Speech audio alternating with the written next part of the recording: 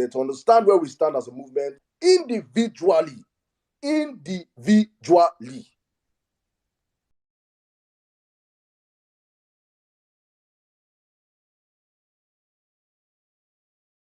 Very, very, very, very important. Thank you so much, guys, one more time. Good afternoon, good morning, good evening. Sorry, Jimmy, is it okay if I speak real quick before you go, my brother? No, my sister. We have a line here. Please don't do this now, please. Please. Thank you. All right. I think as we do on the platform, please, Ada, you're not new here now, because we don't always do on this platform. Please, let's take our cue. And we are here for hours, so don't worry about it. Show just start. You can do what you need to do and come back. Thank you. All right, Jimmy, you can come in now. If you're not busy, I think. Oh yeah, I got you. Otumba is driving right now. Yeah. Thanks, Emir Saddam.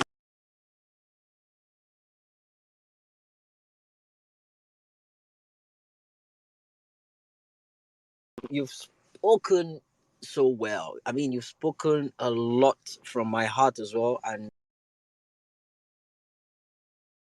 every single person have their own minds. But I want to say something to my Igbo brothers here and sisters. Whatever it is going on right now, I got you. Me, Jimmy, I got you. If them say they don't tag una, Emi ma gbori si yala ya gbogbo won Hausa Igbo Yoruba ma fun won lepe lo. Don't worry. I'm now in support of whoever wants to go and do their protest. No problem. They want to now start tagging the Igbo people because it's true what Saddam just.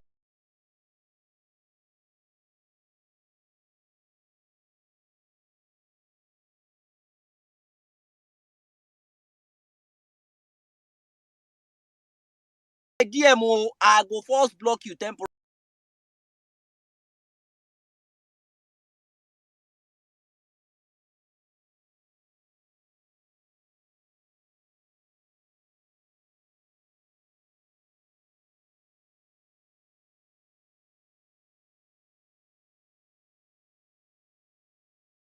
Obedient, I go block you first. I go on.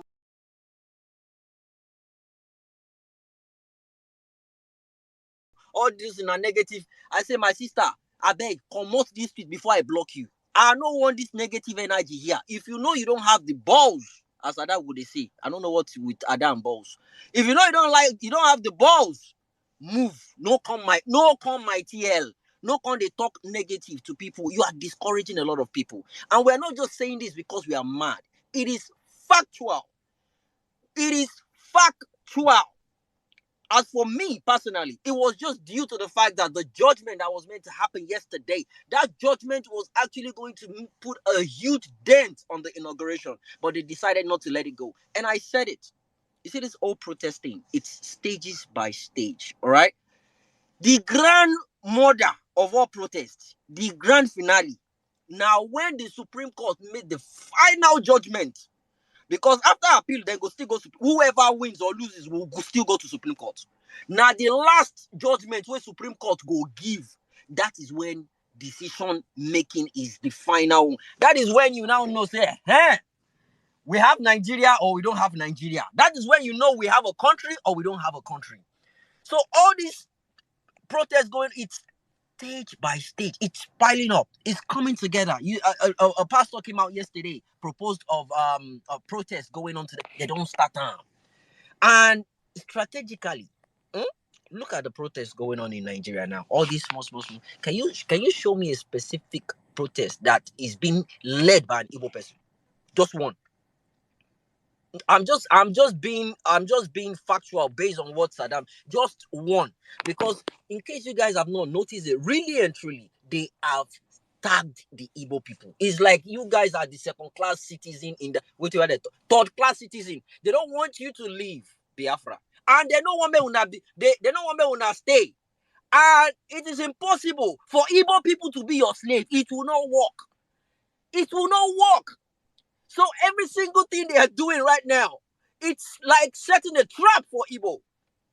Because if they capture one person now the name they go focus on. The name. They will focus on the person's name now. They want to target these people. They want to make it an IPOP thing. They don't call me IPOP many times.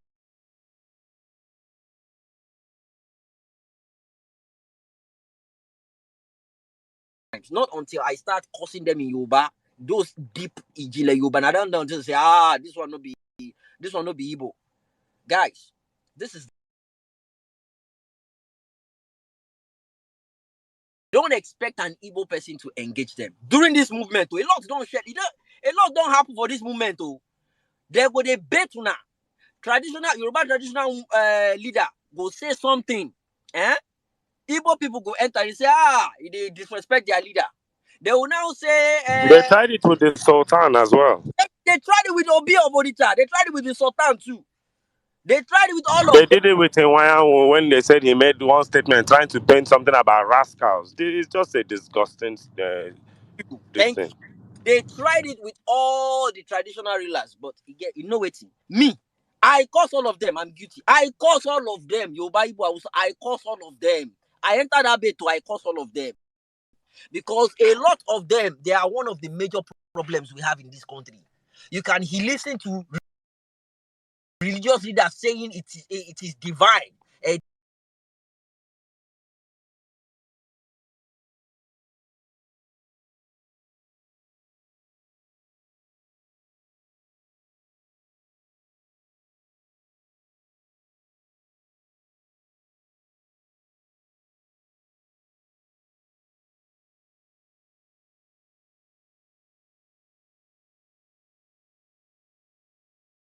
God's doing. That one is not even the topic.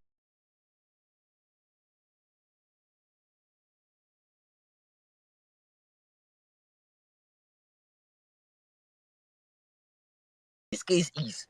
We now they look for the judge. We go now contact say, even though we said this one,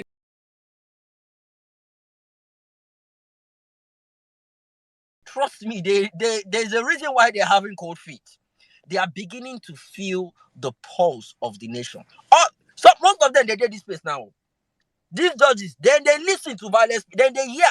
Because initially, I never see sacrosanct for inside newspaper. Now when we start the hashtag sacrosanct, now that time IG of police come on, they talk say 29th is sacrosanct. They are listening. I know say now they listen to this space. Emma Gbo,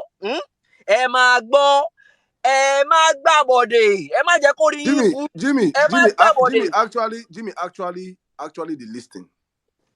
Actually, I don't want to say much, but they listen. But I know they do. I know 100%. I am certain they do. And as long as they have conscience deep inside of them, nobody they gary me. I know they expect anything from you. What we are saying is, don't add to the judgment. Don't take out of the judgment. Judge it the way it's meant to be.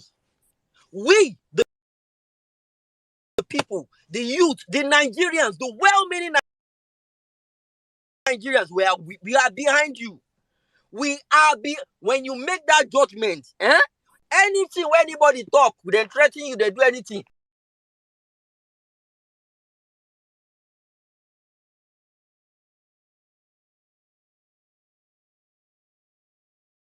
If you check all of my age now, how old are you? Over 60. Are you going to live forever? Whatever.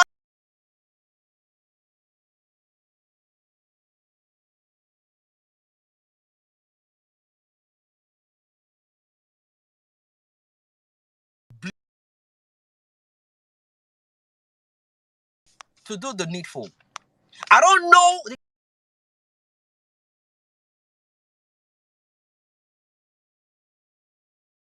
Hand on top. And you're going to swear in someone that didn't fulfill their constitutional right to becoming a president of that country? I'm waiting. Because the moment you do that, you sure say you say go. One hawk won't give wicked beans.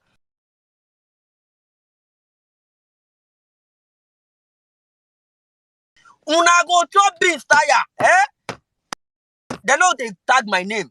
But fucking cowards, they don't fit tag my name. Tag my name, una dey this place. those Abidja. I will go there listen to their incantation. Now, how I go take course and be that now? Henceforth, I go meet the guy where they kill cow for outside Chicago. I just need one cow horn. I'll put red wrapper on top. I go there course now. Ekpe.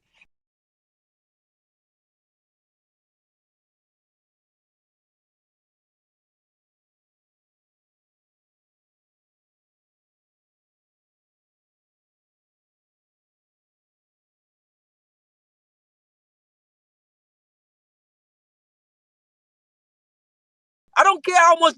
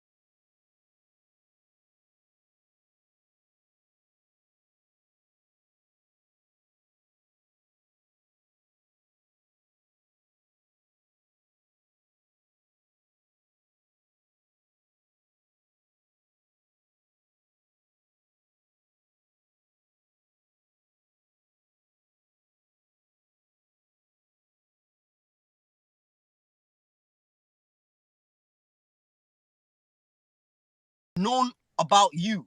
You have the golden opportunity.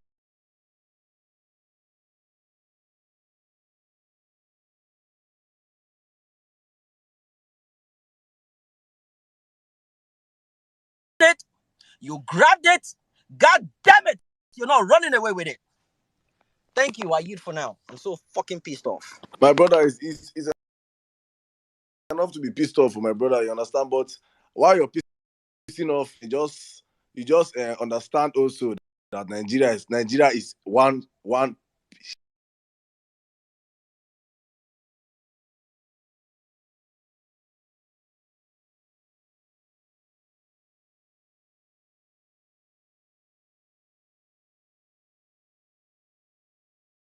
I am angry is that I've seen Nigeria fuck so many things.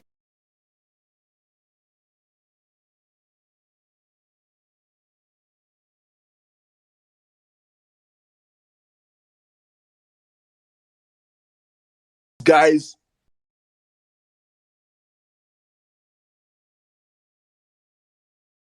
to us, they weigh it.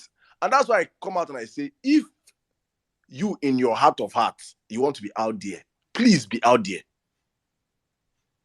Please be out there by all means, peacefully, organized. Because one thing that we have proven over time is that we are an organized set of people.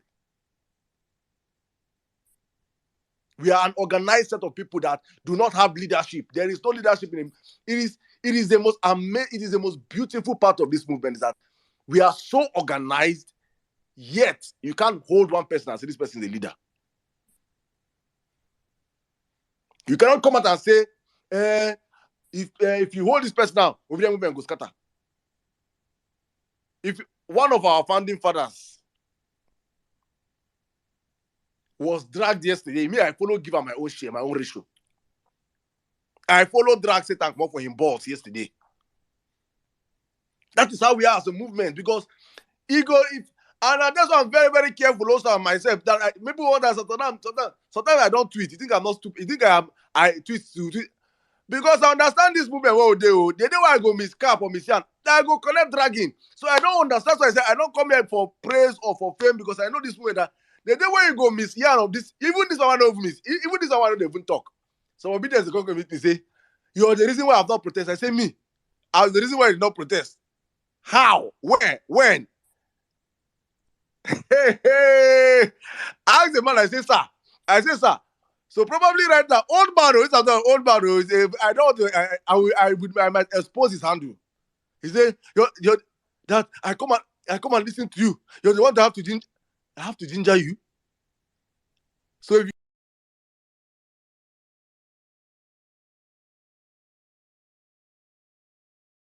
hey, please, if Nigeria is better now as a contractor, you get contract, you not come you. You will do your contract and flex. You are working for Nigeria for your head. Do not come here and give anybody responsibility. We did not create violent space for you to give us responsibility. We created this space to energize a base of people that did not have a voice in this movement. And by the grace of God, we have grown to be this big. And we will keep getting bigger because we are staying on our aim and objectives.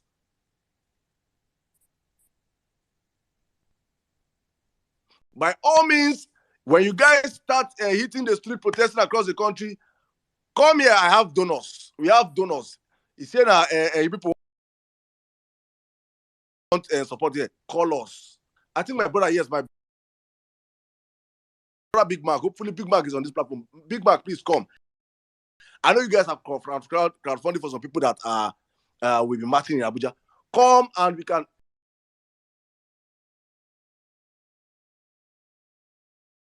Objective on this space is to educate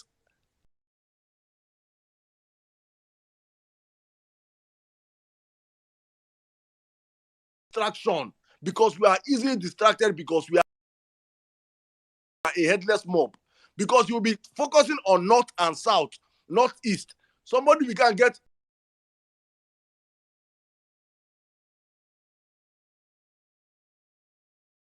to understand that we have a goal. That goal is to take back our mandate and follow it rightly to the very, very end.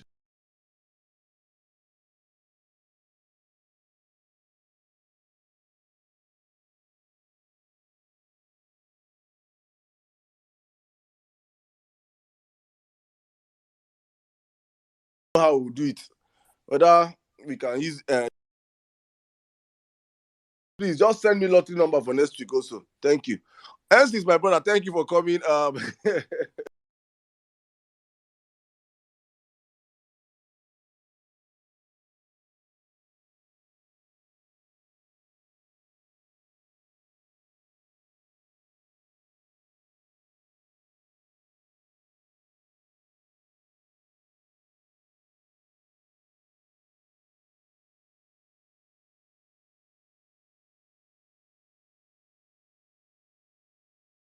Having for back and forth a couple of days, and I mean, some people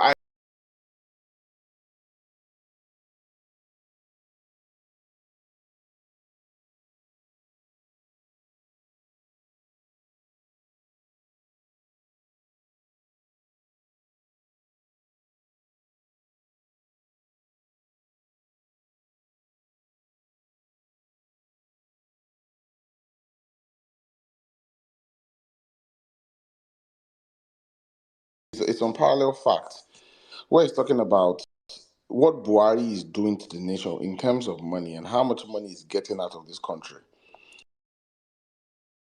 And so that there's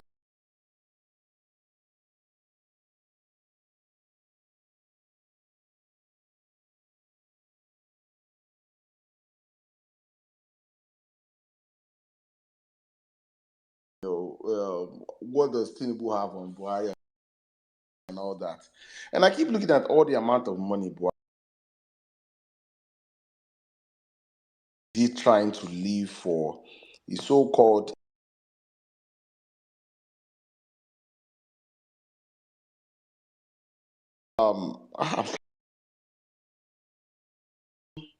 roads that's half done, roads that are not fully done, like things like that. Just trying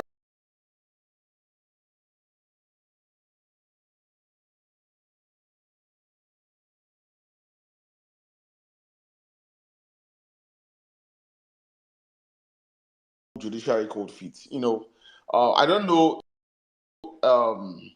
Some people that might have seen my tweet.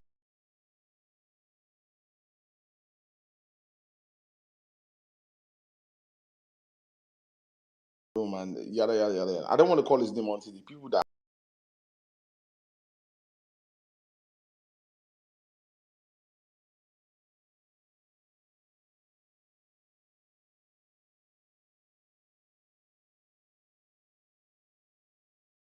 I talk to, how much they have the judiciary under wraps, where a registrar um, instructions from above, and it just makes me, um, I mean, it makes me sad. I think right now, I know people have different emotions. There's anger. I listened to one lady on Jimmy's space. Jimmy, was this lady? She's a copper. What's her name? I can't remember her name, but Jimmy, you know the lady I'm talking about. Ola Ode or something like that. Yes, Some Igbo. and I just listened to. I wish that space was recorded or someone recorded a submission. Which ties back to what Saddam said. If at this point in time you're saying you're not protesting because we've not specifically told you to go and protest, my brother, I cannot help you. We cannot help your case. We cannot. We in the diaspora. Some of us, a lot of people came here to vote. We did what we could do. But at the end of the day, I personally, if I have to, if you're waiting for funds or you're waiting for someone to come and from the diaspora to come and wake you up and say, my friend, go and take back your country. You've lost the plot. Though. We've given the last 9 years, almost 1 year of our life, um, sacrificed jobs, sacrificed everything, expenses, money, whatever you could call it, mental health, like the whole 9 yards. And people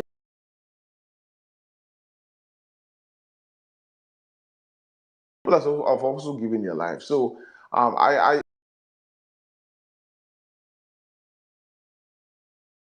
that's where the whole thing just sort of eats me left field.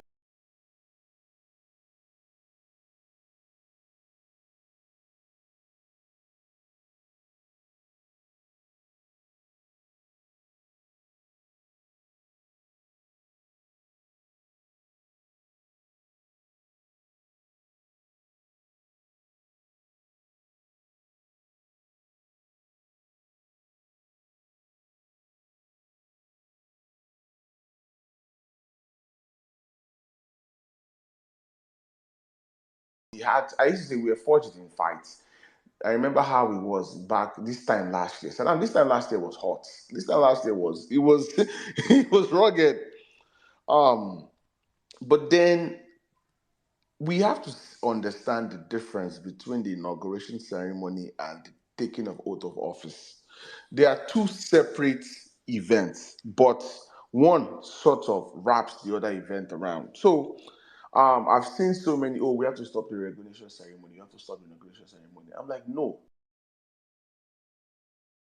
Is when he is declared his asset and he takes the oath of office, which now there's a ceremony around. There's a built-in ceremony around it, which is the inauguration ceremony. Which I hope we come out in mass and disgrace all these international idiots. Which even my own president, yes, acting like a dumbass and send delegation to this, this sham of an inauguration. But I think we have to clearly differentiate two things. To me, the goal is not to stop the inauguration ceremony, it's to stop him from taking the oath of office. Because even if you physically, and this is how I think, I said I've had this conversation yesterday, where even if you physically stop the inauguration ceremony, the Constitution doesn't specifically say, oh, he has to take the oath of office in an inauguration ceremony. No, nothing spelled out on how he takes the oath of office. I think what's spelled out is the CJN must administer oath of office to him. So whether it's by Zoom, whether it's in his toilet, whether it's on his plane, whether it's in front of his, whether it's in France, wherever he is. What will make him president is not the inauguration ceremony. It's him taking the oath of office. That's why I said I want to get controversial, because so take your time and listen to what I'm saying. So yes, why I understand trying to stop the inauguration ceremony. The goal is to stop him taking the oath of office, because that inauguration ceremony is, and I know this man has no shame. If it is to take the oath of office in a bathroom or on Zoom call or in an airplane, he will do it, because all he's dreamt all his life is just to be called Mr. President. That's what this guy has been looking for all his life. So, which is why, and it's just to back up Saddam's point about being strategic, playing the long game.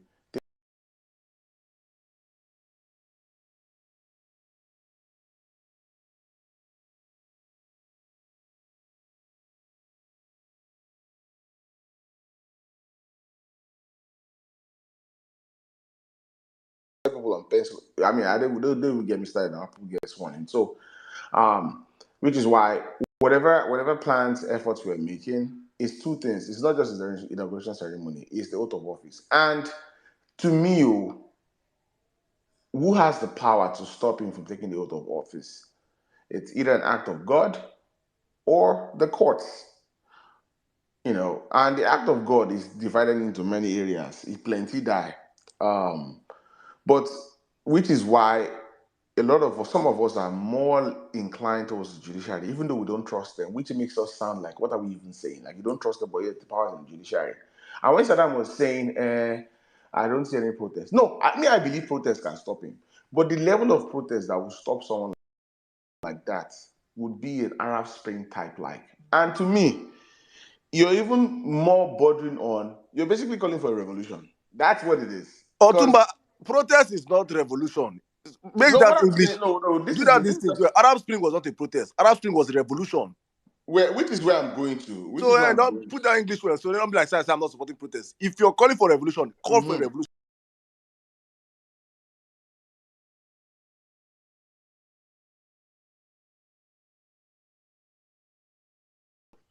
It's different. It's different from a revolution. If you call for a revolution, I know you're calling for a revolution.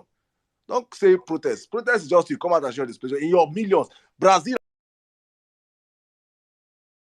millions. I don't say thousand. Go Google and guess what the government did?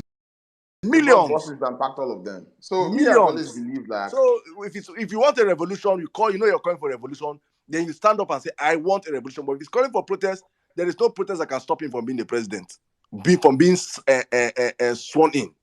So your game is getting back your mandate. For me, is through the courts. That is the legal way we have to get back our mandate, through the courts, or a revolution that you're wanting, which will mean the reset of Nigeria, resetting Nigeria to the status quo. Then whoever that succeeds in leading the revolution or ending it cannot decide how Nigeria should shape going forward. That is where we are. That is a simple truth. But go on, my brother. Yeah. So I'm rounding up. My mind is done more of a submission because I'm in between work. But I'm just saying, like, I think you're right. Like, it's not necessarily just protest. It's cool. Please protest. That lady submission, man. What she was saying made me wanted to get on the shit and carry placards if I could. If I was in Nigeria, I would have gotten on the shit and carried placards already. But we just have to be strategic about this. We at some point, and maybe not necessarily, but whoever is planning it, emotions has to be out of this. We cannot do this emotionally. No, we cannot. This blood sucking drug dealer has put in so much, and we used to say it. This guy would not mind to roll over ashes. So we have to decide whether we want him to roll over ashes or we are going to get our mandate through the legal way. I yield for now. Thank you. Thank you very much, my brother. Thank you. I think. Okay, Saddam, I was free now. I can give. Okay, please go on, Ensis. Go on. Thank you. All right then. Thank you very much, everyone. Good evening to the auditorium of Vawulence. To protest or not to protest? That is the question. Let me remind you guys, very, very simply, the Nigerian Constitution in Section 40 of the Nigerian Constitution gives you the right to a peaceful protest and that is guaranteed under Section 40 of that Constitution. Every person shall be entitled to assemble freely and associate with other persons, and in particular, he may form or belong to any party or group. You have the right to protest. Please remember, your right to protest is given to you by the Nigerian Constitution. It's not given to you by violence space. Your right to protest, your permission to protest, is given to you by the Nigerian Constitution. The go-ahead does not need to come from Saddam, N6, or Tumba, or a Twitter space in particular. Matter of fact, according to the words of Aisha Yusuf, we should all be active citizens. And if you're an active citizen, and you honestly want to tell me that it will take a Twitter space for you to take back your country, I will remind you that NSAS happened when there was no thing like spaces on Twitter, and it was a worldwide scenario. True or false? True. So I keep hearing this. That's why I had to slow down before I give my submission. I keep hearing this energy as if maybe in Obidati or in Labour Party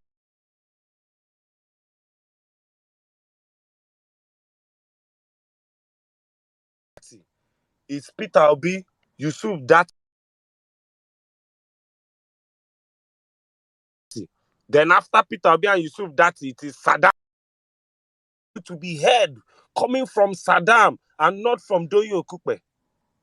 Why is a protest more important? Why does a protest sound more powerful to you if it comes from violent space and not from Aisha Yusufu? Was there any day we rode inside the helicopter with Peter Obi? Please, I beg you. The problem with Nigeria is that influencers actually start thinking that they are influential. You are an influencer because you have an influential voice, but your influence has limits. What we work on here, what we agreed on here before we set up this movement, before we set up this space, is that this space is the engine house, is the power room of the obedient movement. This space is the Red Bull, is the Lucozade boost of this obedient movement. Please, I need you to understand what I'm saying. I'm saying that there are people in this movement who are close to Peter Obi, directly listening to Peter Obi, working with Peter Obi, in the same bedroom, living room with Peter Obi, and they have not called for a protest. So I'm telling you that you need to be very wary. Let me remind you, Peter Obi bears the brunt of all our actions. If you notice, when we mess up, he is forced to apologize. When even they say we are bullies, he will go and apologize. We also bear the brunt. Our actions also rub off on Peter Obi, same way Peter Obi's actions rub off on us. If Peter Obi is planning to use constitutional means to get something, it will be very wrong of us to go unconstitutional. But I still repeat, according to Section 40 of the Constitution, you have your right to a peaceful protest. Please understand the dichotomy of this argument so that it makes for an easy discussion. I hope we are making sense. So, if you want to protest, N6, I support a protest. I support you exercising your rights under Section 40 of the 1999 Nigerian Constitution to protest. I support it. It will be wrong, it will be undemocratic, and it will be unconstitutional of me to say I don't support a protest. Please understand the dichotomy. So, I support you exercising your fundamental human rights. But the platform was created to follow our principle. If our principle says jump, we on this platform will tell you, Peter Obi said jump. But when you're jumping, wear shoe. No jump on top glass. No jump enter canal. No jump enter gutter. If you get heart problem, no go jump. Talk say Peter Obi say make you jump, but your doctor don't tell you say make you no jump. That is what violence space is for. Violence space is not where Peter Obi will say jump, and we'll tell you guys, don't jump. Sit down. Let's be sure Peter. Let Peter Obi say jump 2 times. Let's be sure he means jump. That is not what we do here. This space also was not created to brainwash obedience. And I think that is very important. This space was not created to brainwash obedience. It was not created to gaslight obedience. Neither did we create this space to mislead obedience. That is the last thing we'll do on this platform. I cannot follow a man who has a history. You see, the problem with me, and the problem when I keep telling you that numbers have no emotions. I cannot follow a man who has a history of getting back his mandate via the courts. And then I'll go and be trying protest when there is nowhere in Nigerian record or in Nigerian data where somebody got his mandate back via protest. Rest in peace, MKO. So numbers don't have emotions. The man I'm following has won his mandate at the Supreme Court 3 times. If he tells me Melembe, I will Melembe. Abi, have you got you where they talk say you want protest? You don't ever go drag anything for Supreme Court before? The man that's been there 3 times said this is how he wants to do it. But like I said, you as a Nigerian citizen under Section 40 has the right to protest. Please feel free. We will support you. I will support you. If you have a space where you want to discuss protest, call me. I will come on this space. If you have co-hosts, I will be there as a speaker. If you have co-hosts and speaker, I will be there as a listener. If you need me to promote the space, send me a DM. I will retweet. I will repost. If you people are doing fundraising for protest, if I come there and I see that the protest, as Igbo people say, Odomanya, it makes sense to me, I will donate. Because as a Democrat, as a follower of the Nigerian Constitution, I support you under Section 40. Let us understand this dichotomy. But this space, this contraption, this Lucozade energizer space for obedience, we will not call for anything that Peter Obi has not formally called for. If no one knows a violent space, we call for protest now. Let Peter Obi just mistakenly tweet, let's protest. If no one knows, say we were the violent space, now we were the ginger to protest. Let Peter Obi just tweet, let us protest today. We will start raising fundraising for protest on this platform immediately. That is one. The Nigerian judiciary, none of us ever trusted the judiciary from day one. Because also another good thing this space does is that we panel. You see this Nigerian brain that we have, where we have been so abused for decades that we have a short memory. Violence space was created to this middle belt killing. We go discuss them till then stop to keep people from middle belt. So this space is that space that sets reminder in the brain of the average Nigerian, because sometimes the way we forget things is actually borderline wickedness. So please, the Nigerian judiciary, let us all remember from day one, we, the obedient, never trusted the Nigerian judiciary for a fair hearing. Because I don't know, it can't be like, say, lately, some people come, they lose morale in the judiciary as if it gets where we trust judiciary before, then judiciary can't perform otherwise. We never trusted the judiciary from day one. The fucking CJN was caught going overseas to visit God knows who, maybe Tinubu or someone else. So this latest loss of morale and all this, some of now will be obedient, go begin to slap on yourself for mirror. Wake up and slap yourself. Write some things on the wall. We never trusted the judiciary for a fair hearing from day one. So I don't understand this latest ginger. We never. What we agreed on was we are going to set fire to their nyash. When they give us the list of all the judges, we will investigate them. If they do kwekwe like this, we will checkmate them. The judge from Benue today that didn't come to court, or the one that the other judge, the judge that called for no phones, we investigated him, we dragged him. Before 24 hours, phones were allowed. That is what we said we will do. We are a pressure group. We will put pressure on the judiciary. But let us all agree in oneness.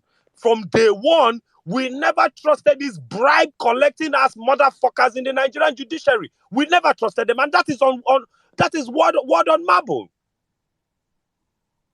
When you don't trust somebody, the person starts acting untrustworthy. How can you be saying that you're losing morale in the person? These are criminals. They've been criminals from day one.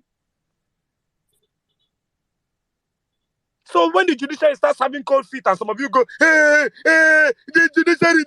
Did you trust them? Did you trust them from day one? If they were trustworthy from day one, this is a hearing that could have been wrapped up before the inauguration. True or false? My confidence is that the man that took Tinubu to court is not a poor man. It's not Chude versus Emeka Ofo. It's Peter Obi, big boy, wealthy man. He get power, he get money. There's no point at no point will Peter Obi be owing his son salary. I get one court case where I for win for court. Now money to pay my lawyer, now I no get, case die. Peter Obi has the money. Peter Obi has the discipline to show up to court every day of those proceedings. That is who I'm following. So until you show me some credibility, until you have won 3 cases into Supreme Court, until you have become governor 8 times, I'm sorry, you on my scale of people I'm following in this movement, you are one of the last. The man that has personally met Tinubu, that knows Tinubu face to face, Peter Obi, is telling you, I'm doing it through courts. You think it's daft? So please, protest, I support. Remember, Labour Party has their case in court against Peter Obi. Abuja people sued Tinubu and APC to court on their own. Did Peter Obi come out to tell Abuja people, don't exercise your rights? He didn't. And Prof from our platform is on. I saw him in one of those pictures. I think he's involved in that court case. Let's understand the power of democracy. Aisha Yusufu said, we must all be active citizens. In being active citizens, it's not Saddam that tell you what to do to be active. Is it Saddam that took you to get your PVC? Is it 10-6 that's at the polling unit with you? Is it Otumba that raised your hand to vote? Is it Jimmy that told you to stand by your vote and count your votes and make videos? We were all active citizens, and that job does not end anytime soon. I also remind you people that when Peter Obi gets into power, it's not going to be a holiday for him. We'll be telling him, Peter Obi, see where there's pothole you've not fixed. Do it here. This one. That's what we'll do. That's the beauty of this movement. It's not a ghost movement, neither are we zombies. So please, we never trusted the Nigerian judiciary. Never in the history of any judicial proceedings in this country have our judiciary given us the confidence to trust them. So everything they're doing now is expected. I also want to remind you, whether it's handing over, inaugurating, swearing out of office, anything APC and Bola Ahmed Tinubu are doing on 29th, moving forward, it's all one bear. It's a state house party. Auntie, give me cake. Ooh, yeah, I wish you happy birthday. That is all they are doing in Asu Rock. There is no eligibility behind that election. The man did not get 8 million votes. Out of 24 million people who according to, if I even use their faulty numbers, if out of 24 million people in an election, you won 8 million votes, you didn't even win the majority. So they are going to arrange comedy show, concerts. They will bring their people. They will wear their shwebi on public record. The day terrorists killed 40 people in a church in Owo. So my brother, my sister, it is just going to be another boogie down for them. It's just going to be another party. DJ YK Mule, finish. If you are obedient and you're in Abuja, I don't know what the cordon limit for Eagle Square is. But if you want to do a protest that the world will hear, get your vuvuzelas, get your loudspeakers. And on that day of that nonsense, wherever they'll do inauguration, because I don't understand. A man did not win Lagos. A man did not win Abuja. Where are they going to do his inauguration? Because Tinubu has to take this inauguration to Ekiti or Osun. I don't know where they'll do this inauguration, though. I don't know, or maybe on Zoom. So obedience, if you can go there, make noise. Make the kind of noise that if CNN is filming that inauguration, outside they'll be here, Papa, LUP. It must enter inside the speaker of Arise TV channels. If you are looking for what to do on the inauguration day, go. If they tell you it's 1,000 feet, bring speaker, At that 1,000, make the kind of noise that will enter inside the loudspeaker of that inauguration. If you are looking for what to do. If you are not looking for what to do, stay in your house. Leave the drug baron and his crackheads to have a field day and do their party. For me, it's just normal auntie give me cake. They'll share chin chin, share birthday cake, drink Tandy Gorana and Limca and go home. That's what they are doing on that day. There's no eligibility behind our event. And while we are here, Ahab, that the boo-boo continues to plunder Nigeria. Please help me ask APC people that are here. Help me ask Buhari. Is Buhari handing over to APC? Or is he handing over to nobody? Or is he continuing in office? Because the way Buhari is embezzling money, stealing, borrowing without planning to pay back, I don't know what will be in the Federation Reserve for Bola Tinubu. You, Tinubu, that you're gingering to collect Nigeria at 77 trillion with PICC line in your arm. I don't know the Nigeria you want to rule over. You claim Buhari is your man, your party is in power. But somehow, you cannot stop this criminality.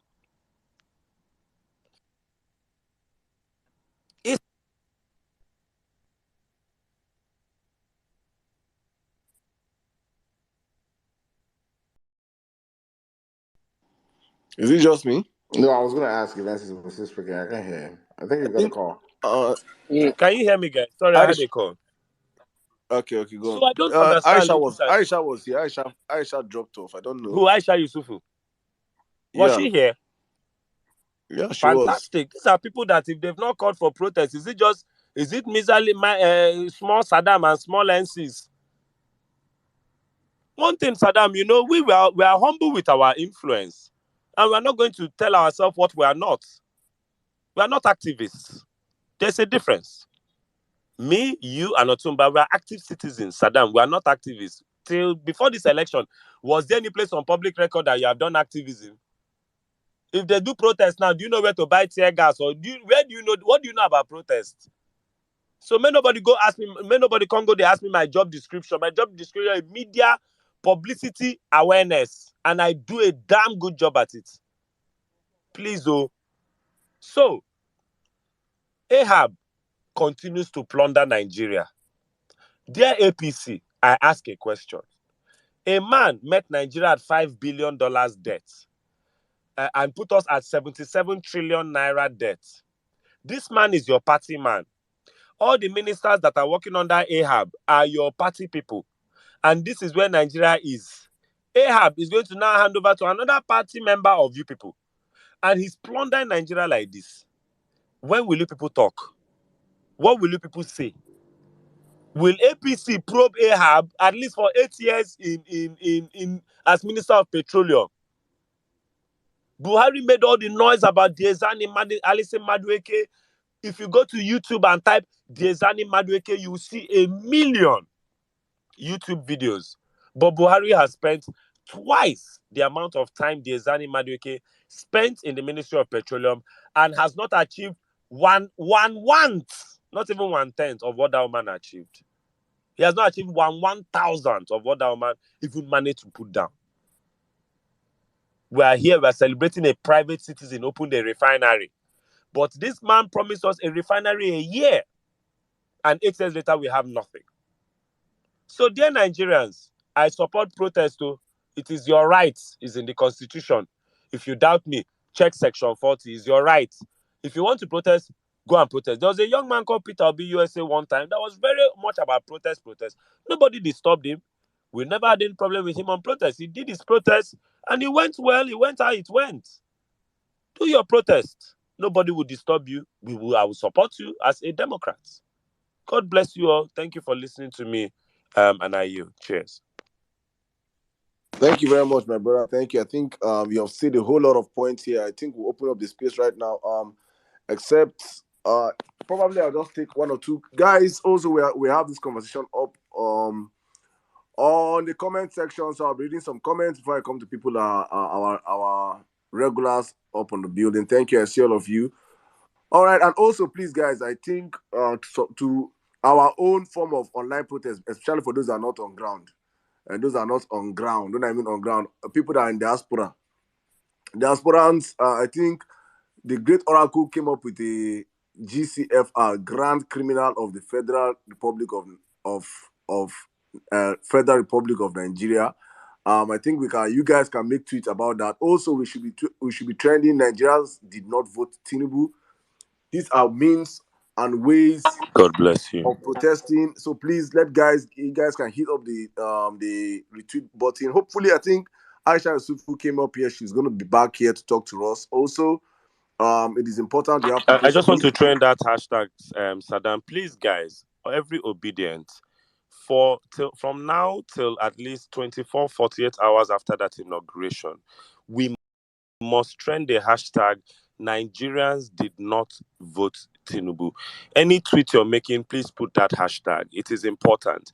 The world needs to understand. Let them just imagine that they are doing their inauguration, they are throwing their Wambe party, and everywhere the world is seeing a hashtag saying Nigerians did not vote Tinubu. When you go to that hashtag, you are seeing the description, you are seeing everything that makes that man ineligible to be president of Nigeria, or to have even run in this election to start with. I think it is imperative we do that. That is a powerful discussion that must go up online from now till that inauguration.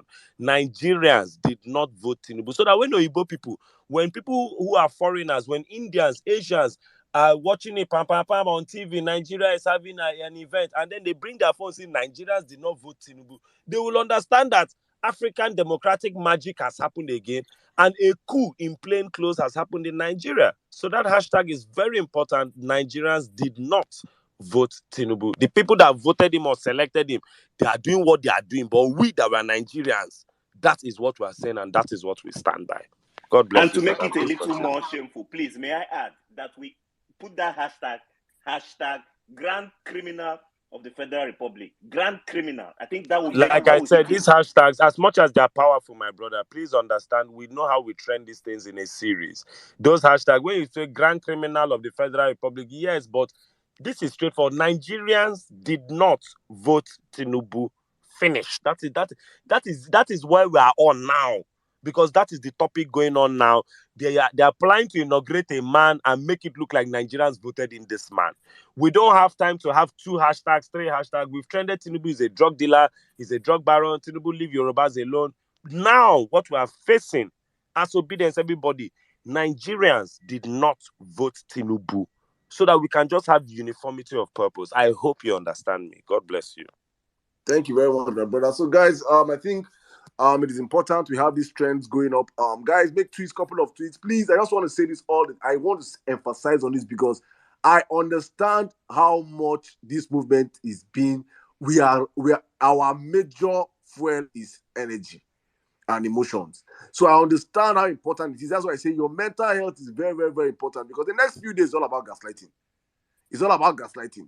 And I say it is very, very okay for you to please log off of Twitter. If you log out of Twitter in the next 1 week and come back, life will be going on. As long as I'm concerned, as long as we're concerned on this platform, we are in this for the long run. And I'm saying, when I say people log out of Twitter, I'm talking about people in diaspora. If you're in Nigeria, don't be a sitting duck. Be involved, doing something, making sure there is a way that you are contributing to putting pressure on the judiciary, because that is where our eyes should be on. Putting pressure on the judiciary for them to understand that these people that you're dealing with will not take nonsense. Our game is a long game. We are waiting till the end of tribunal. We are following Peter to the end of tribunal. That is why we are obedient. Following Peter to the end of tribunal. So if you're protesting, your protesting should be in putting pressure on the tribunal. Let the tribunal understand that, Oga CEO, we will not take anything lightly, because in the court of public opinion, Tinubu has been found guilty. A drug dealer cannot be our president. And so on. If they go on with anything on May 29th, democracy has died that day.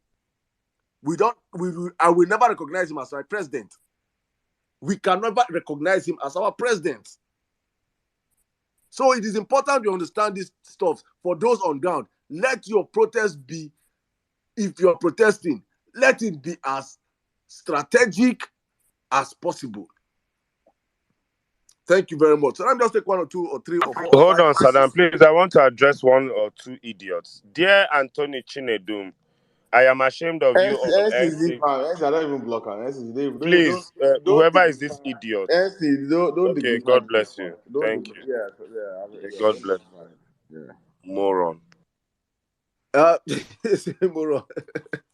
Please, you know something that one of the major problems I have with people is that people just come and be waiting for heroes. Please, nobody's your hero.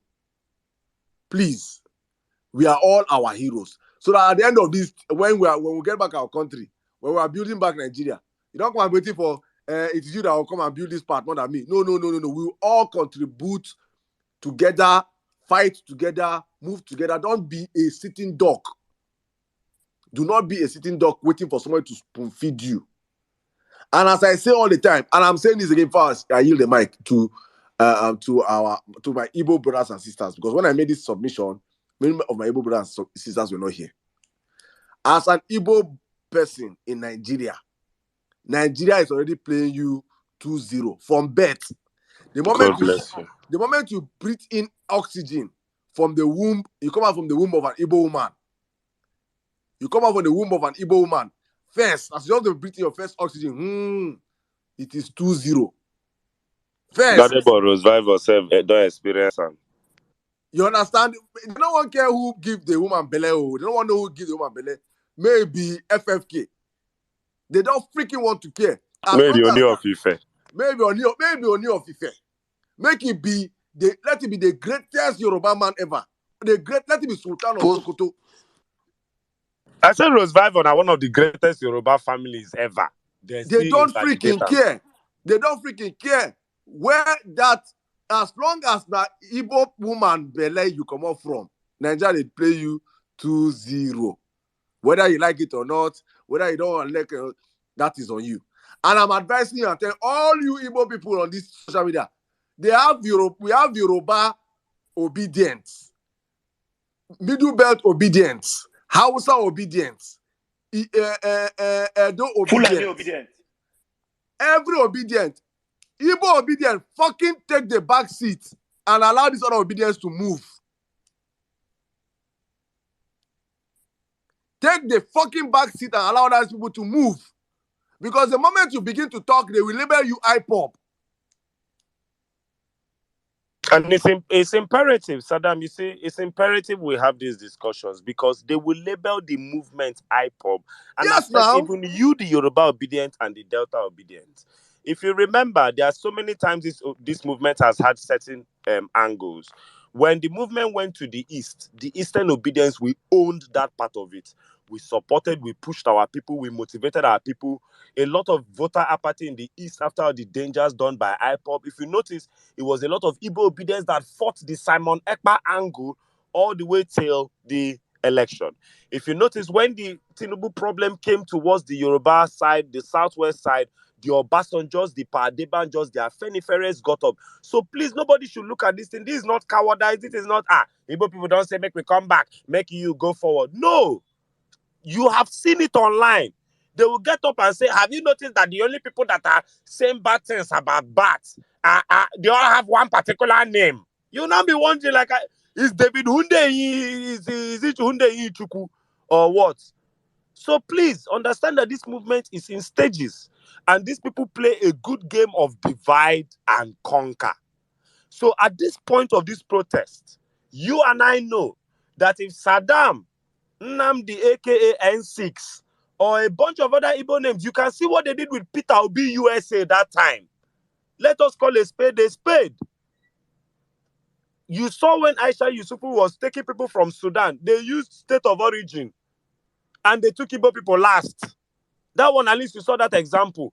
So they too, Abike. Abiku Dabiri, what's her name? You saw when Abiku did what she did in Sudan. Abiku picked Igbo people last. So APC too, they know the tribal game. So you two as obedient, it don't reach where we say if Igbo people shout too much for front of this movement, then go call them IPOP terrorists, carry gun, shoot them. And they will discredit the protest with that IPOB and spoil it for me, spoil it for you, spoil it for Edo, spoil it for South South. So these are the times. This is the time any protest part, we would have to fall back. And from Anambra, if I call for protest now, they will tell you, yes, NC is from Anambra, link me to one guy that they killed for IPOB because as far as they're concerned, the whole East is the same thing. They will link me to one guy they killed from IPOB in Abia. That's it, bam, I'm IPOB. You guys were here, you saw what happened to Chude. Everybody was tweeting their own, no, it's Chude, they used to do example. And a host of 1 million other reasons and data. So please, I repeat, I support a protest. Get it, oh? I support protest. I support you if you protest. I support you if you call for a space calling for protest. But the same way Rufai has who Rufai is outside Arise TV and who Rufai is under Arise TV is the same way as N6, I have who I am under Vawulence space and who I am as a private citizen. And under Vawulence space, I cannot use Vawulence space and call for a protest. I hope this mathematics is very, very clear. Please, I beg of you. God bless you all, Sada. Thank you very much, my brother. Thank you. I think it is important to just make these facts very, very, very clear. So please, as we are saying, calm down, Melembe. For those, and when I mean Melembe, I'm talking for you people, because many of the even people say the people that will come out and be tweeting and be saying this thing. If you please, I'm saying it for especially for the southeastern Easterners. I'm not even getting away from images of what happened in Lagos. People that were killed, our brothers and sisters that were killed in Lagos. Please. So just calm down. Let our Southwestern, you can pursue, follow them from behind. Follow them from behind. Support them from behind. Whatever you support them from behind. But don't come be a face of anything. Yes, sir. After all, when they were attacking Igbos in Lagos, they attacked a lot of Southwesterners thinking they were Igbos. Yes, now. Yes, if it's Shelley, these are people ready to kill their brothers. There are people ready to kill their brothers because their brother looks Igbo. So this is not a time to wait for Igbo man to do it. You say fight these minions amongst your people. Sad but true. When Simon Ekpa starts his own, you will see my tweets at the forefront of attacking Simon Ekpa. But let's not make the mistake that these people were dealing with drug barons and a drug cartel. Let's be smart about this. I yield.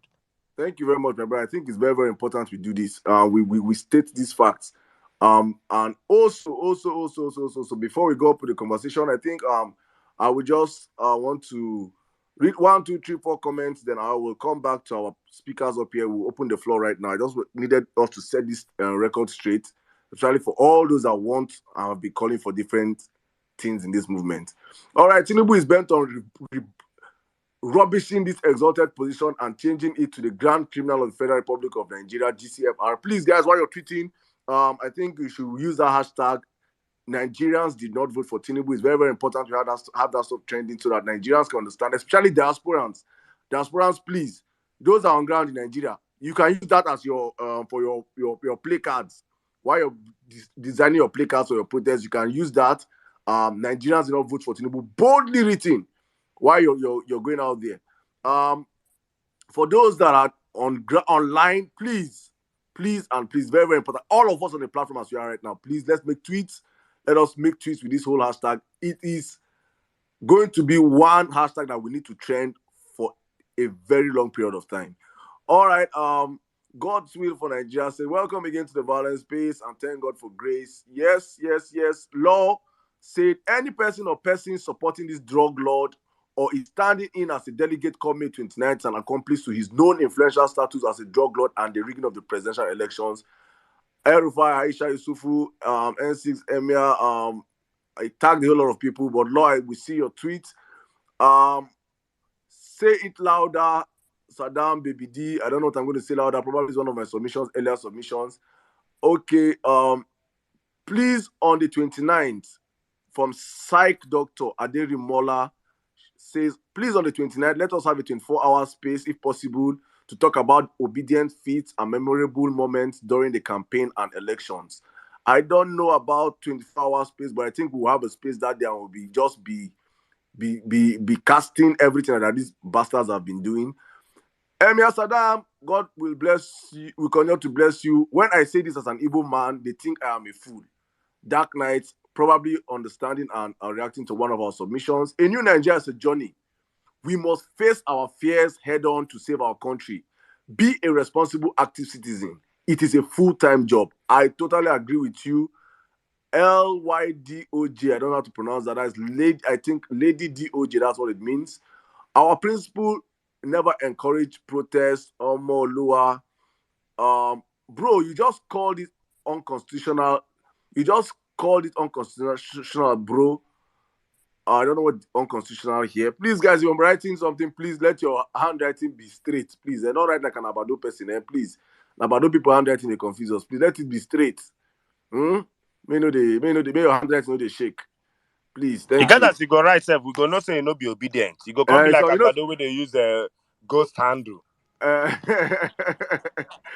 swear to God. All right.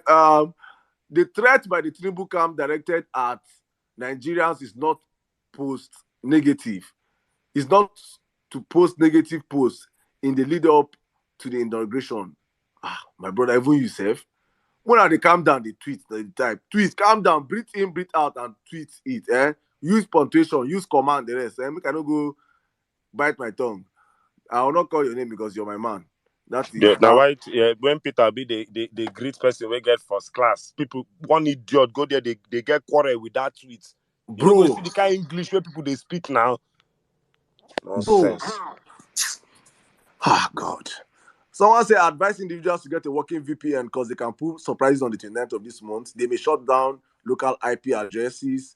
Well, I don't say no, never say never. If you can get your VPN on for that day. Never say never on this movement. We are open to everything. Whatever I think you should do, do it. Do it. Do it. Do it. Do it. All right. Tinubu's coronation is on 29th. On the 29th is I definitely like movie that of the word, year. coronation. The movie is a sci-fi, action, drama, comedy, documentary, horror, and capital letter. Even poor. The movie cut through all genres. Nigerians did not vote for Tinubu. I did not vote Tinubu. Tinubu is not my president. God bless you, Sochi. NCs will not kill me. Sharon, NCs, your fans are hailing you. Guys, let's just keep the comments rolling. We will continue going on this conversation. Please, it's very, very important we continue to discuss and continue to share what we're saying here. All right, let me yield the mic right now. I think I'm going to start with the lady. We'll start with the lady. I think I'll take Mommy Bolanle first, then I'll come to Dr. Lu next. Dr. Lu is in the hospital. So, Mommy Bolanle, please, I think Dr. Lu is in the hospital and probably No, he's no, no, waving. no, So no, let's no, take him first. madam. I'm a small boy. Don't worry. I'm. I'd say the toilet for hospital now. You know why can't they wave now? Mommy Bolanle, you have the space, man. Good evening, man. Good evening. Dr. Lu is not in the toilet. Please. He's probably in the corridor. Let's get it right. Good evening, everybody. Emir Saddam, Otumba, N6, Maya Bro Jimmy, and everyone else in the space. Welcome to another space. I had in my mind what I wanted to say, and then I started reading the comments along with, and I see some of the comments there. And I think for some people, comprehension is a difficult thing. Let us be very clear. Let us reiterate the fact that every Nigerian, right, has a right to peaceful protest, right? Every Nigerian, let me say that again, has a right to peaceful protest. In fact, Nigeria is a signatory to the United Nations conventions when it comes to the right of peaceful assembly and and at the end of the day, right, as N6 has pointed out, it's in our constitution. Right. Nobody can tell anybody not to protest. Right. What the host of Violence Space are saying is that this platform was set up to energize the obedient movement, give us information that we need to when we were all doing the campaigns and follow Peter Obi, whatever he says. When Peter Obi moves wrong, we drag him. If anyone in the movement moves, we drag ourselves, and the rest of it. Nobody is saying don't protest. In fact, I know for a fact some of us have contributed financially towards the protests. Let us be very clear. Nobody is saying that. Right? But I also understand, unless you're going to say that you have not seen what has happened throughout the last 1 year. The moment Peter Obi put his hat in the ring, his whole tribe became a target, right? And we have seen it. Should be some of us as Yorubas, as Northerners, as Middle Beltons, as South Southerns. We know how many fights that we have gone to defend our comrades who are Igbos. What he's saying is he doesn't want, the protest to be tagged an Igbo protest. It has to be a Nigerian one. Likewise, as we have fought for them to recognize the fact that the obedient movement is not an Igbo movement, it is a Nigerian movement, right? Look, I am a Yoruba woman. I say it and I say it all the time, right? Me, almost Aleko, and if they can look at me because I am spitting the truth out regarding Tinubu, who I will continue to drag, they call me an Igbo woman. So can you imagine if I was in Lagos voting during the election? You reckon they would have allowed me to vote? Do you know how much abuse? Because it is easier. You see, there's this way the Agbadorians think. They cannot, in their small minds, they cannot see that it is possible for a Yoruba person to decide that they are not going to face the same direction as them. So they would rather call us Igbo than to accept that Yoruba people are dragging Tinubu. Right? It's almost as if there's this cognitive dissonance, right? Everything other than the truth is fair game, including calling me of Yoruba parents who married a Yoruba man, is an Igbo woman. And so I can understand him not wanting to be the face of the protest, but not wanting to be the face does not mean he's telling you no. He's telling you we are behind you. It is your right. This thing, Nigeria, has happened to everybody. It is not just happening to the Igbos. It has happened to the Middle Belters. Go and ask them. Even those in the north are crying. Everywhere in Nigeria, everybody is crying. This matter is not an Igbo matter, and we do not want them to tag our protests as such, right? So, reading the comments from fellow obedients, it's like, it is disheartening. Because if you had stood shoulder to shoulder with everybody in the movement for the last year, right? And at this point, right, you do not know who has corn in their pockets and who has not. Or you choose to hear what you want to hear, right? You can't hold us responsible for that. At the end of the day, we are all, and this is why this awakening that we have had in our country, right, is what Aisha had always said. Aisha Yusuf had always said that it is not about activism. No, it is about being active citizens. And if you know your rights as a citizen, then peaceful protest is one of those rights. And nobody, not any of these hosts, can tell you not to do that. Heck, I put my money towards it, right? Because I believe that we need to light a fire under the bombs of these people in the judiciary, right? And that, what has cemented that in my mind is what we have been trying to do for the last since the last violence space, and we've seen how the judiciary has moved. I mean, Otuba alluded to it earlier on, where we have done what we need to do. We put something together, it needs to be filed, and somebody sat on it and told us that it is from above, that they are not to accept want to file any applications that would lead to 29th, right, for there to be any order preventing the 29th from happening. Right, that is what we're up against. So in my mind, I'm like, okay, we're hitting the streets, but let us be very focused and let us be strategic about it. Right, we do not want it hijacked, right? And so the messaging has to be very, from where we're pushing it out and we're on our spaces saying, we're trying to get people from all over the country, not just from the south. It is very important that our northern brothers and sisters join us. It is very important that our middle belters join us, right? Because this is a protest that has to be seen as those who voted for Peter Obi across the country, right, are now saying, Judiciary, we will not accept any rubbish from you. We will not.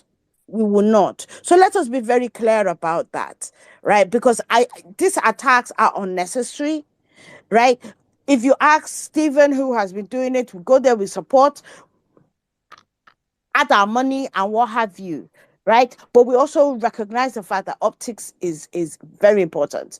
It's very, very important, because we have been plagued with them trying to tag us what we are not, which is a sectional movement, and we are not that. We are like Emma Setam said, Otuba is a Yoruba man, Jimmy is a Yoruba man, Big Mag is an Edo man, Stephen is an Edo Peruvian, we have Lamin from Niger State. It's like this. We have Zari from Kaduna. This is the beauty of our movement, and we want to make sure that the optics going out is the same. Do I want them to protest on the 20th? Now, hell yes. Reason being, all these foreign visitors who have come, right, to see the installation of a criminal.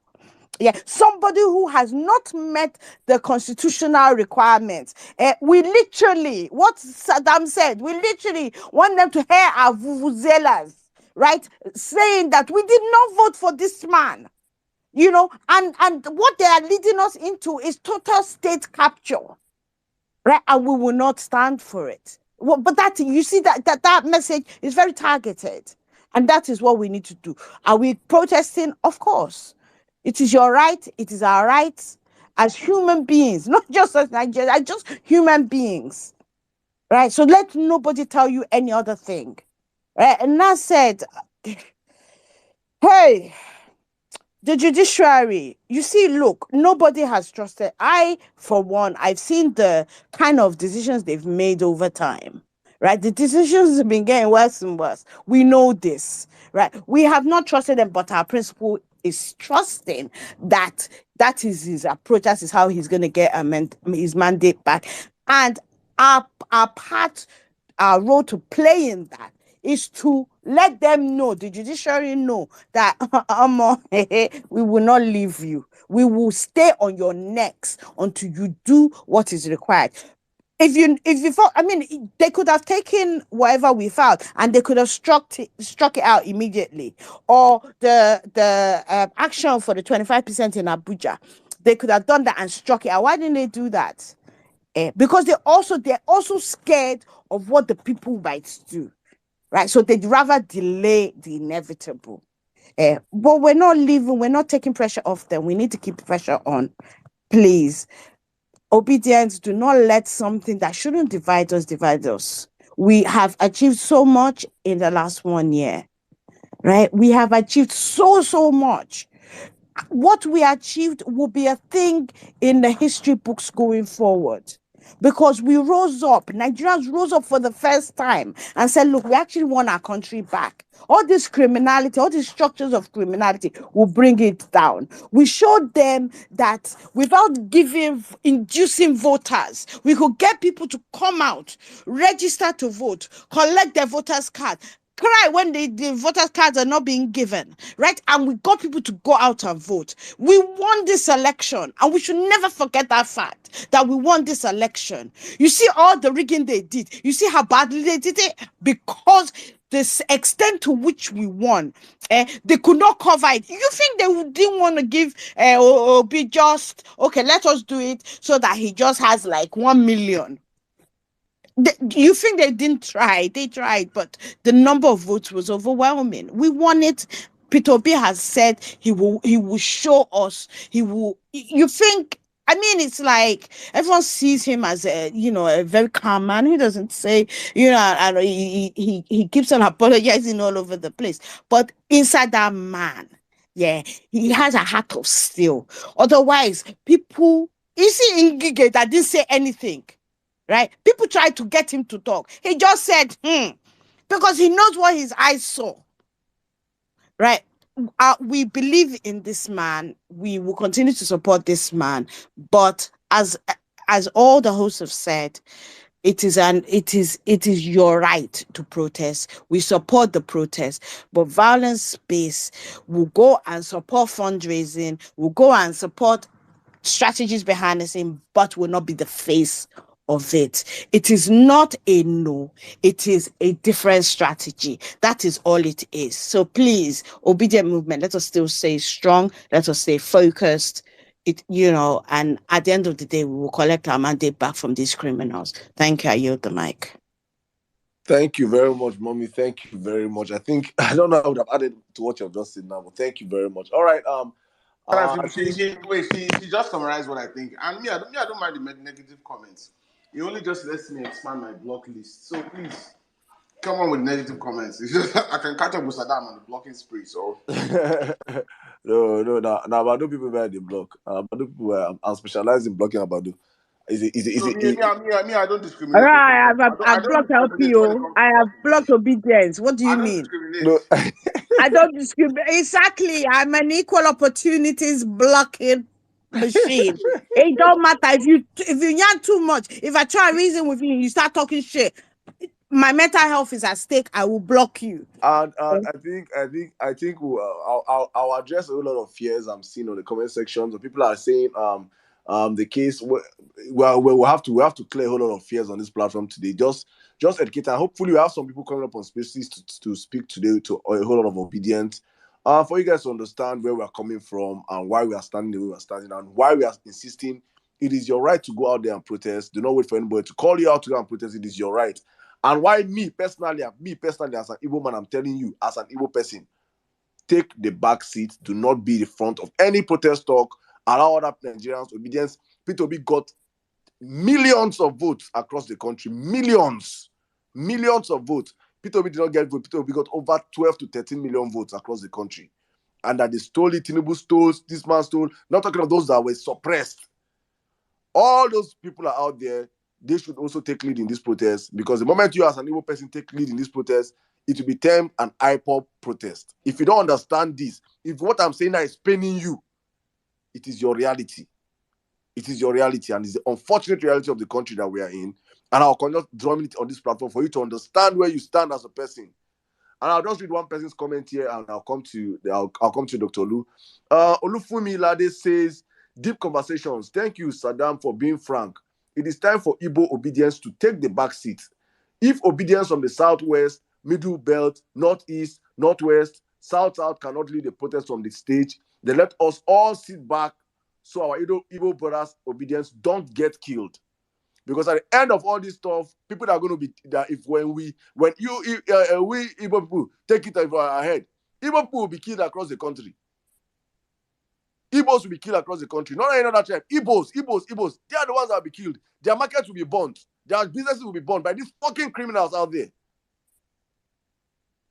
So calm down and let our other brothers from the south, southeast, southwest, and all other regions, let them lead this protest and let them say it as it's meant to be. Then you can be from back and be supporting them from behind. It is important they understand this. Thank you. All right, Dr. Olu, please let me yield the mic to you right now. You have the space. Good evening, bro. Yeah, good evening, Saddam. Good evening, everybody on this space.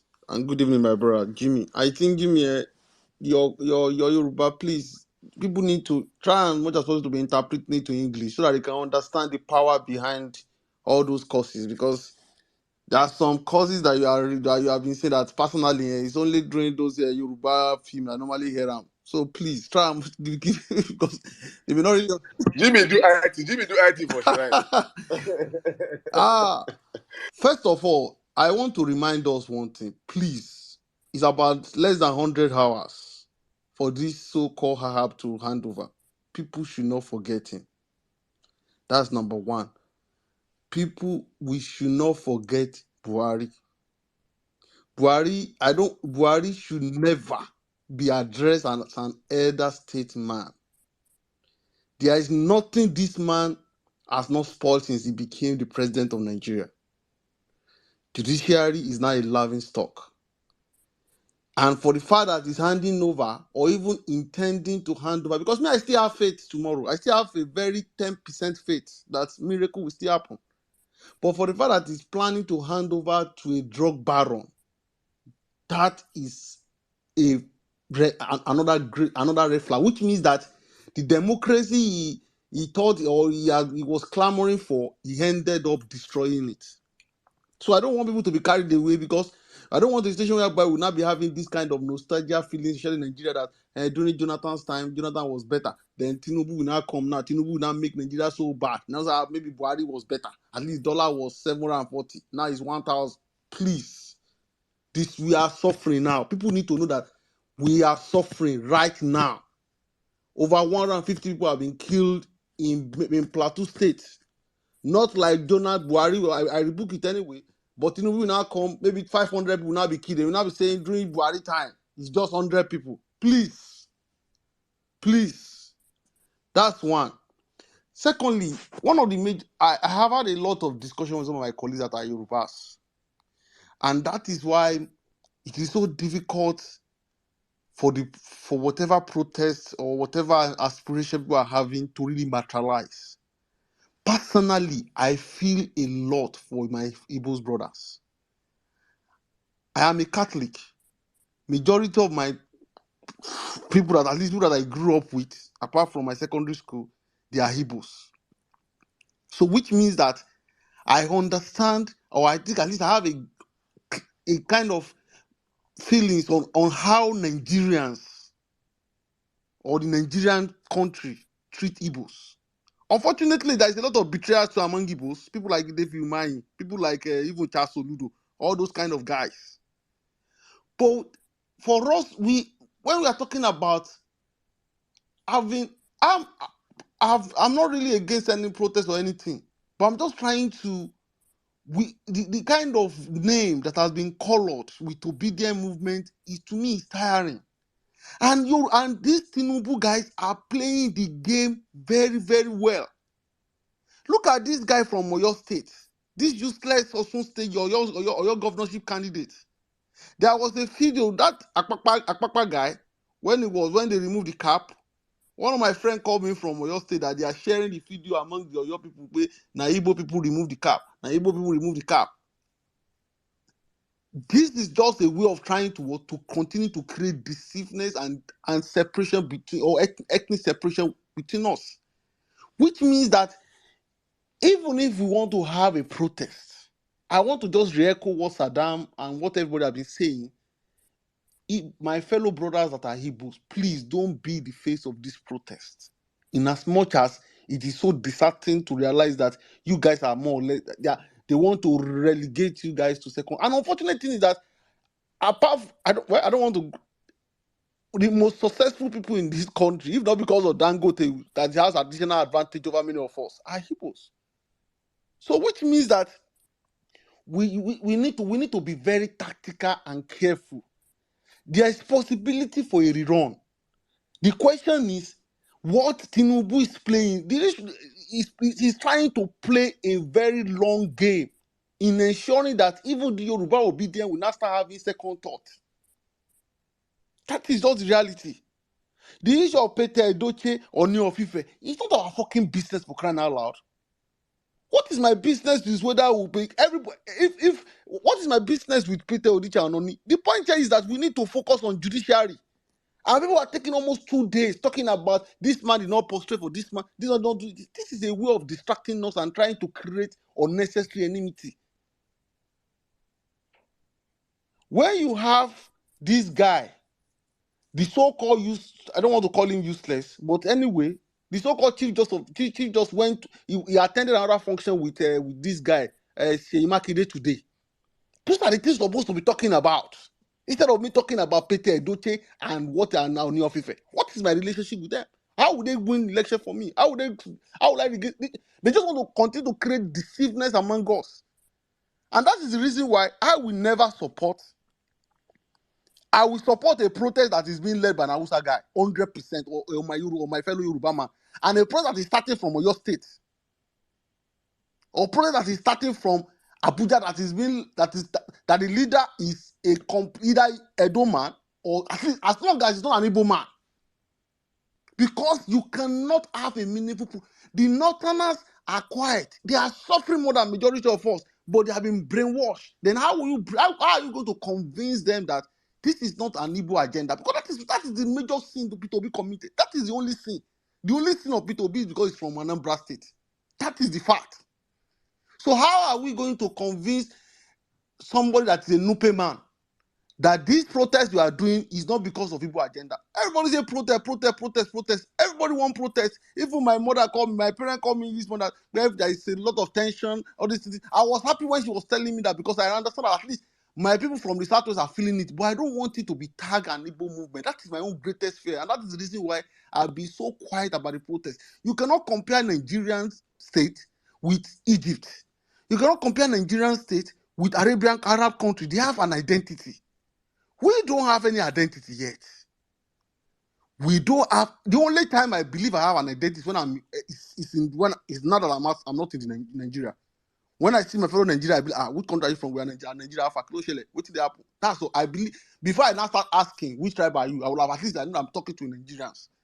But when I'm in that Nigerian, we don't have any identity. What identity do we think we have?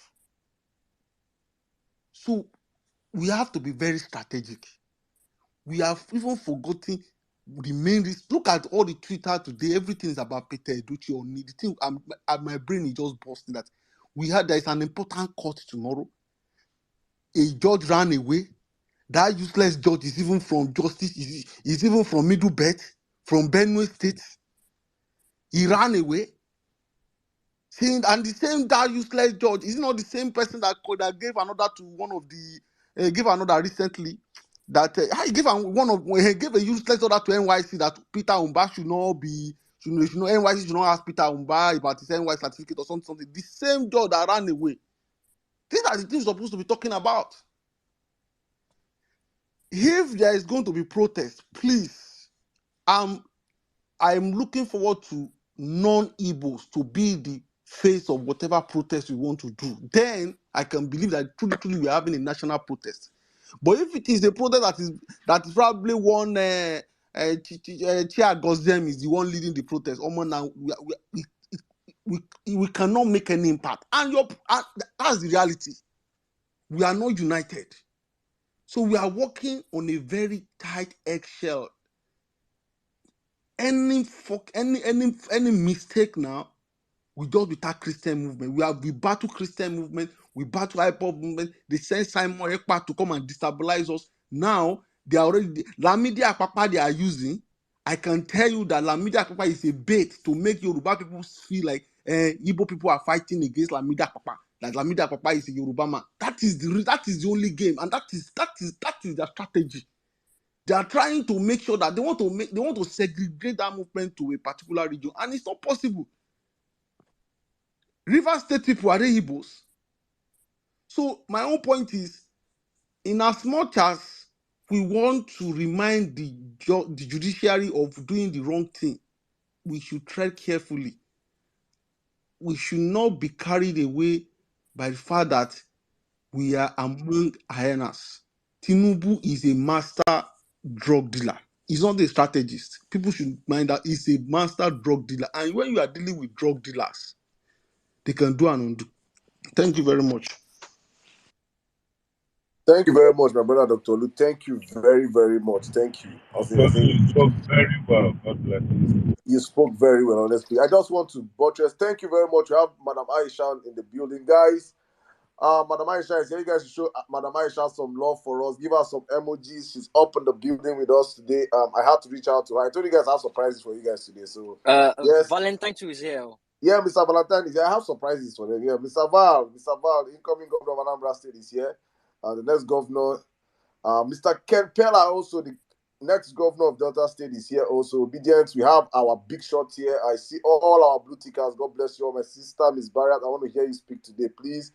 It is important I see all of us. I cannot call your names now, but I see all of you. We are all loved and cherished on the platform. It is important we have to invite our people here to come and talk to Obedience. Let Obedience understand that what we are doing here is not bobo juice. Madam Aisha, I know it is busy for you, ma, but thank you for joining us. I think I'm going to yield the mic to you. So it's your family, it's your people, it's your... Sorry, Saddam, before you go ahead, I'm getting the news now that they've arrested Victor Israel. I'm not sure if that's true. Let's verify. I saw it, but I want us to... yeah. They have to be verified before we go ahead. Okay, Yeah, we're trying to verify that. We're trying to All right. Yeah. All right, go ahead, Saddam. Okay, yeah, thank you very much. Madam Aisha, good evening. Good evening from my side. I don't know if it's morning in your side, but welcome to the Vawulence space. Longest time, ma. How are you doing, ma? Thank you so much. It's actually afternoon over here. I don't know. Can you hear me very well? I have the mic. Yeah, we can hear you, but if you could be more audible, better for us, ma. Okay. So what I was just trying to do, I was using my earpiece. If you're using your earpiece, you could take it off. Okay, I'll take it off since I'll be the one speaking. I'm actually in the office. I came to the phone room.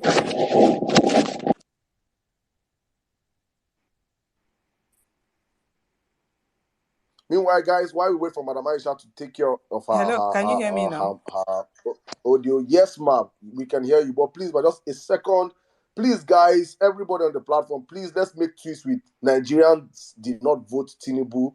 It's important to trend that hashtag while we are having these conversations. Let us be trending it that Nigerians did not vote Tinubu, and we'll be trending it all through the weekend into next week. Madam Aisha, good evening, and you have the space. You're welcome, ma'am. Okay, thank you so much, everyone. Well done, everyone. Good afternoon, good evening, good morning, good night, if it's night, wherever anyone is calling out from. And to say to everybody, it's been interesting listening. I've had to come in and go off a bit. For me, I don't know anybody. Me, I'm extremely happy, and I'm very hopeful, and I'm very joyful because the impossible was done. And today, where we are today, I can tell you, it's something that we never expected that in the next 6 years we'll be here. And here we are.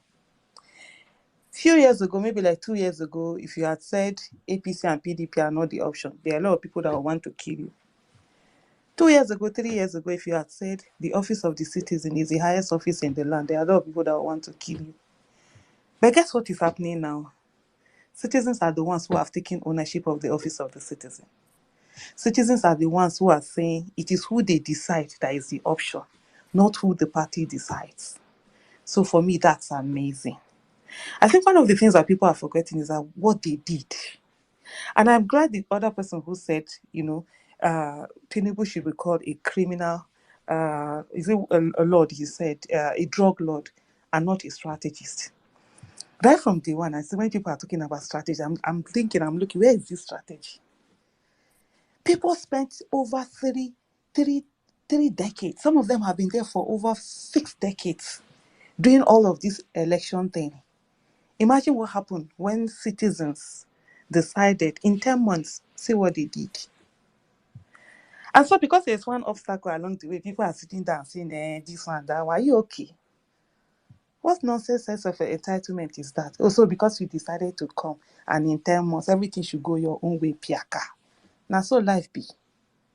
It's a war that is out here. There are going to be a lot of battles.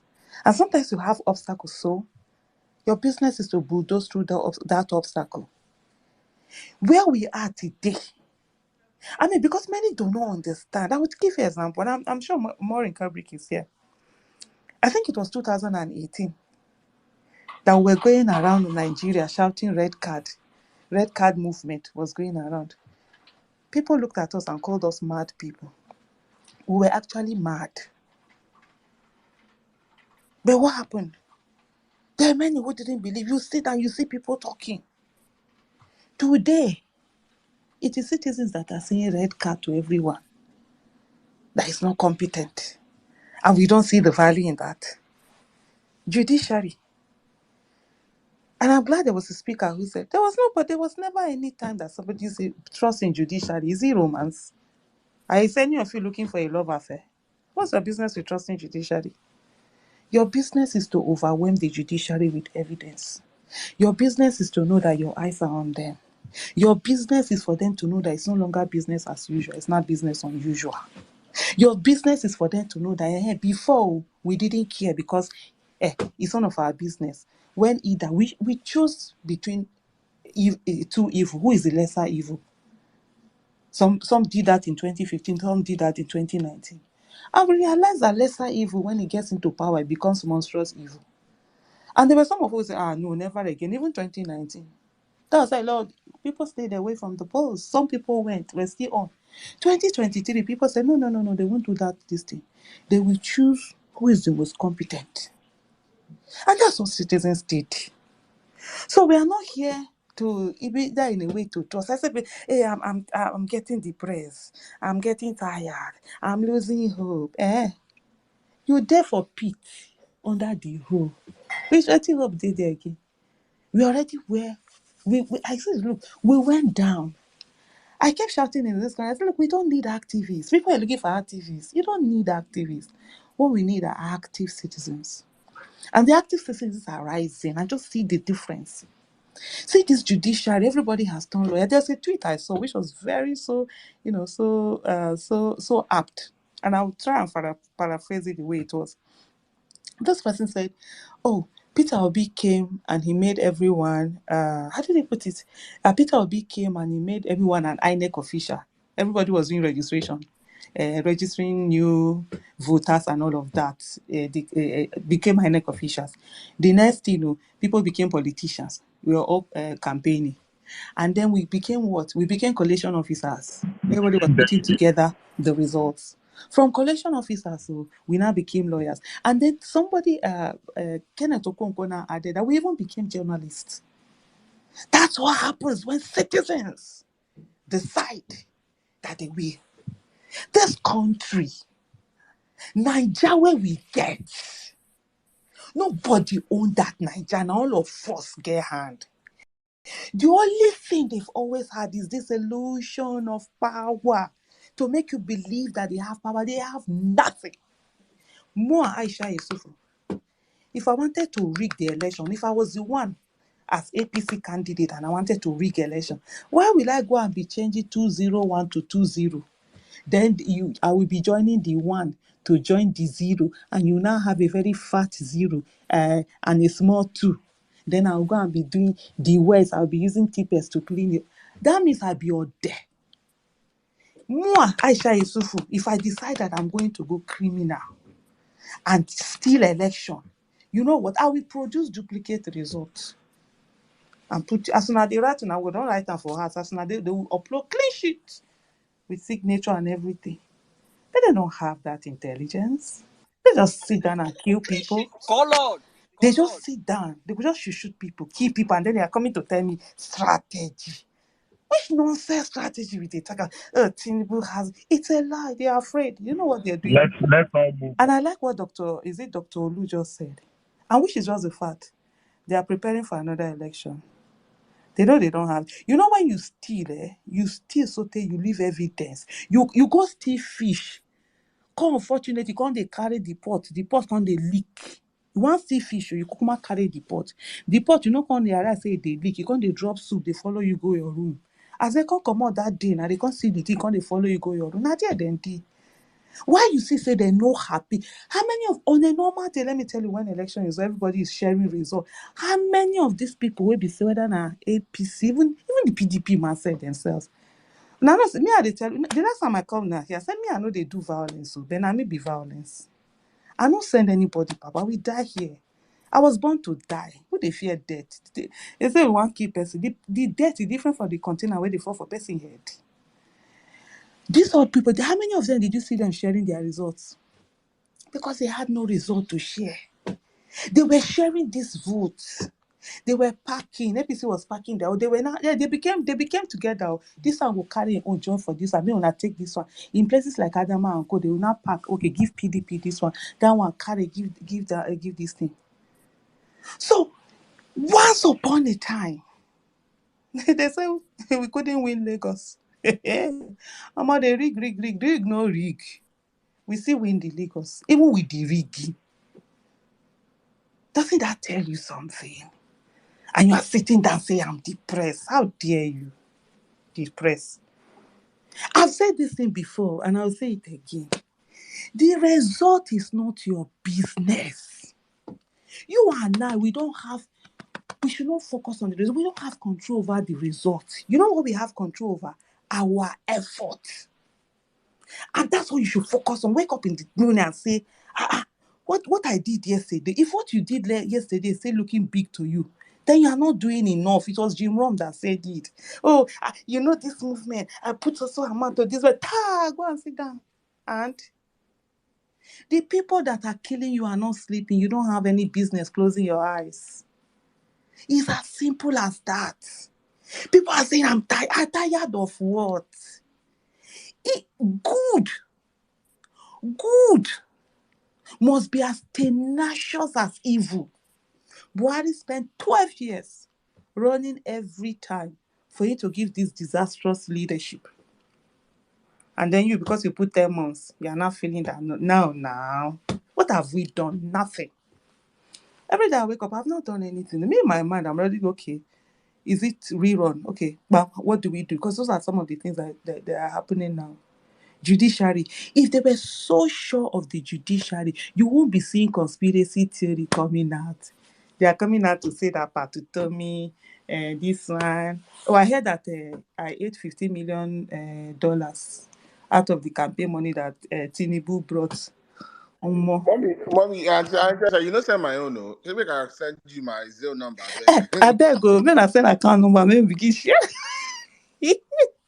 All of us for Vawulence space, they say they put us for hotel. Now that hotel bill, now they go use now. At least we in a hotel, we don't day Oh, since now 4 hotel they people in put a hotel. It's a different thing. And some come out say I go buy gold. I'm like, even when my CB saw this, first come and say I buy land. Me, I they build house sell, I they build house rent. I know they buy gold now, lands I they buy. But you see what this tells you is that they know they didn't win election. They know they left a lot of evidence. Up till now, they have not been able to find joy and celebrate their stealing, their robbery, because it is not yet, and we will not legitimize it. Tinubu can never and will never be my president. No matter how much you steal, it will never be legalized. And the people of Nigeria are the ones with the power to say to him, you will never be our president. You might be sworn in. People at May 29. If May 29 happens, I will be the. What is May 29? We will change the date now. It's even a good thing so that presidency will be happening on its own. Anambra election, it used to be May 29th, it will be sworn in. What now happened when it was not sworn in? It was because somebody changed it. And so May 29th, he goes there. I say people, if he enters, he will have immunity. Which nonsense immunity? Immunity will not mean that what these people are, the tribunal cases, the election cases, we can't have immunity on it. Because it's a measure matter that is still being decided. If Tinubu was so powerful, Oyetola would still be governor of Osun today, despite what Ex- the Supreme Court said. Duh. Tinubu told us he's richer than Osun State.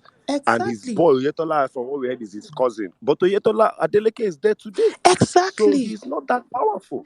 So it's, like Thank I you. said earlier, it's illusion they give. So they make you fear. You can say, if he enter, which kind Tinubu? Let it be Tinubu. I better not drop that thing. All of us, no, I dey tell you, I present this, none of us is alive in Nigeria. We are all dead. So they know they keep us, we don't already die. The only thing we say, the feel say you know fit breathe in oxygen, fit breathe anything, but we dey here. You understand? Is that fear, that illusion of fear? Some people say, oh, if he becomes president, he controls judiciary. What judiciary will he control? There's no control he's going to have that if he does not already there. The people that control judiciary are the Nigerian people. It's just that because all of this time, it used to be now them. After winning, nobody will care. And I've said this thing before, and I'm going to repeat this thing here, that we as citizens, it's not the result that is our problem. It's the fact that the process was not allowed to be, and there was rigging. If in all honesty, because those were part of the things that when we're doing our scenario, we put on the table. If in all honesty, Nigerians had voted for Tinubu, and the rest, would have all moved now. Who would care about petition? But Nigerians did not vote for Tinubu. Tinubu did not win the election. Nigerians knew who they wanted to vote for, and I see some people that will come. All those people that want to show this, whether I should call it passionately ignorant or they are clever by half. They will not come and say that, how can you say Peter Obi won when he didn't win? How many senators did he? How many districts they were on the same day? Governor Umar, he gave that answer. Because me, I dey carry person wey answer something, we are go carry him answer. Governor Umahi said he didn't know that there was a conspiracy even in his own family. His own family members decided they were going to vote for Peter Obi for presidency and then do the rest for him and his party. That was what happened in Nigeria.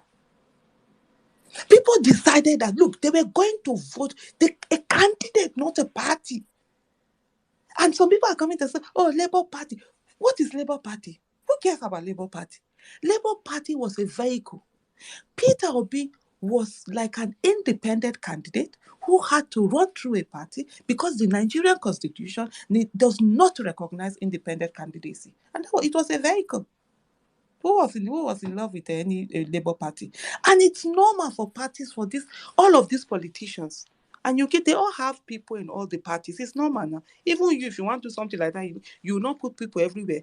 If you guys remember, I did a thread to say in a movement, everybody is needed. I said part of the last list I put, I said we were moles. In a movement, you think we don't have moles in all their accounts too. It's normal. They will put moles in your own. But you know the level of information and you know how to weed things out. Because there are levels, there are some information where we say, past 2 people we know. It gets on where we say now 3 people know. It gets on where we say they will put everybody. That's how it works. So all of these parties, they all have people there. This is what they're trying to say. Oh, Labour Party, it was Tinubu that told somebody to counter. Person will not get like the person will go counter for another person. This can't talk when they talk there. Oh, this one, so that you know what they are trying to gauge to make you believe that, oh, it wasn't really all this power that you saw. It wasn't really Peter Obi and the people and obedient movement and Nigerian citizens that did it. It was actually Tinubu coming from a lie. Tinubu they look for where he want gauge, make them say he get power, he no get anything. That's why the other time, even some religion is ascribing some messages to religious rulers and all of that. So it's a mind game that is being played. It's a psychological game that is being played. And so you don't have business for that. The business that we should have is to focus on that judiciary. In terms of protest, look, let me tell you people something. As long, and I've been saying this thing again, I'll repeat it too. I repeat myself a lot. As long as everybody is not inconsequential in the movement, there is no movement. This movement is not about one of the things that I hated was even the name obedient movement. And I think the first thing I wrote was that even the first I said the only person that is going to be obedient is Peter Obi, because it cities the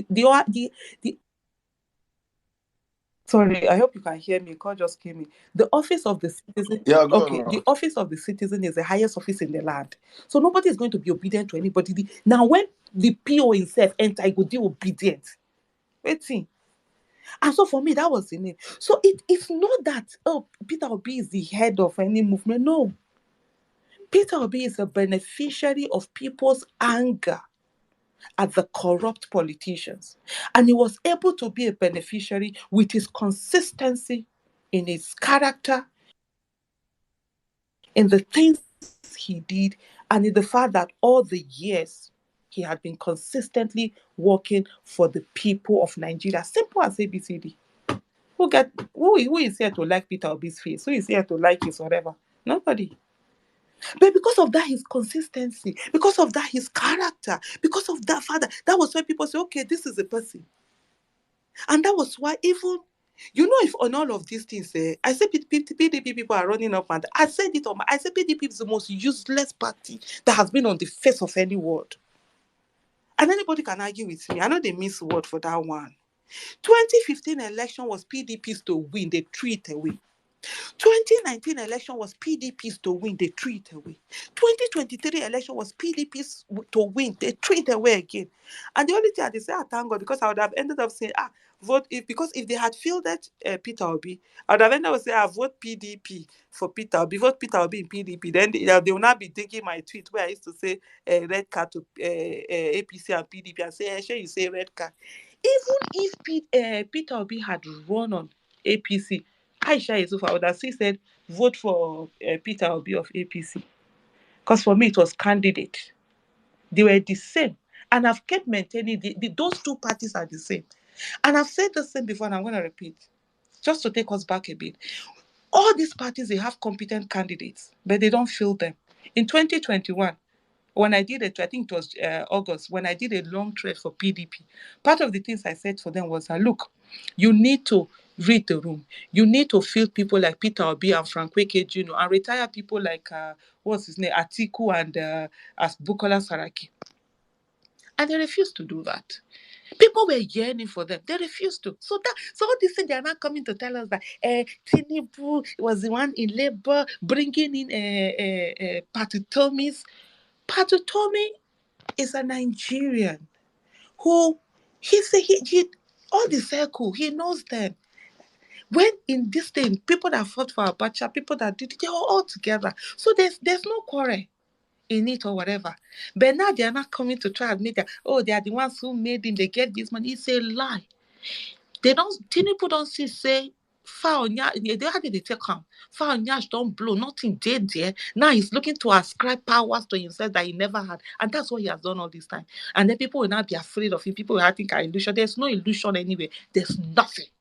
It was citizens who decided they were going to do something with Peter Obi, and they made it work. And who are these citizens? You, all of us. Didn't they tell us that we will come a distant third?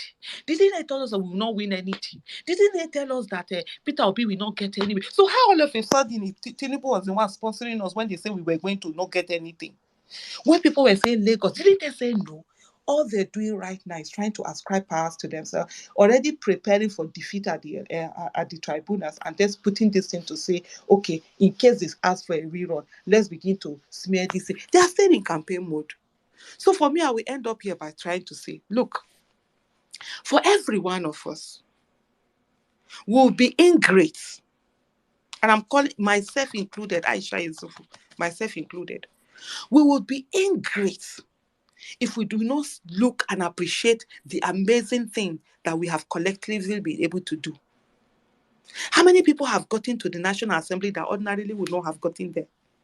How many governors were trying to go to the National Assembly that, you all stopped? How many people that would never had hope in Nigeria that you gave hope to? But now, what did they do now? 70-year-olds were going to register for the first time because you gave them hope. People who are in their 80s were registering to vote for the first time. And then you are ascribing that power to somebody that could not even give power to himself. Somebody that had to steal, that had to crudely be changing vote, somebody that had to bring people to kill people, somebody that had to bring people, the Agberos to come see. The most difficult thing to do, strategy to do, is to use the one of brain.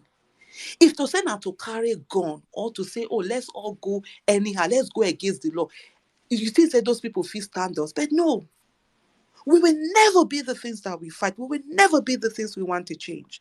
We will use our brain. And the next thing that we do is to form that strategy against their violence. And we will get it within the ambit of the law. So don't come and tell me about some strategy that Tinubu has. Tinubu has zero strategy. The only strategy he has is violence, is killing, is looting, is maiming, it's robbery. And that will never be the strategy that we will take. A new Nigeria has been bettered. I tell you what is happening to now. If you had told me it will happen in the next 6 years, we would have been happy. So don't you dare sit down and forget what you've achieved just because, the war has not been won. And then you forget all the battles that you won. And then because, some few battles have been taken away. No. As we're talking about this tribunal case, who is the person that is most experienced here? Peter Obi. Peter Obi was going to court for over 3 years. Even his wife, when she said about it, she Kukuma just left him and said, "Okay, you dey mad, or they do your thing yourself." The guy stand there, gidigba. And then you dey talk because he just started tribunal, how many this thing ago. As for protest, there is nobody that was born to protest on behalf of anybody.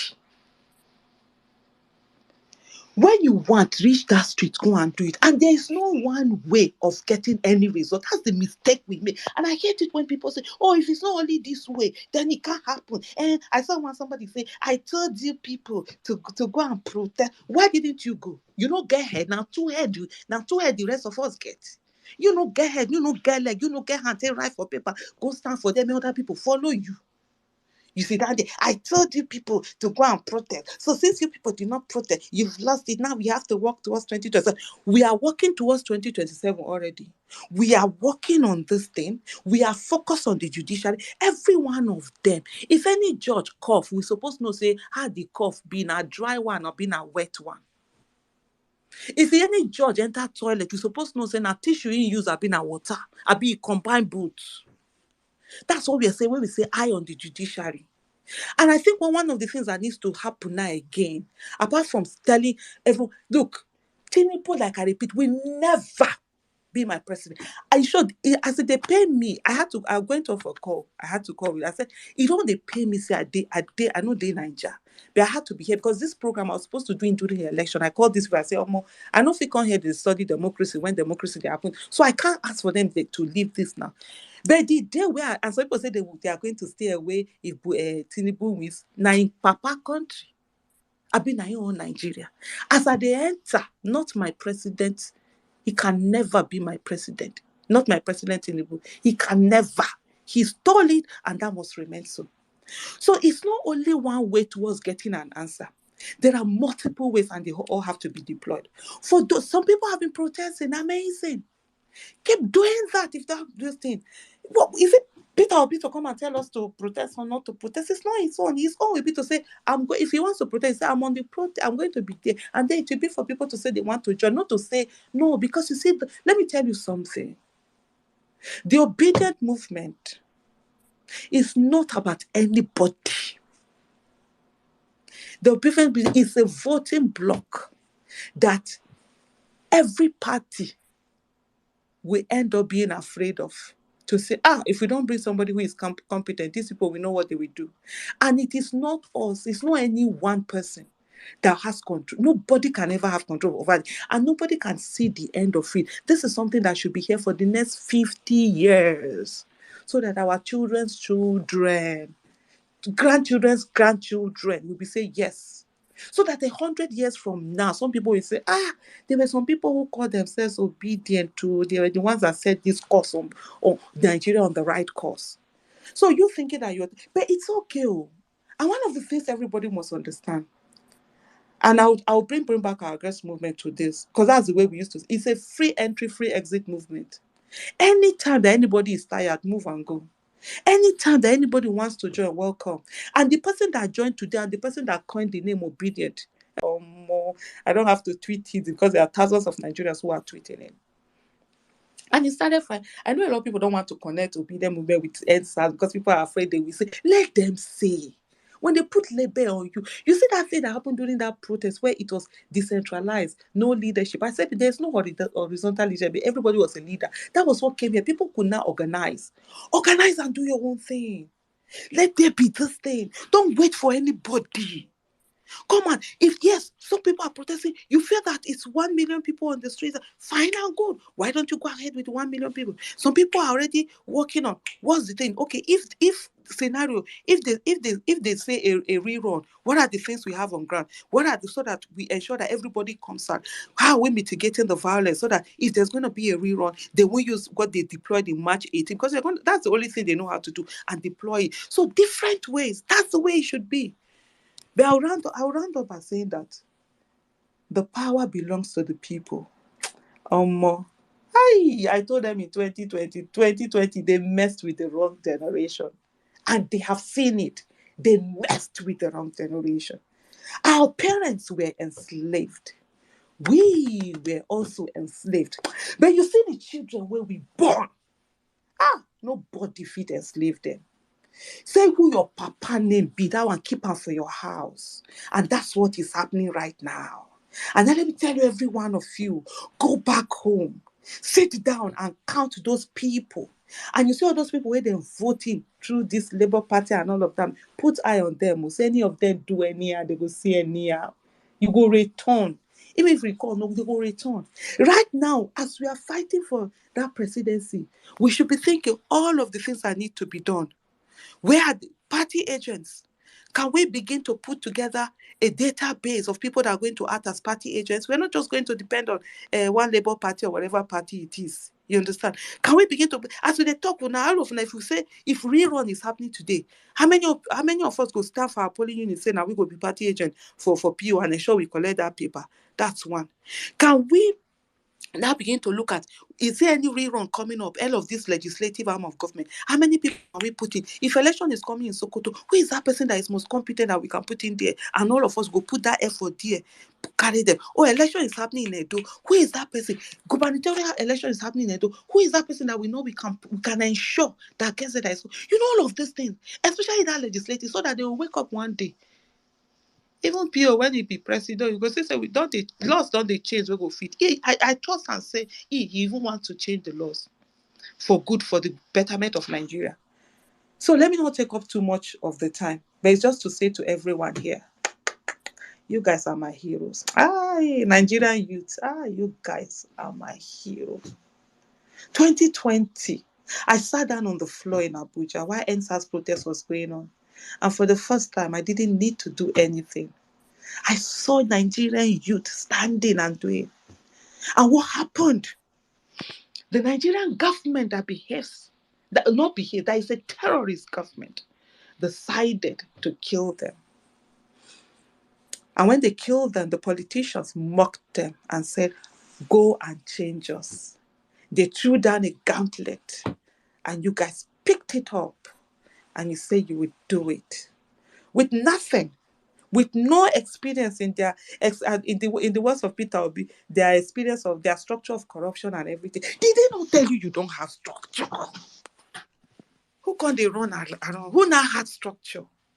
And you did everything. When you were doing those million-man marches, they were mocking you. When you were doing, to the extent the whole minister didn't know that obedient people were doing a mock voting and teaching people how to vote. He even tweeted it and thought that it was during election. That's how dumb they were. They didn't see with the things that were happening.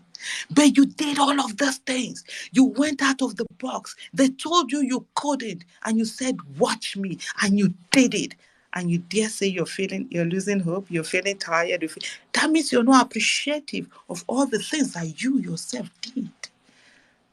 You have to know what you did. And you have forever changed the politics of this nation. And what they want to do with all this nonsense they're doing is to get people to a place where people will say, we will give up. And I'll give you an example. Anyone that says they are giving up on Nigeria today will not. You know what? In 20 years, we are going to come here. It's like losing weight. When you get so big. And I'm one person that always fight my weight all the time. You not say, I'm not doing it again. I won't go to gym. I'll just be eating anyhow. You will still come back and go to that gym. So on this note, giving up is not an option. There's no option giving up. We dey here and this matter we go fight until the last. Tinubu say win the election. May consider there now. Ó gbà lọ gbàgà olèrè ọ̀nù gbàlà ọ̀la ní tọ́sẹ̀ ọ̀wà ọ̀mẹ̀mà sẹ́fẹ̀nà kíáyé ọ̀pá rìpíà ọ̀ That bone, it eat fish, the bone dey in neck. And whether he like or not, he go vomit that bone come out. I will not alone, I will get a lot query. That same leg will take enter, that same leg he go take and come out. A holola mion eminara, or alone eminara, or kidito, or two eminara, or a beya piao, or a direct high. A yanilo be piao gena harama. Ogena He say, harama. Any rats he and say, la miso Preach, somilo, o preach, somilo, or la preach, miso somilo, or preach. de egbelo. Or net to egbe manali. Ola agwele ngola agweluta. Ola neto lola zo boria bolo. Or a chalari. I said, now you go fit. You know, say some things now for your own language where you go speak up. Now the enter. Dan hakin da kare na shi ke tsone maka ido. Mutumin da ya zauna ya yi sata ya ɗauka. To sai ya cewa abin da ya ɗauka ba nashi bane ba. Kuma dole sai ya amayota. Dole sai ya amayota. Ta pajama panjam. Ta pajama panjam Najeriya ɗin na kowa ne. Suna ganin akwai wanda wasu mutane da suka zauna a kansu za su yi abin da suka ga dama. To yau mun waye gari akwai 'yan Najeriya. Matasan Najeriya sun tashi. Babu wanda ya isa. Babu aka ce aljani ya ce gaba da gabanta. To sun tako abin da ya fi karfinsu. Da suna yi sun mamaye iyayenmu, sun mamaye mu, to 'ya'yanmu ba su isa su mamaye su ba. Muna nan ba gudu ba tsoro, ba ja da baya. Nigeria gaba ɗaya namu ne. And anybody wey see this country wey we dey call am Naija like this, so say na dem get am, na dem own, na they never see nothing. When we born children, we born the ones. We no born my, we no born lambs, we born lions. The suffering where they make us suffer for this country. I vote 1993. Now be the first time where I feel vote. I vote finish, they collect my vote, they steal am. I no vote again. The thing paid me for almost 10 years. You see, as we dey here, so no, this generation. Wey be say my pikin fit vote. Now they want to steal again. I no mumu like that if I just sit down and not do anything. They no get power. That leg, wetin people say want to enter, so now that same leg, now you go take run come. You no go see sleep for afternoon, you no go see her for night. Now ye body go pepper all those blood, all those people where they speed their boy go there on their head. But why we they do that one? We go do our own. We know they spill blood. We know they keep person. Now brain, now we go use. Now that brain where they know get all this how we say people know they agree do election because they tell us say dirty. The pata we go enter. Thank you so much, everyone. You guys all, Nigerian youth, you are my heroes. I say it all the time and I say it again. Thank you. Thank you. Thank you. Thank you for doing what we couldn't do. Thank you for doing that we thought was impossible. Thank you for staying on. Thank you for going out of the box. Thank you for coming together. Thank you for leaving out your differences. Thank you for standing for Nigeria. And guess what? The mandate where there's still, they must return it. The people's mandate must get to the person the people voted for. Thank you and God bless you.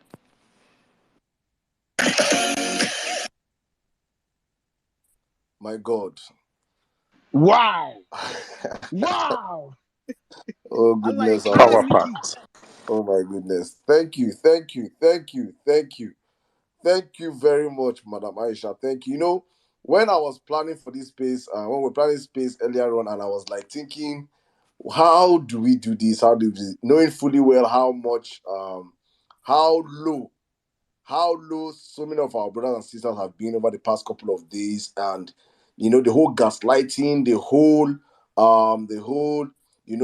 emotional trauma so many people have been going through. I was like thinking, I was like, how do we do this? How do I get somebody here? I was just going far, thinking far and wide today, and I said, I said, no, let me pray to God first. I prayed to God. I said, God said, reach out to Madam Aisha.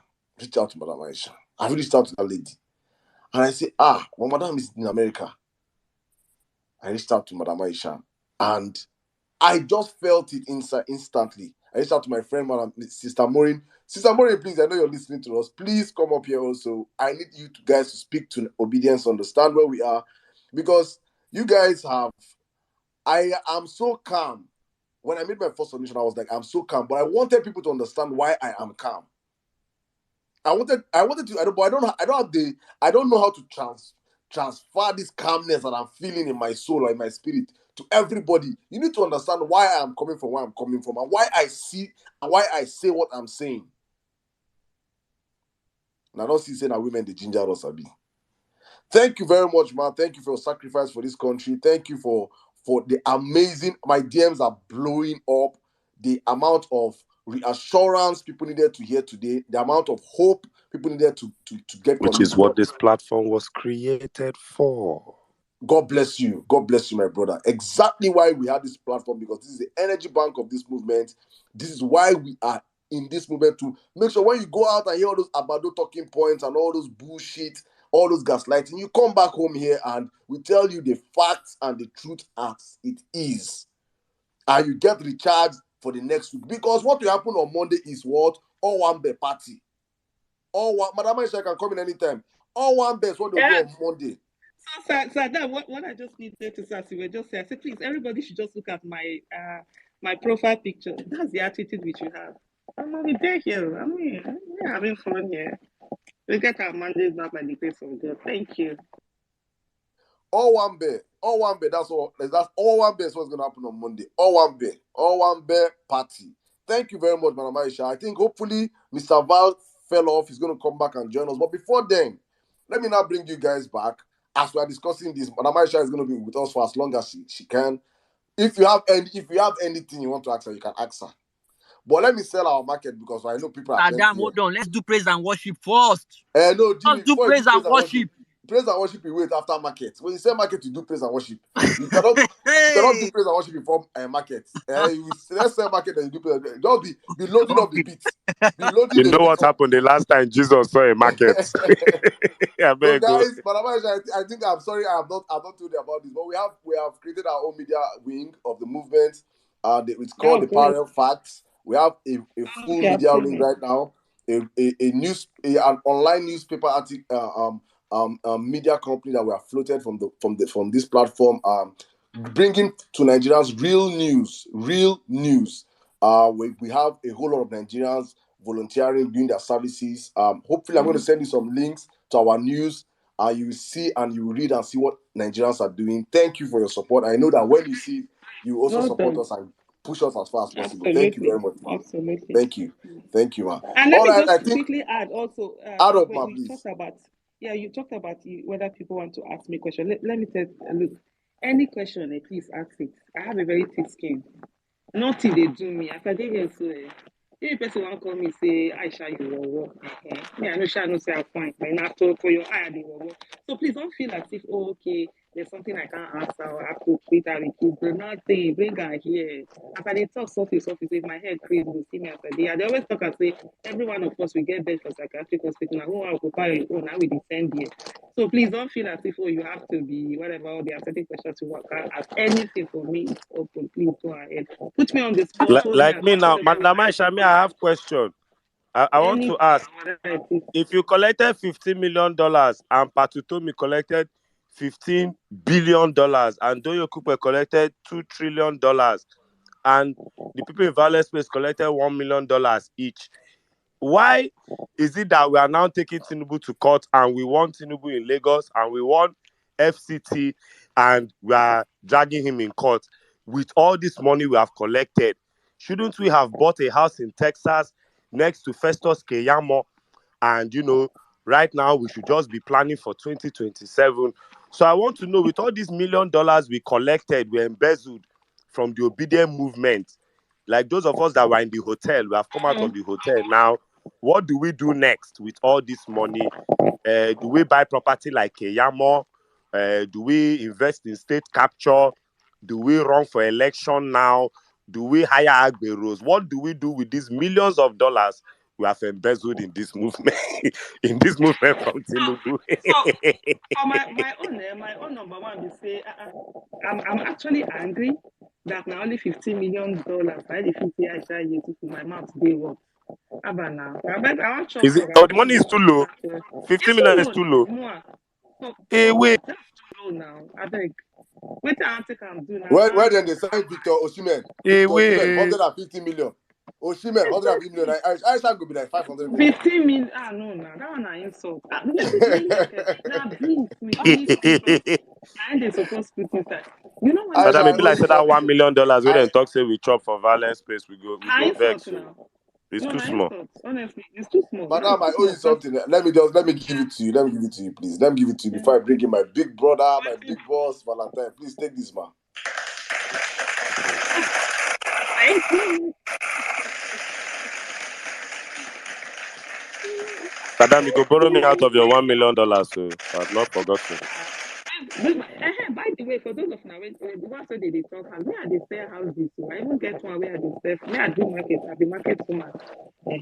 I get one where I dey sell for Umbora side near Nibani Hospital. The asking price is 250 million. So that one when I collect, when I don't share finish, when I come buy houses and I don't dey even start to dey build some other ones. So I will still dey share the picture. But I know they talk about my market. For me, I talk about where I beg when I bring money come back. Then my own money made an increase at $15 million is too small for Aisha. Tell them. Thank you very much. No And wahala, one mama. of the things they know, they say me too, I be millionaire for dollar. So $15 They million don't know. not be anything. Yeah. Because they see me say I dey sit down for 2 days, do this. You know one thing, just on the lighter side, for me, the reason why I started speaking out at the age of 40, because it was when I turned 40. Before then, I didn't care what happened in Nigeria. All I wanted was to make my money financially independent because I was making my own money. And so for me, financial independence was very, very key. Because in Nigeria, when you don't have money, you are nameless, faceless, and voiceless, and they can easily buy your mouth. And that's why from Buhari to whoever, Tinubu, Atiku, whoever they are, even Peter Obi himself, none of them will ever, and I'm saying this, and like PTPO will say, go and verify, we ever say that Aisha Yusufu, one couple join me and there. And me, they spend my millions with this thing. And I don't make up my mind, say, I know they spend again. That fund, the way they talk about, I will go collect and they spend that. I don't collect politicians and I will spend that. So for me, that's one of the things people don't understand. I always say to people, for those of us who have the capacity to be able to speak, let's not forget that it is a luxury that a lot of people can't forget. You see, when you talk about activism, for some people, just putting food on their family's table is activism.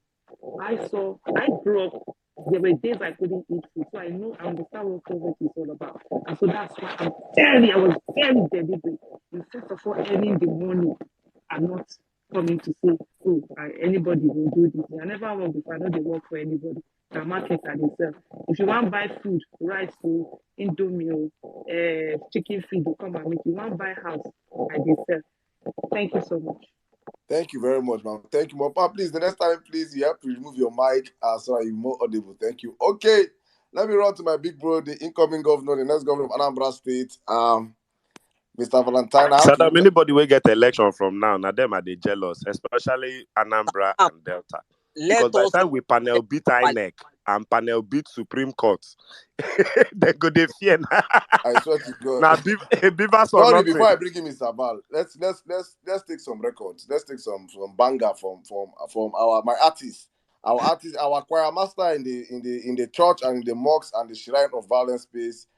If you see him face, you know say it's a bit single.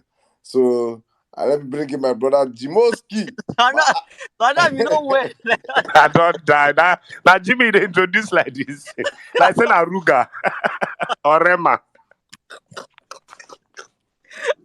So I see, okay, on the lighter note, all of now we want come ask Aisha question. Aisha Ogbadu, oh my drag yayo. Hey, we don't drag ourselves for Twitter. Aisha will drag. Oh my shepe for yayi. So here now before you come, remember on 30C. Okay, I don't want to now. So yes. Let's go now. APC, we want Pepe una now. This is why we call ourselves the obedient. So may una listen very well. Enjoy the show. Okay. Hey. Oga Saddam, Mr. Sizu, Valentine, Oga Magnific, well-meaning Ninja, Omega X, Oga Civic, Lena, Ejikime, Auntie Aisha, Ember Politics, Oga Siwe, Mr. JP, Nazi, Amen. Mr. Boogeyman, Anka Dede, Sweet Angel, Obedient, Sweet Child, Olawaski, Dr. Achi, Dr. Vincent, Mary White, Ayobami, Omalatika, Wednesday, Miss Valiant, I owe you nothing. We'll go again. Thank you guys. I love you all. Okay, thank you very much, brother Jimmy. Thank you very much. Guys, please, while we're here on the platform, you guys didn't hear me speak earlier on, and I said, please, we are trending. Nigerians did not vote Tinubu. It is very important we all make use with that hashtag. Nigerians did not vote Tinubu. Let it be heard round the world, round the globe, that we are trending. Nigerians did not vote Tinubu. We did not vote Tinubu. He's a fucking criminal that stole our mandate, and he grabbed it, he snatched it, but he's not going to run away with it. We will take back our mandate in due time. So please, guys, get it going on, get the tweets going on. And also, please follow follow the Parallel Facts. Follow the Parallel Facts. It is the hottest news media out there right now, bringing real news to Nigerians. I'm going to put up the handle up on the Jumbotron so you guys can follow the Parallel Facts. And big shout out to everyone listening to this platform across the world. God bless you all. It's always a pleasure having you guys on the platform. Let me bring in my big bros. I have to invite him. I told you guys I have surprises for you guys on the space. And some of you are asking, Saddam, you have come again, you know. I don't give Bobo Jeeves. I give you guys real stuff. And I have to bring in many of our big wigs today to come and talk to you guys and make you guys understand that all these G3 and all these things these people are doing is all film trick. Melembe. Listen to Mr. Val. Mr. Val, good evening, sir. It is always a pleasure having you on the platform. Thank you for taking out your busy schedule to come up here with us today. I know how busy you are, sir, but you came here for us today, and I'm very, very grateful. We are very, very grateful. It is good to have you on the platform, sir. Good evening. If you can hear me, you have the mic, sir. Thank you, Saddam, the prof. What are those other titles that you have? Emir now, sir. Emir, yes. Honestly, listening to Aisha, there's absolutely nothing to add, honestly. In fact, I was inspired myself because sometimes, even the man that you're hoping to draw inspiration from may also need his own inspiration sometimes. So, Aisha, thank you. I honestly, on behalf of the obedient world, I always want to celebrate you. Thank you. But this your America. Do come back. I don't know what you're doing there. That's your America. Well, I Sometimes bros, even me, I don't tire. I don't tire. Honestly, I won't lie that to your you. I America tire. they fall our hands sometimes. Just come back and let's strategize. There's a lot of work to do, my friend. Anyway, thank you, the obedient world. Aisha has said it all. He has appreciated you guys and joined him totally in saying, well done, and well done. Thank you. God bless all of you. God bless the works of your hands. God bless your family. God bless everything that concerns you. And may God protect each and every one of us. In the mighty name of Jesus, I pray. So, I just maybe drop one or 2 points and allow other people to go on. I was happy when Saddam reached out to me and said to be nice to engage again. Sometimes we get too busy that finding time to join you regularly may not always be possible. It's been a lot of activities. But both at the local level, at the state level, at the regional level, at the national level, and sometimes even beyond Nigeria. So it may appear that we are not communicating as regularly as we ought to, but trust me, the most beautiful thing about this project is that our leader, Peter Obi, and a lot of us, the Nigerians, we're not transactional. We're not the type of people you can buy. So all this their nonsense, whatever $1 million, we don't have a price tag. They can't afford us. No matter how much they steal, no matter how much they've amassed. I mean, even if you want to attempt. You don't even attempt with criminal money, and all they have is criminal money, so they have nothing to do. In fact, most of the time when I run into all these people who are the Transcorp Hilton, where I left today, I always say to them, "You guys partakers of criminality." Well, when you sit together to share looted funds, just know you that you're also a criminal yourself. I don't mince words in telling them to their face. Some lunatic will come to me and say to me, but don't worry, we'll bring you in. Bring who in? Are you out of your freaking mind? Anyway, my dear brothers and sisters, we have done amazing things. We've achieved a lot. We have a lot to be thankful to God for. We have done things that are unprecedented, and we have set new records. We have gingered the whole world, not just Africans, the entire youth of the world. I tell you this, if you know where stories are being told about what we've achieved in Nigeria, you will be proud of yourselves. The results are there. And for me, I really don't care. I mean, I'm a result-driven person, but what I always say to myself is, let me apply myself to the fullest. What did I do at a time like this? What position did I take? What judgment call did I make? What was my position? What can be said about me at a time like this? That is what is important to me. And we have all done this, and we should be proud and proud of ourselves.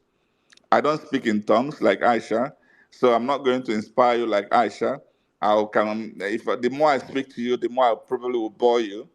And thank God, there's my good friend is also here. So, Kabrik, I hope you're coming on board, so that by the time I bring this to a low tempo, you can take it back to the speaking in tongue level. So, the amazing thing also, when I sit down with some of these people, because sometimes either you're eating, some of them will come to you, and some of them will just come to you and confess. They all know that P2B won the election. You know, I remember like when we had the 2019 election, sometimes she would argue who won. I would say to them, Atiku won. Some said, no, it's Tinubu won. That's like a debate. In this election, there's no debate. APC knows that P2B won. PDP knows that P2B won. So we have a lot to be thankful. So when people usually analyze this election as if we lost, I just shrink and shiver, in disbelief. What I'm saying to you guys, we have done amazing stuff, and mind you, we didn't start early. We didn't know it was going to be like this. Today, go and check. Anywhere you go, any state you go to, Labour is the hottest ticket because of the Biden world. If you go to Imo, how many people ran for governorship as aspirants in Imo? Check what happened in APC and BDP. All the other parties have been abandoned because they know we are taking over. We need to now come together, keep our house in order, and forget all this nonsense from the Arab and BI and Apapa and Co. All those shenanigans usually end up at the lower court level. By the time it gets up to appeal and Supreme Court, it goes away, no matter how much these guys have to parade themselves with. What I'm saying to you is that, yes, we still need the Labour platform. We can't do without it because for those of us who may be interested in active politics, you have to use a platform until we change to independent.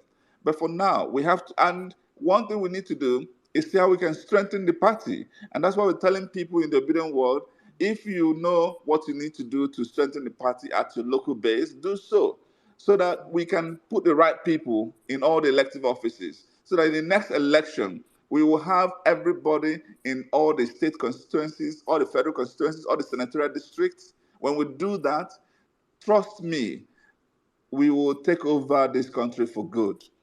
We will take over this country in a manner that we're all going to be far, far, far more proud of.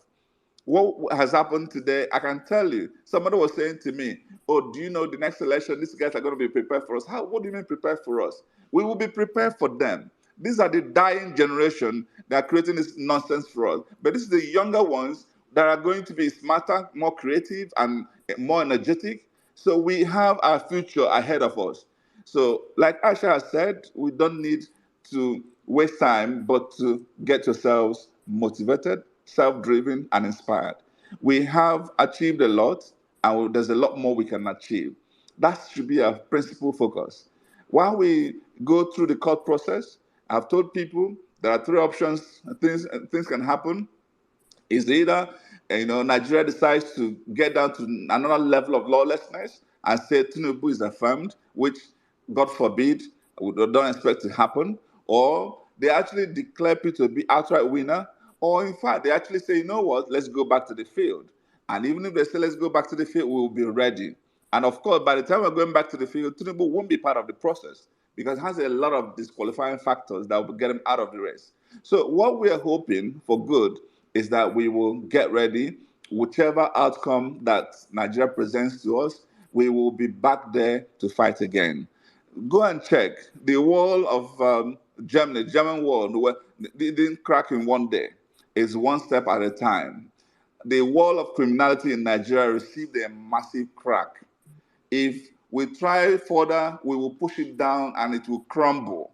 So this is not a time to give up. This is absolutely the time to be, proud of ourselves, pat ourselves in the back, strategize, and see what we need to do to overcome going forward. And for those of you who are from states where elections are upcoming, we have to do a lot to make sure we take over each and every one of those states so we can keep building momentum as we get ready for other elective offices. So my friends, my brothers, my sisters, you guys have been amazing. Thank you. I say this on behalf of myself, on behalf of our principal, to say we do appreciate you guys. We love you guys. And yes, anything can happen on May 29. We don't care. We are resolute. We are not going to stop at nothing until we reclaim our mandate. And whatever also happens, we will be prepared to keep fighting because Nigerian citizens have woken up. There's no going back. You are the most feared in the world today. You are the most creative in the world today. And there's a lot we can all be proud of. So thank you guys, and may God bless each and every one of you. Thank you very much, sir. Thank you. Obedience, how do you guys feel now? I hope you guys are feeling better, eh? Thank you. Thank you very much, sir. Thank you, Mr. Val. Oh, thank you, sir. Thank you. Thank you for the hard work you do. Thank you for standing up for us, for standing up for this movement, for believing. I'm just so happy how much we have come as a movement, how much we have achieved as a people, how much we intend to achieve. And the most important message from all this is we are not going anywhere. We are not giving up. We are not ceding an inch for these criminals. As you said, the structure of criminality is being dismantled gradually. And as we dismantle it, we will cannot dismantle it until we scatter that structure totally and take back our country and place it where merit is the most important thing in the country, not quota system, not criminals running affairs of the country. Thank you very much, sir. We are also up here. Please, you can also stay up if you want questions. You can ask your questions. If not, you can go back to the economy. I'm listening to us for economy because I know you're a very good listener also. Thank you very much, sir. All right, Otumba, your network, your village people, they came and they were ganging up. They said you will not come back with your main handle, so I don't know My brother, if you are so we good. see him. I could not find myself. We could not see you. But welcome back, my brother. Welcome back. All right, guys, let's go back to the conversations. Hopefully we'll have more surprises for you guys tonight. As I told you guys, today's gonna be a surprising day for obedience. You guys should calm down. Melembe. We are in this together. We are in this for the long run. We are in this till we get back our country. It was never going to be easy. It was never, but we did here. All right, let's go right now. Let's take a lady. We'll take a lady and we'll come to guys. And our ladies, please request for the mic. Please request for the mic and come up here. Let me start with you, Nina. Nina, you've been here for long. So please, you have the next 4 minutes to speak. Thank you very much. Nina, can you hear me? I can hear you. Can you guys hear me? Good evening. Good evening, Saddam. Good evening, Otumba, Cecil, Jimmy on the beat, Joe Obedient. Good evening, everybody. Uncle Val, good evening, sir. Is Auntie Aisha still here? Good evening, everybody. Good evening. Saddam, thank you so much. Let me go back to where we were before Auntie Aisha came to ginger us. You know, Talking about the protest and the Igbo dynamic, like I like to call it, is very emotional for me. On my birthday, which was a few weeks ago, a friend of mine called and we were talking, and I said, "Oh, I want this and that." And he was like, "Why why are you asking?" I'm like, "Because I'm suffering." And I started saying to him, "Think about it. First, I'm a woman, then I'm black, then I'm Nigerian, and I am Igbo, and that led to a different line of conversation. And later he sent me a message and he said he never really thought about it that way. You know, people might not understand the trauma. I've never been caged, or I had never been caged about tribe and ethnicity until February 25th happened. Um, so I got a driver who's from Lagos State. Usually, it was never a problem. But then I'm in the car with him and I'm guarded about what I say and how I say it.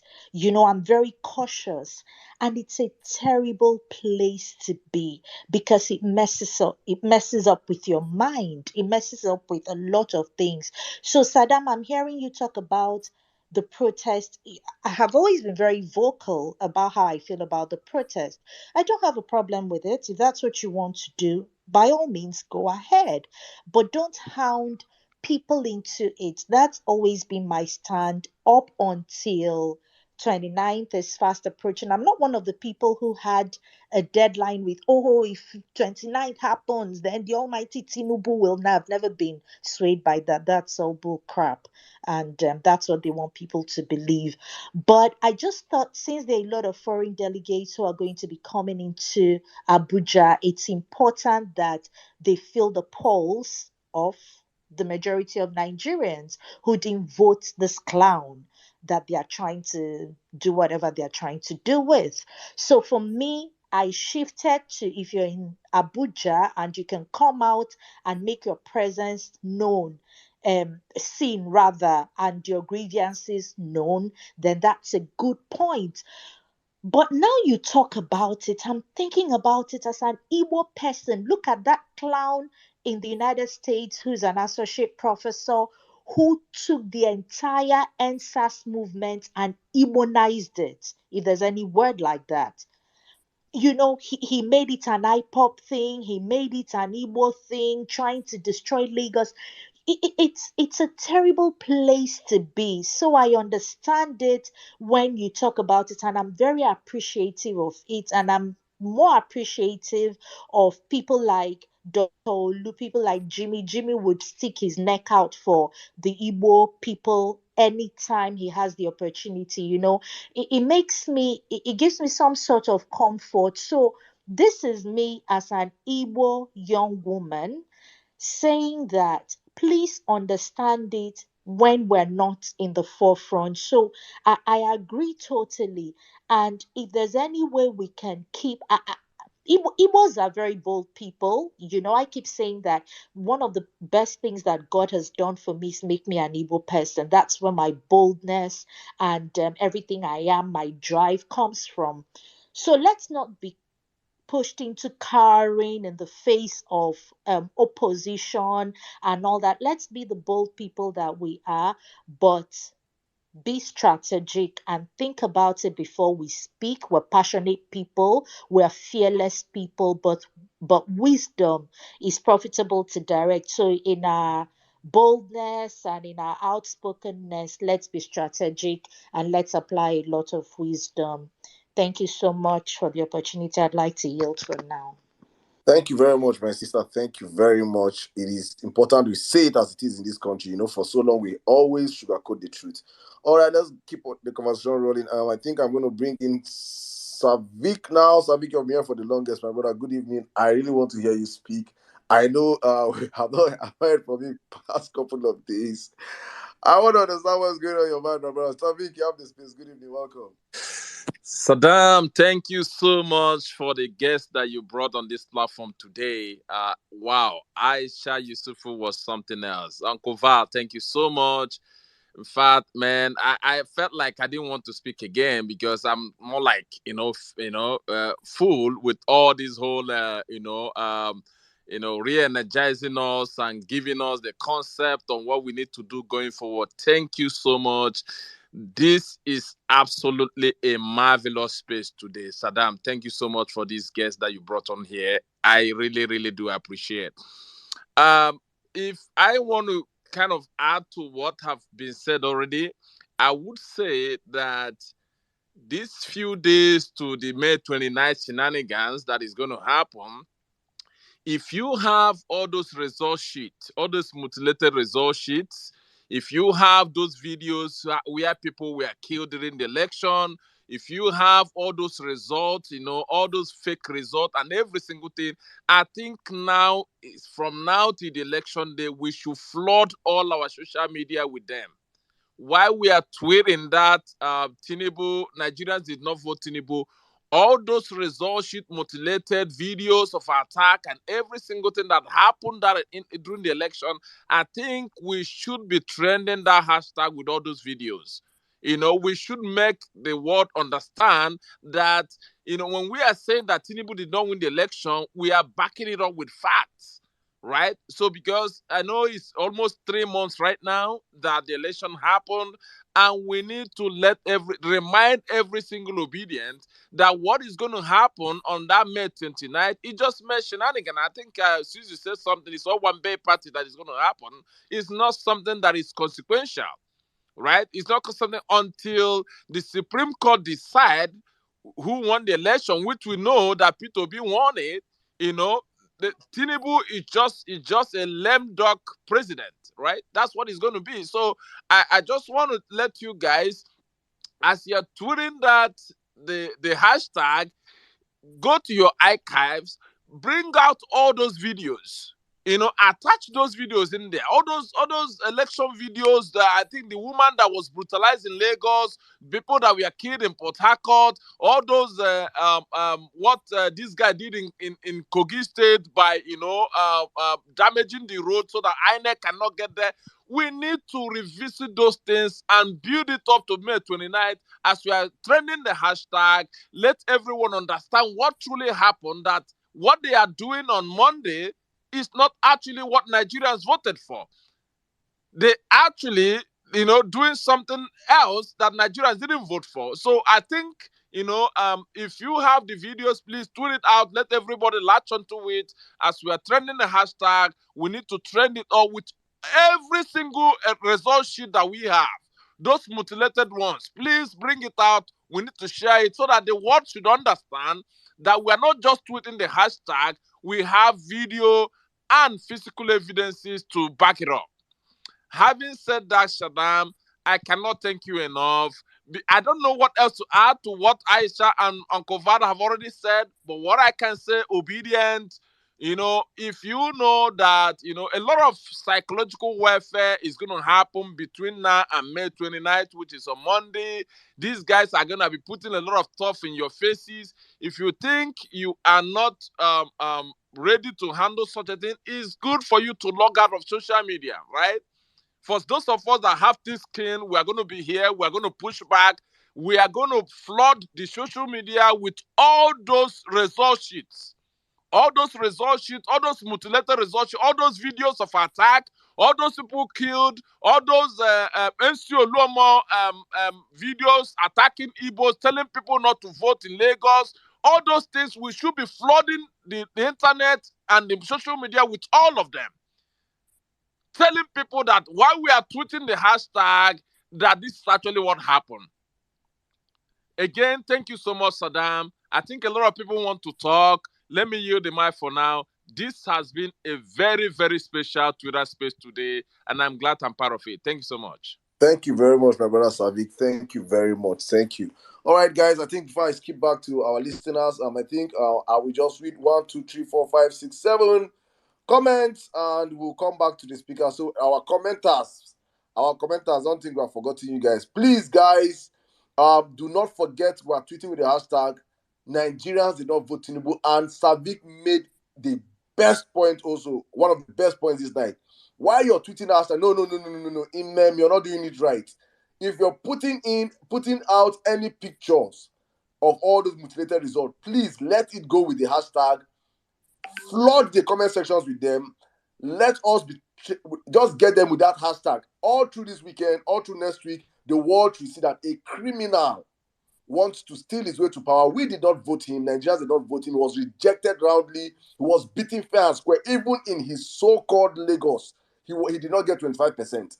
He was beaten like a thief that went to steal a recharge card in Alabama market.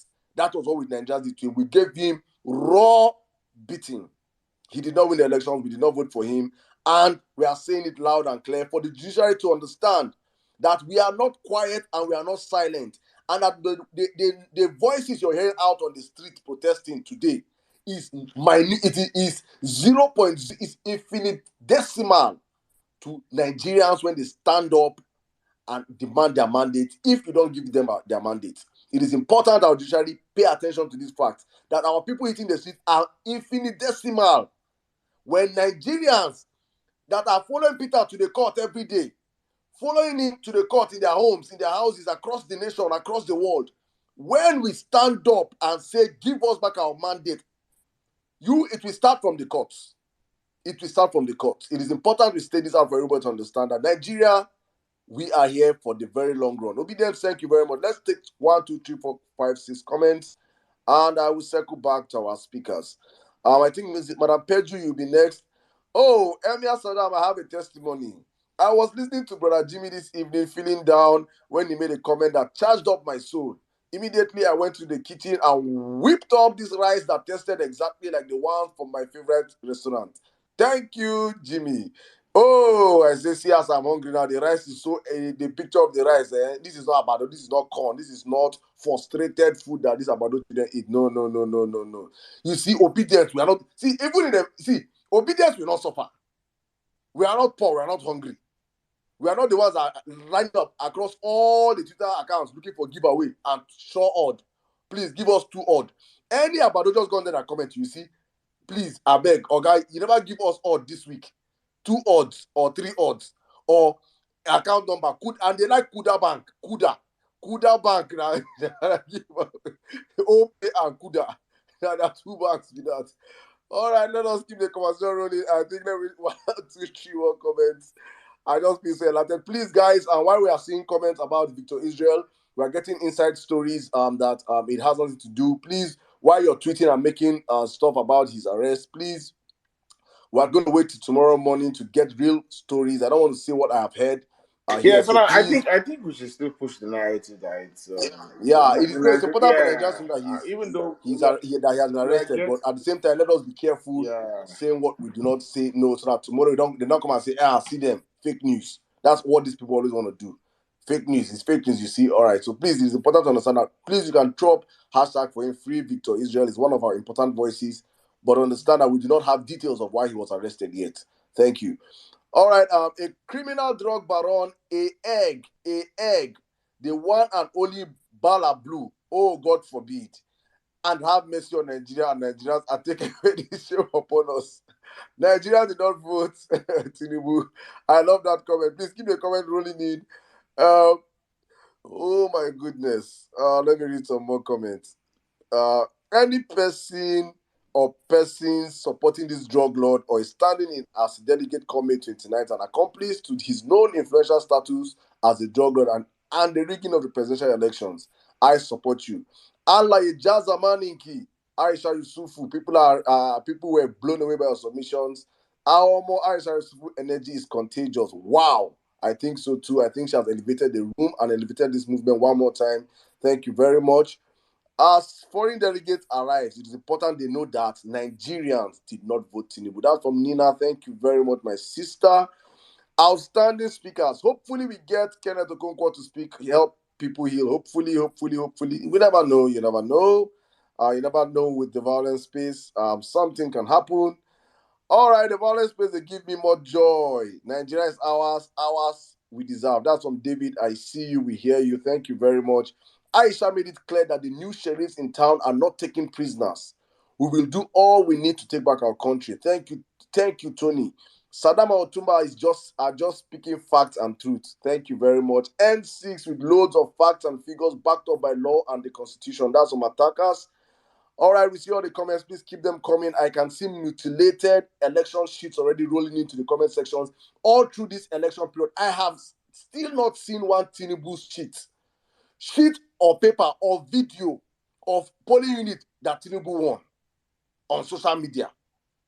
I have not seen one video. Point me to one video where people are celebrating APC, AAT, APC, that Bola Tinubu won. You cannot see anyone. It's crazy.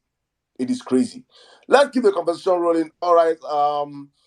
Let me bring in my system. A new Nigeria needs you. Peju. Good evening, ma. How are you doing? You have the space, Good please. evening, Miss Adam. Good evening, Otuba, Jimmy, Uncle Val. Oh my God, Aisha. Oh my goodness, I didn't think that was gonna happen today. That's awesome. Thank you, everyone. Good evening. Um, so I'm just gonna put out a disclaimer because what I'm going to say, some people might not like it, but it's necessary. It's necessary to just say it and to just, in order for obedience to clarify our feelings and clarify why certain things hurt so much, you know. And I want us to listen to this from a rational part, not from emotions. This is strictly rational. So if you're somebody that is very prone to emotions, maybe this probably is not for you. This is just to make us very rational and for us to know how to fight smart, not hard. So there are several definitions for a coup. The first definition is that a coup is an illegal seizure of power by a political faction, politician, rebel group, military, or dictator. The second definition is that a coup is a sudden violent appropriation of leadership or power or takeover. The third definition says a coup is a decisive exercise of force in politics, and especially the violent overthrow or alteration of an existing government by a small group. Okay.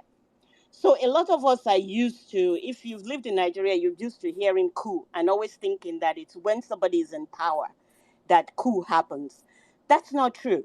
There are different kind of coups. Now, most African dictators have seen that the most common type of coup in Africa draws too much international pressure, and it leads to a military counter coup that takes them out of power almost immediately. So the new MO, the new thing they do of these weak men. I don't know why people call dictators strong men. To me, they're weak. Of these weak men, because if you can't be elected properly, you're a weak man. You're not strong. And if whoever is married to them, she needs to go and pray. So the new MO of this weak men is to rig the election and do an electoral coup before their opponents are declared winner. One of the ways they do it, they have something they call a constitutional coup, which is when they change the constitution, like Obasanjo was trying to do. Even though we are all now fans of Obasanjo, but back then he did another thing. So that was a constitutional coup he was trying to do by getting the legislature to change and make him stay there another extra term against the constitution. So that's why it's a constitutional coup. This one that happened to us is an electoral coup. So an electoral coup is when before their enemy is declared a winner, they actually go in and they rig it to make sure their enemy cannot be declared, even though the enemy was the one that won. I mean, their opponent was the one that won. Okay, so some of them will even declare themselves winners before the electoral process is over, which is exactly what this Tinubu guy, this drug peddler. I don't like people calling him drug baron. There was nothing baron about him. He was in Chicago, in the streets of Chicago, doing drugs. He was a drug peddler. So here in Nigeria, this electoral coup was not against Buhari's administration. It was against Buhari's legitimate successor, which is Peter Obi and Dati, by preventing Obi from lawfully receiving the certificate of return and lawfully being sworn in. So Tinubu knows the military would have dragged him out by his feet and with his pick, we call it pick line over here in the US, PICC line, pick line, would have dragged him by his pick line if he had devised a standard coup after the true results were announced. So if Obi had been sworn in and Tinubu had tried to do a coup, the one that we usually see in Nigeria, they would have dragged him out. So he obviously didn't do that because he's too weak and he knew he wasn't going to get the votes. He knew Peter was going to win, which nullifies the idea that Peter, if it was even possible to imagine Peter having a pre-arrangement with him, he was foolish to have had a pre-arrangement with Peter, who was already successfully winning in the polls. So it makes no sense. So Tinubu knows that. Tinubu knows that they would have dragged him if he did that. So instead, he devised an electoral coup under the nose of the armed forces, NAS, and the judiciary, which are also branches of power in our government, right?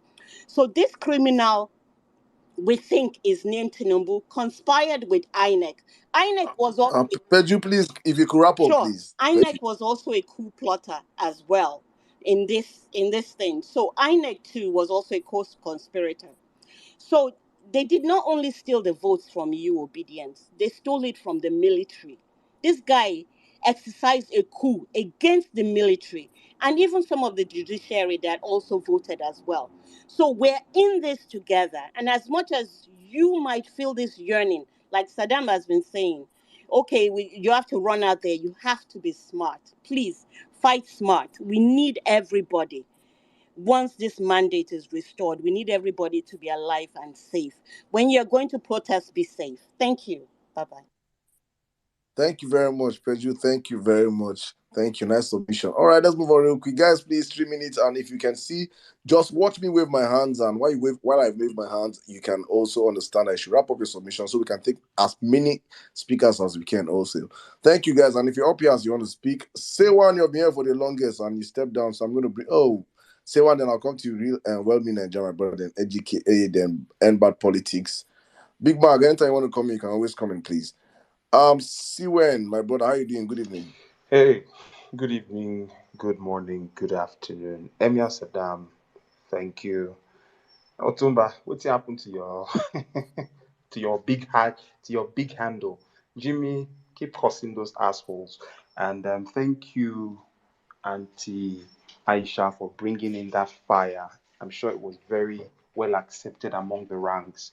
I've gone through the comment section, and one thing I want to bring to note is whoever, wherever, that is still feeling down after hearing the words that have been spoken to us by Madam Aisha and Uncle Valentine.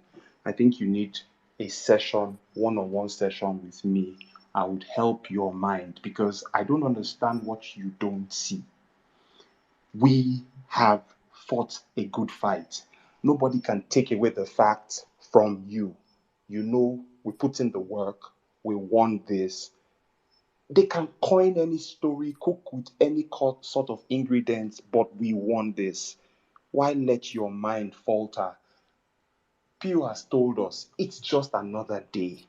We know it's just another day. Monday is just another Owambe. They have forced people to buy Ashoebi. Don't worry. They want to do party. Let them party. We will get this thing back. They never envisaged our momentum. They thought we would die a natural death. 4 people in a room, some people in a hotel, whatever. They tagged us all sorts of names, but we remained. Why do you want to kill your own momentum now? We are closer to victory than we first believed. Guys, stop thinking low of yourself. So because someone has consistently tried to wiggle his way, even though very senselessly, they are making mistakes that people naturally, old men and women, should not be making. But they are making it, and you are afraid that you are losing the war. Don't be afraid. These guys are making errors that even a 19-year-old, even a 15-year-old would not make. God is on our side. We are fighting a just battle. If you are not ready for the gaslighting, me, I dey block people. Now, even on my WhatsApp, I mute and block people because, see, my sanity matters to me, and I'm not going to let any punk come into my face and tell me, I told you. Because as much as I am a very peaceful person, I know that if pushed to the wall, I can be very irate. So I try to keep my sanity to stay peaceful. And that's what I encourage every obedient to do. Keep your sanity. We are not on 100-meter race. We are running this thing to the end. At the end of the day, some people will drop off. Some that are listening might drop off. No problem. I am here for the long haul. I know why I joined, and I've been here for 2 years. Like 2 years. I'm not going to live 2 years of my life and waste it. I did not live 2 years of my life to think that I lost this to a thief. Let's encourage ourselves. Stay focused on this deal. Nigeria is ours. Nobody is more Nigerian than you. Even the person that is trying to tell you, or I told you, he has more strategy. Don't worry. We will take back this country. We will all enjoy this country as Nigerians. On this note, I'll tell you, have a wonderful day. Don't give up. Thank you, and God bless you. Thank you very much, my brother Steven. Thank you very much. Thank you. In the spirit of one man, one woman, for gender equality in this movement, I think I would like to play you guys something. Another thing to give you guys morale for you to understand. Steven said something, and I was like, these guys are making schoolboy errors. And Madam Aisha made something I want to make you guys understand again. That these guys are not intelligent. They are the dumbest set of Nigerians. The dumbest. Look at their supporters. Dumb. You understand? They are not wise. They are not smart. They could not even think of rigging well. All they do is violence, use gun, use thugs. Look at their supporters. MC Olomo. And the worst of us, the illiterates, the people that live, they make people poor, the uneducated, the fraudsters, the criminals. These are the people that support them. So you should understand why they can see Nigeria from only one prison. They don't have that wealth or depth of knowledge to understand that Nigeria is so wide and so big that we can see from different angles. I just want to play one thing for them and always prepare them. Because when this woman was making this speech, she thought she was doing it because of P2B. She thought she was saying these things because P2B is not possible. In their spirit of bigotry, in their spirit of it's not possible. Who are these people? Who are disobedient? And he will get only vote from this side. He will not get vote from this side. She made this statement, and this statement today and tomorrow is what will hurt them in court. Please listen.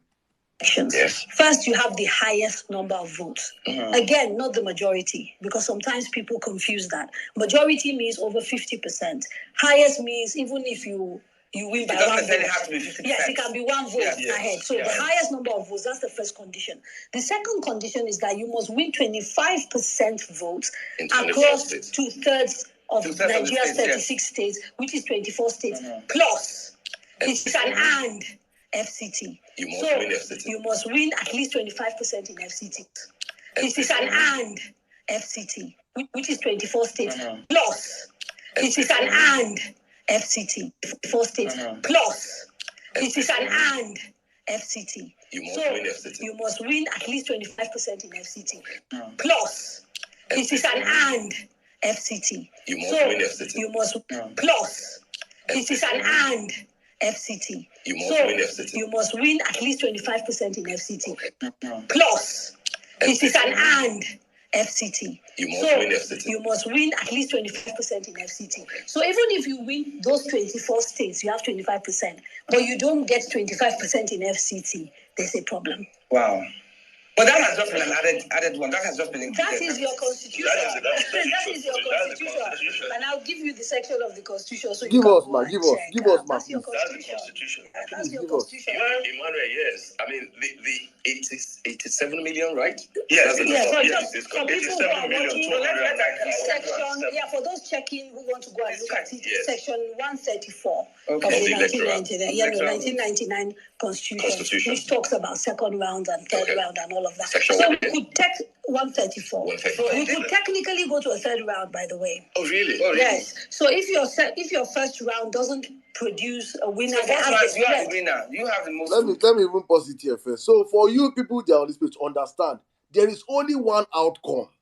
There is only one outcome. Bola Ahmed Tinubu can never be president in Nigeria, except Nigeria wants to go down the drain.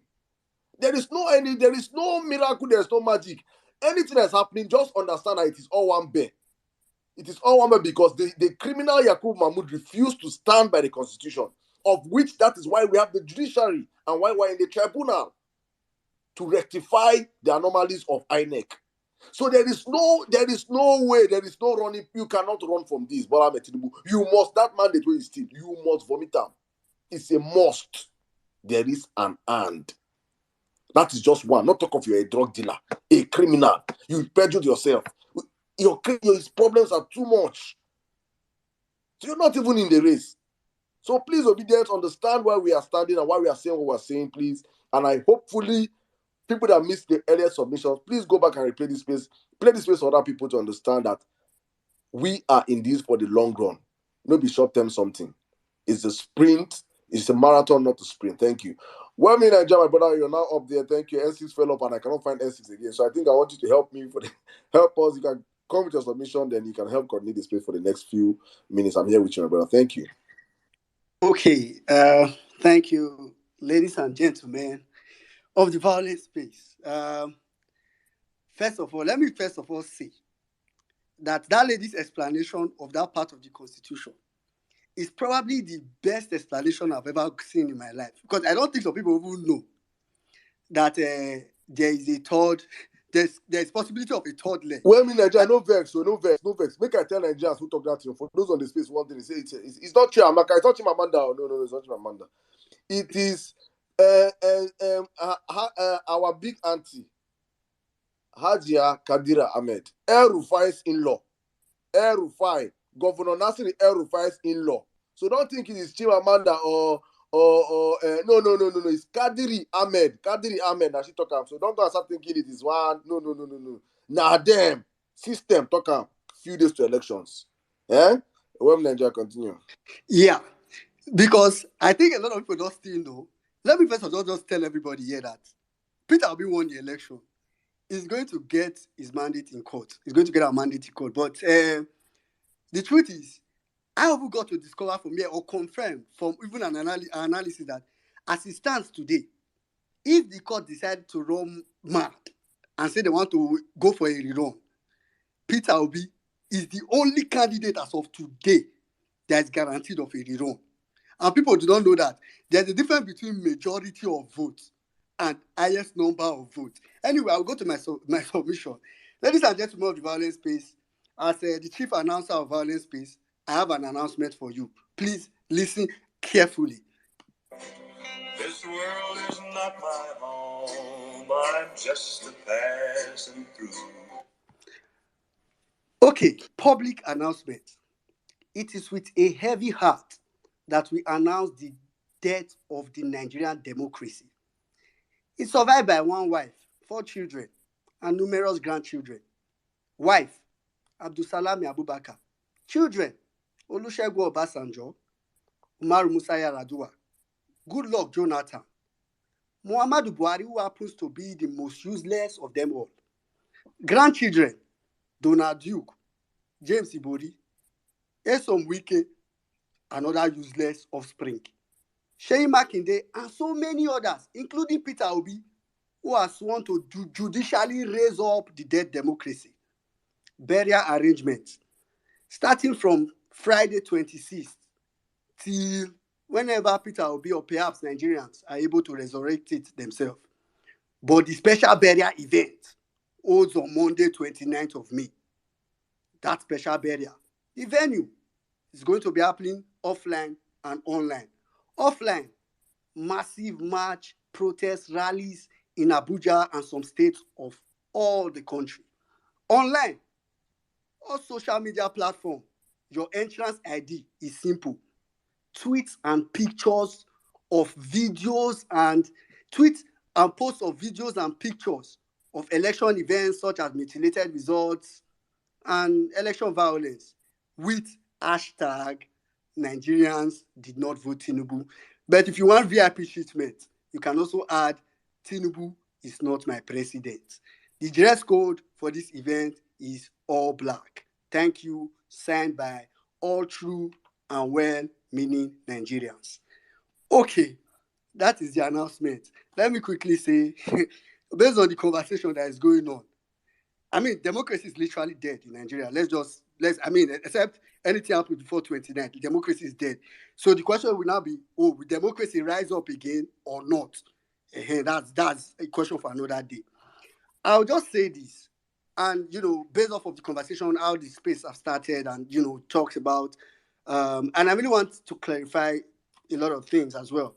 First of all, there is need for diversification in the way we approach this collection of our mandate or retrieval of our mandate. There's need for diversification. So today, I mean, if you're one of those people, please, while I'm around here, I really don't want to hear things like we should have, we could have, we would have, all those shoulda, woulda, coulda. I don't want to be hearing all those kind of things.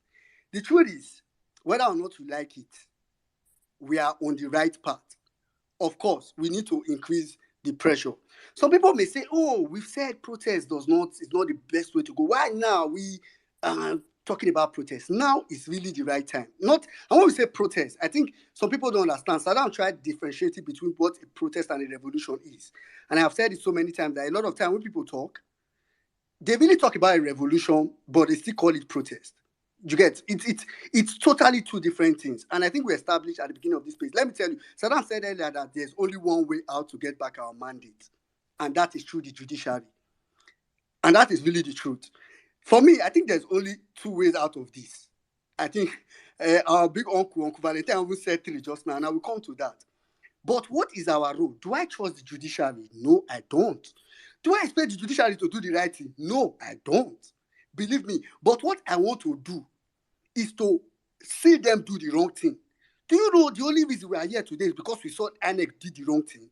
Do you know if we had just said, because we thought INEC would do the wrong thing, let's not even go for election. We could have as well said, because we thought INEC wouldn't do the right thing, let's not go to vote. Let's start the revolution. No need to do election. We're at another point again. We've passed so many phases. And I know it's going to be difficult, but believe me, it is something that we need to approach in a multifaceted manner. Now, for me personally, and I am glad everybody's on that page, there is need for people to turn up massively. It's why our announcement said it. There is need for people to turn up massively. If you are in Abuja and environ, and you can be in FCT, if you can't even do it in your state, fine. But there's a reason why there is need for us to support anybody that will be coming out to march, protest, rally, anything you want to call it, on the 29th. And that's really, like Otuba said earlier, it's really first of all for optics and for pressure. One thing we cannot give APC is for them to have a peaceful inauguration ceremony and just have it and everybody go home and see. We need to make the way the world, like I said, I was telling some of us that when we were having conversation yesterday that on 29th, the world camera is going to be zoomed in Nigeria. So we want it to be that publicity, all those guests that they went to bring, while they are going and coming, they will still know that, Nigerians were able to stand and say, this is not the president. We did not vote this president. And that has to happen online and offline. So please, I want to add my voice to it to say, if for any reason you can be in the FCT in Abuja on Monday, please find your way there. If you cannot be there, no pressure. Wherever you are, if it's contribution you can do, thank God Big Mac is here. He will speak very soon. If it's money you can contribute for wherever you are, please do it. If it's tweet and retweet, you can contribute. Like, see, I know some people say, I don't know how to tweet, I don't know how to type. No wahala. Any picture or video you see online, Just quote, retweet it, and add your own hashtag Nigerians did not vote Tinubu. Simple. It's very simple. Quote it. If that's all you can do, make sure you are doing it. But one thing is, Tinubu cannot have a peace. That inauguration or party, or not inauguration, Owambe that they want to do cannot happen in peace. Then after that, what is the next step? So people are forgetting. Do you people know that we are starting court on Tuesday? After they've done the Owambe on Monday, if they do it, because I believe that anything can happen before Monday, but that's on the side. If they do the Owambe on Monday, on Tuesday we are going to court. The next job for us is to make sure that Tinubu, for the time that we, in few months or few days that will be an illegitimate president, we will make sure that that country is so difficult, make the administration so hellish for him that, I mean, anywhere it turns, he will be seeing Nigerians. The nightmare will be getting every day, anywhere it turns in that country. We will make life so difficult for him. In fact, the case in court will supersede his own administration, whatever he's doing, whatever he thinks he will be doing as an illegitimate president. That is another thing. Lastly, before I round up, for me, I have something that we need to celebrate on the 27th. Please, on the 27th makes it one whole year that Peter Obi joined the Labour Party. For me, that's the most significant day remaining in this month, 27th of. It happens to be Children's Day, but it's also, for me, I said, it's President Peter Obi ex-LP Day. That's what I'm trending on that day, personally. So if you see me tweet it, please, feel free, carry it. President Peter Obi ex-Labour Party. Thank God, Auntie Aisha was talking just now. Me, I've decided that is that a DP that we use to push it forward. That a DP where Peter Obi has his hand inside the pocket. But let me remind us, those things that Savik said just now, please, you have videos of mutilated results. You have all those things. I am begging you. So from this night, hashtag Nigerians did not vote Tinubu should be trending everywhere. Not the one it will be trending in one place, not trending in another place. It should be trending everywhere. So if you have not made at least 2 or 3 tweets, I beg you, go and make that 2 or 3 tweets. Thank you very much, ladies and gentlemen of the Vawulence space. All right. I'm going to go to our next list of speakers. Welcome. If you are just joining us, of course, it's the Vawulence space. And yeah, you are free to pour out your mind. But one thing we are not allowed to do is to discourage or be discouraged. So we are not going that route. Thank you very much, everybody. All right. I'm sure Big Mag, I'm sure you quickly want to give some of the points that you want to give. So Big Mag, go ahead. Then we'll come to Olaido before we go to other of our speakers.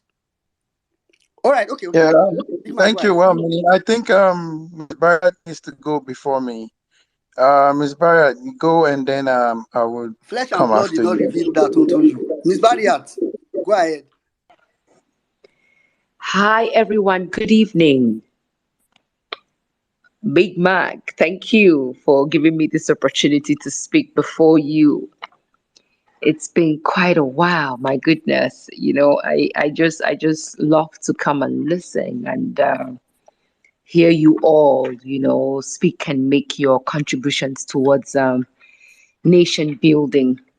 And it's always interesting to hear the different sides, you know, make their presentations, you know. And what we're going through right now as a movement, it's normal, you know, and it is to be expected. Miss Barrier, You know, before you go ahead, yes, yes. Oh, that thing you did with you. God bless you, Jimmy. We cannot let out the hook. Oh my goodness, I wasn't even expecting this from Jimmy. You're the person. You're one person that I don't want to get into your trouble. I beg you. Before you speak all the Yoruba proverbs for me, I truly don't want to get into your trouble. So in any which way that I can send yours, please, I will do that just so that I don't get into your trouble. Oh, thank you so much. Thank you so much. Yeah. So well done. Let me first and foremost appreciate, you know, the guys who host this space. You know, you guys don't understand what it means to do this 3 times a week, and you know they do this for hours. You know, and you know they have their work, they have their families, but it is a sacrifice. You know, I remember when we were coming up with our core values and Bring Back Our Girls years ago, you know, when my sister was speaking here, she said she would make reference to that. I always make reference because my experience of being, you know, someone who has been out on the street started from BBOG, and I learned a lot from that. And I remember when we came up with our core values, and Dr. Obi came back and insisted that we must add 2 words, you know, two words she wanted us to add to what we had came up. We came up with humanity, and she came up to say no. After some days, she said, no, that wasn't good enough. There were 2 words she wanted to be added to the core values of the Bring Back Our Girls movement. And that was discipline and sacrifice. We didn't understand it at first. You know, a lot of us, we protested. We said, no, please, we don't need that. This is good enough. She said no. She insisted that there must be discipline. Like, we must find a way to put in those 2 key words, discipline and sacrifice. And the team that was, you know, the task team, she hated the words committees. She would tell you, no, you know, working with government, committees don't get the job done. So anytime we want to do something and they say, oh, we'll raise a committee, she'll say, no, task teams. Because when you put people to a task, they get the job done. So we started using the words again. I learned a lot from that movement. And we had to find a way to put the word discipline and sacrifice. So we came up with humanities, HUMAITEEDS.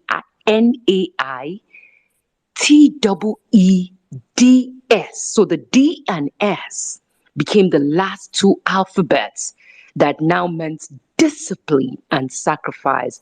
So I want to say this to the host, the guys who always rotate in hosting this, that it takes a lot of discipline and sacrifice also for you guys to do what you do.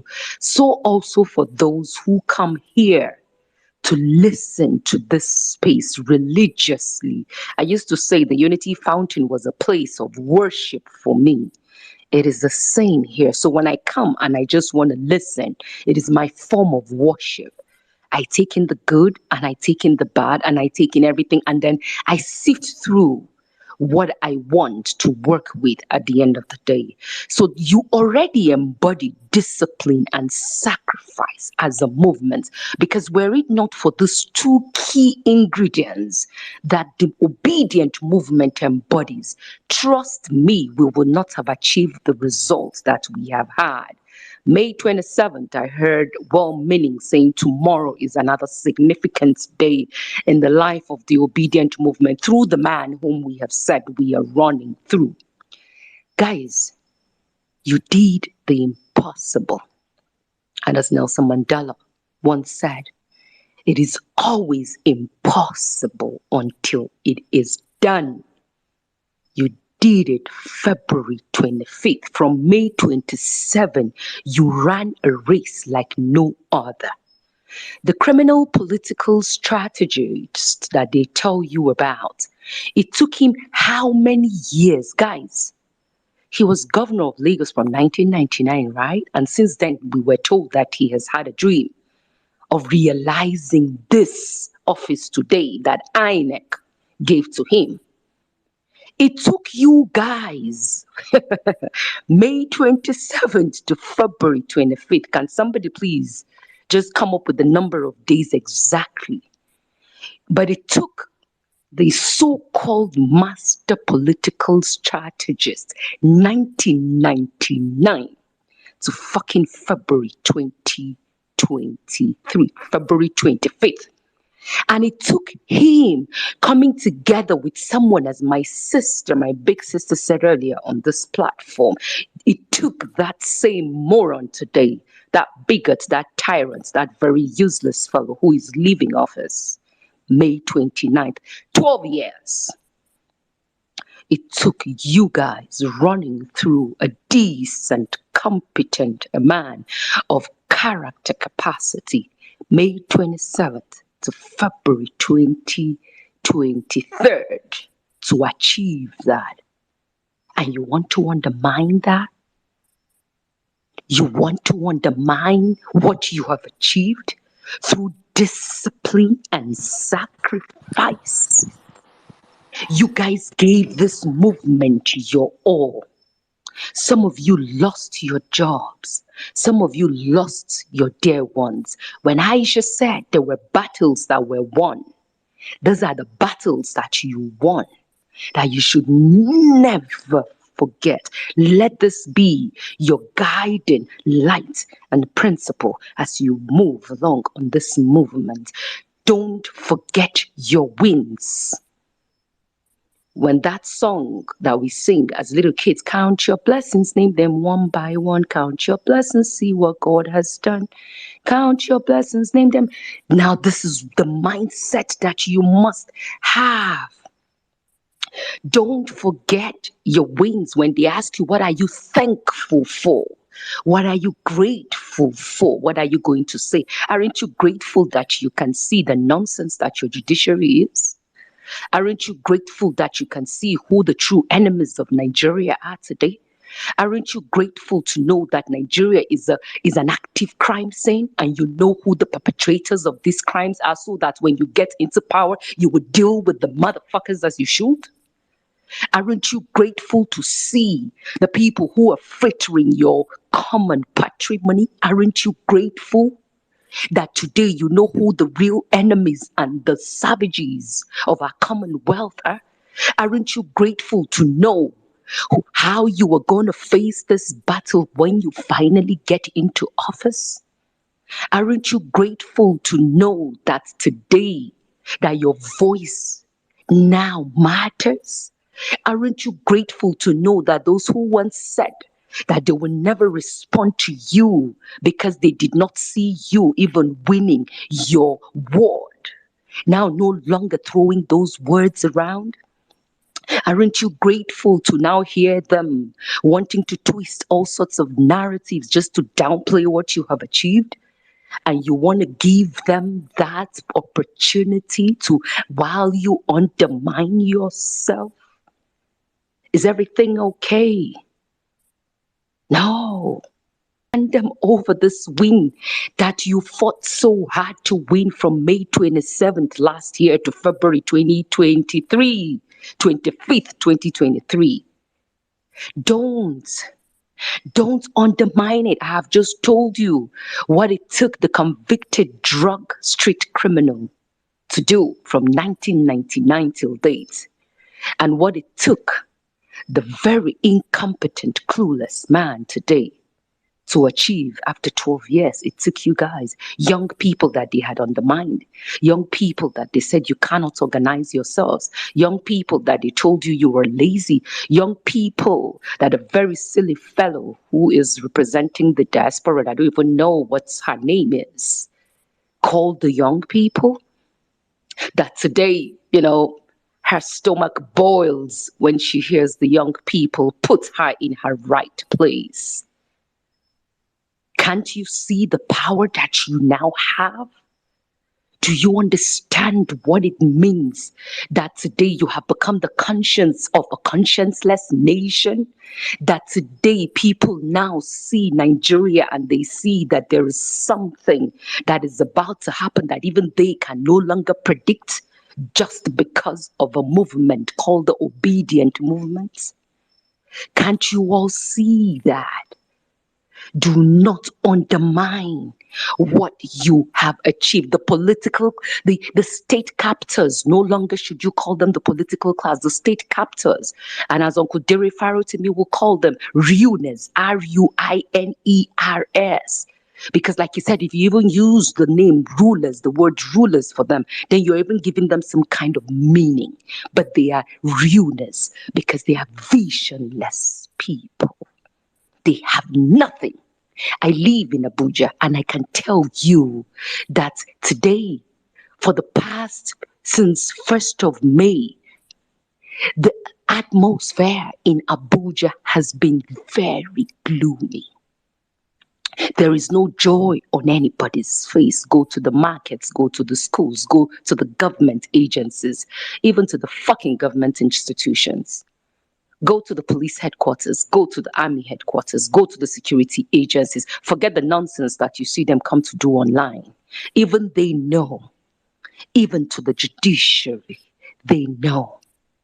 Harriet Tubman, if I got that name right, once said, I could have freed more slaves if only they knew they were slaves. And this is why all our eyes must be on the judiciary, because they are fucking slaves. And this is the time for them to free themselves, if only they realize the power that they have in their hands. Jesus Christ knew the power that he had in his hands, and he used it well, even around those whom he called his friends. If the judiciary understands the power that they have to change the trajectory of this country, then history indeed beckons on the country called Nigeria. Because they will slam this motherfucker from the day they will make their pronouncement, slam him to jail immediately. The fact that we eat, and even Peter denied Christ 3 times. Judas sat by his side and he betrayed him. So I don't fucking care if they have wined and dined with the convicted drug dealer. But this is the time to do justice.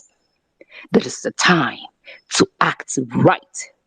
This is the time to free themselves.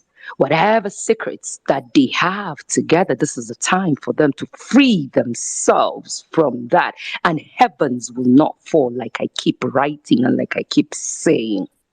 Heavens will not fall, because they would have freed themselves from the clutches of the man who is holding them by the neck. And as Aisha said, wanda karena shine zai dawo ya ci ubanka. So just in case the Tinubu thinks that he has them in his pockets, they will prove him wrong. And this is why we all must stay focused. All eyes on the judiciary.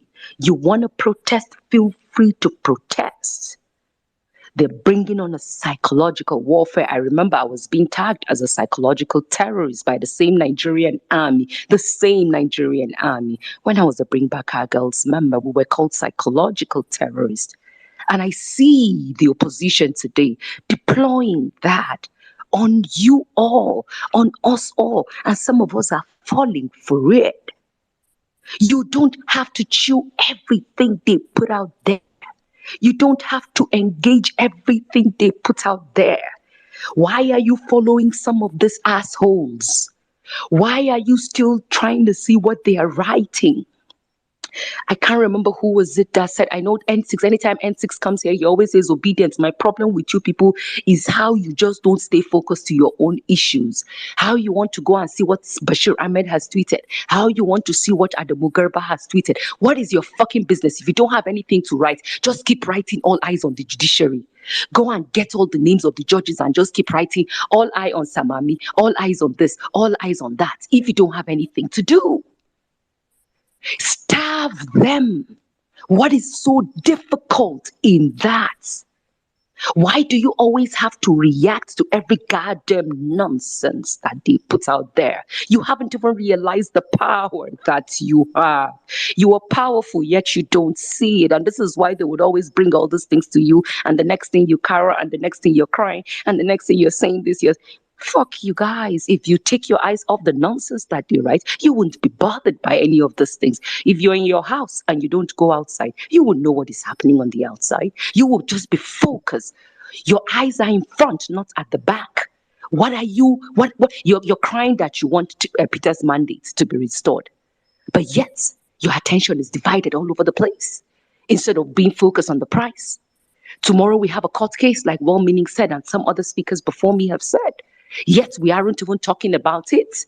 No, sorry, I should think it's PDP. Yeah, it doesn't matter. But tomorrow is a huge day in all of our lives, because that's a slam dunk case tomorrow at the Supreme Court.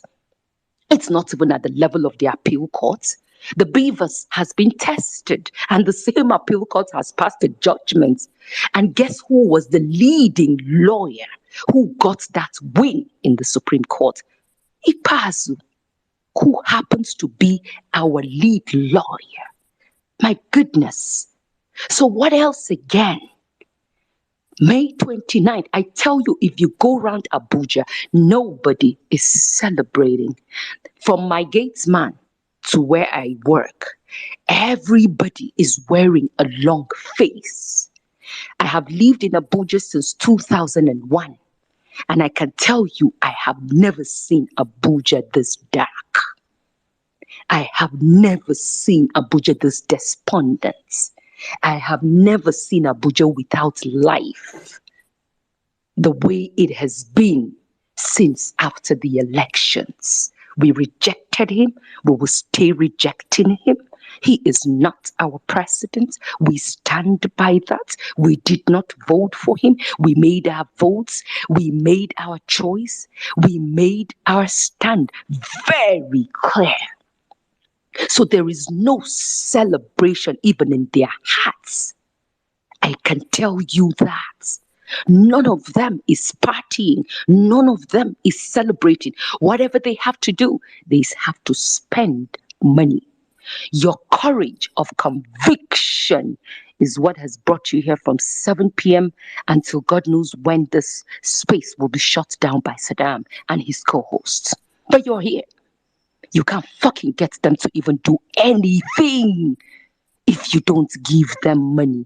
You have been here since last year, even before Peter declared.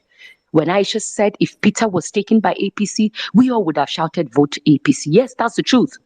Even though we have cursed out their lives, but we wouldn't have a choice, because what did we see? We saw a man with competence and character who would have been forced to do that. But the forces of darkness that they are did not allow them to even see the good in Peter because of their wickedness and evil. And he moved to Labour. Forget about the nonsense. Look, let me tell you, we were in ACPN with Dr. Obi. I don't know if any one of you even has ever heard of a party called ACPN.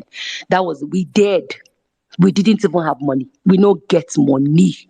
But we did. We waka to the places where we feel waka around this country. They shout, vote Dr. Obi. She pulled out of the race, and on the day of elections, I went out to my polling unit. She was not on the ballot, but I voted for her on that day. That is courage of conviction. And that is what all of you fucking have, which the rest of them don't have. In the midst of the threats, intimidation, you still came out. It hurts me when I hear Saddam say that Igbo people take the back seat and allow other people. You know, I wanted to tear my heart into pieces. And I have said it several times on this platform that the reason why I am loud and I'll stay loud is because I share in the pain. If a major tribe, they are called three major tribes, Igbo, Hausa, and Yoruba. I am Baju. A lot of you don't even know that there is a tribe called Baju. So if an Igbo man is not given an opportunity where they are a major tribe, for goodness sakes, who the fuck is Buriat Kabruk? And you tell me not to fight. I have been fighting this in Kaduna because I have been tagged a minority.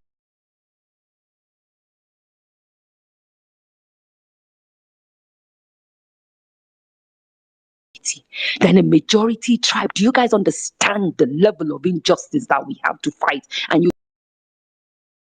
well, so now fight to finish. You know, they see footballers for field 11-11, then go bring your leg down, then go people, then they carry some come off for stretcher, then go do substitution. And may the best team win, and that best team will always be obedient. That best team, the best leader that we have, will always lead us to victory. I know they even talk of dirty. We know they talk, but in his silence, there is fucking power. Una know the team where una they represent so. Una don't scatter everybody. You scattered the big man Atiku that told you guys, fucking go vote for PO. And you retired him, and you retired him for good. The man who has had a dream since the days of MK Abiola. Una no give a chance, even for the Lagos we then talk say, na in backyard. I beg if now want throw party tomorrow, throw party tomorrow. If now want do now party 29th for that same Eagle Square, find una space, do now own party. You fucking won an election. We will retrieve our mandates. Peter Obi, we must protect Peter Obi. The establishment hate his guts. And guess what? The guts of an Igbo man. I come from the north. I swear to you, if it were replace pure with dirty, therefore no they try this nonsense. Now me they tell you now. Replace pure with dirty. And this is why you must understand that the freedom, the fight to finish, the fight to win on this battle is a must, because it is a freedom for each and every one of us, even the Yoruba Runu people. And that's why big ups to the Jimis, big ups to the Otumbas, big ups to the Olawales, big ups to all the Yoruba people on Antibolanle. You know, I can't even mention all of you. Big ups to you guys. It's not easy, because even among our family, when I get traitors, when I get people we want to go put knife on our back. That's what happened in Rwanda.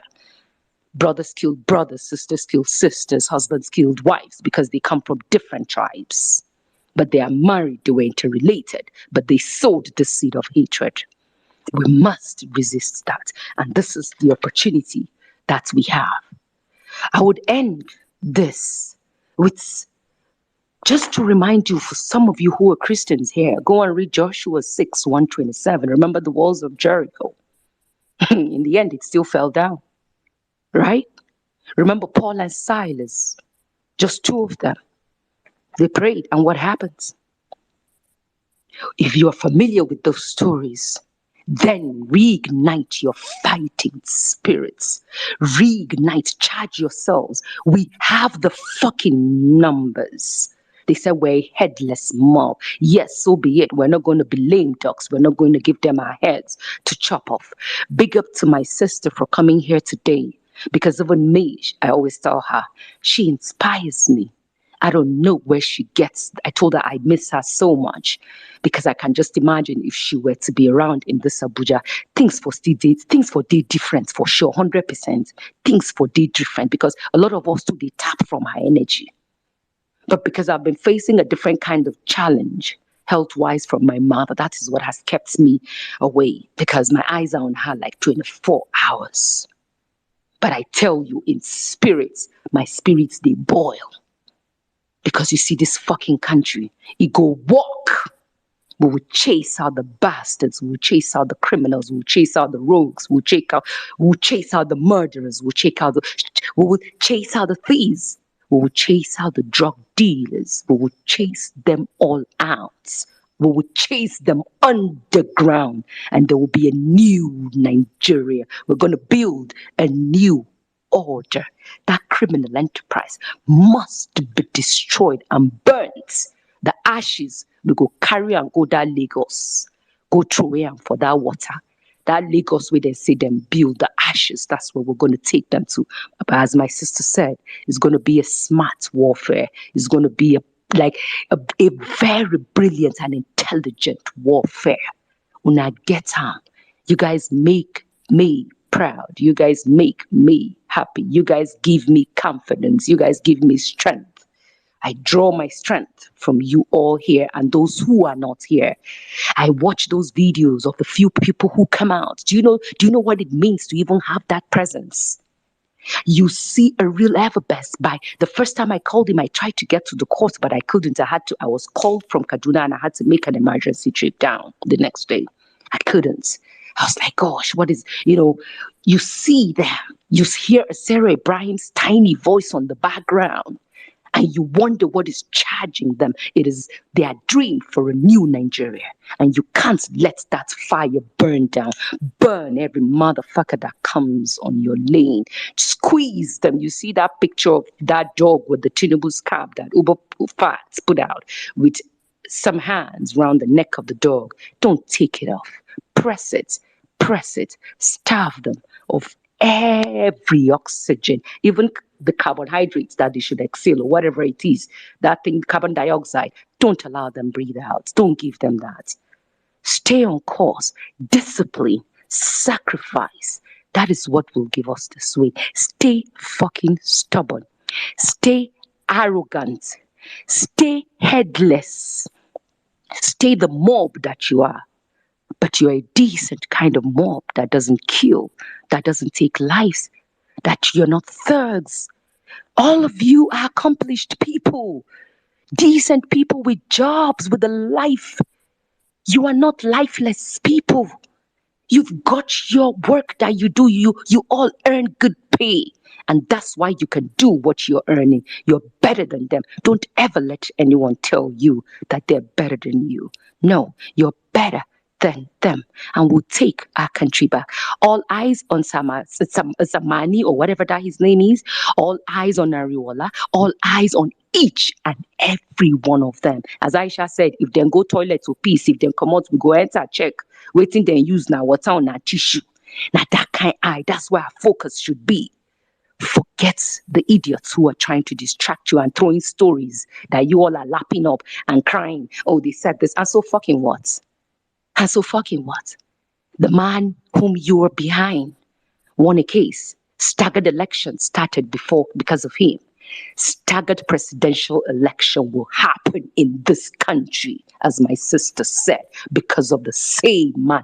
God prepared him for a day and for a journey like this. We're going to make history, same way we made history. February 25th, March 18th, we will fucking make history again. And this country will see no tribe, will see no religion, but will see what each and every one of us has to bring to the table, and it will work for us all, rich, poor, no matter our status. Thank you. God bless you all. Keep your spirits high up. Don't ever let anybody tell you you can't, because trust me, you can. And in that famous quote, those who say it cannot be done shall not fucking interrupt those who are doing it. Likewise, as you are here, don't let anyone fucking interrupt you on your journey. Like a moving train, crush them. I love you all. Stay blessed. And we are winning. Thank you. Oh, thank you very much. Thank you very much, Miss B. Thank you. That was like that was. I mean, you made some tough and hard points there. Thank you, Saddam. That was needed. Thank you very much, Miss B. Thank you, thank you, thank you. One thing is certain: we are getting back our mandate. All right, Big Mac. Let's come to you. I know we have a Before, couple of thank requests. you very much, BB. I just want to join in and just give some good news. Probably one more good news. Because so many people have been flying with Victor Israel. Sorry, what's his name again? Yeah, Um, Victor Israel. Yeah. yeah, he has been released. He has been released already, so it has nothing to do with campaign. It has nothing to do with elections. It's a personal issue, but he has been released. So just to water down every other fears or worries. So I think I had to drop this in here. Okay, well, Nigeria, back to you.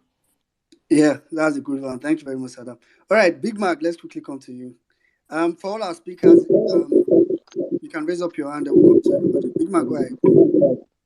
Yeah, thank you very much, everybody. Well, meaning Nigeria, I see you. Saddam, Otumba, and everybody here. Y'all know how I feel about you all, man.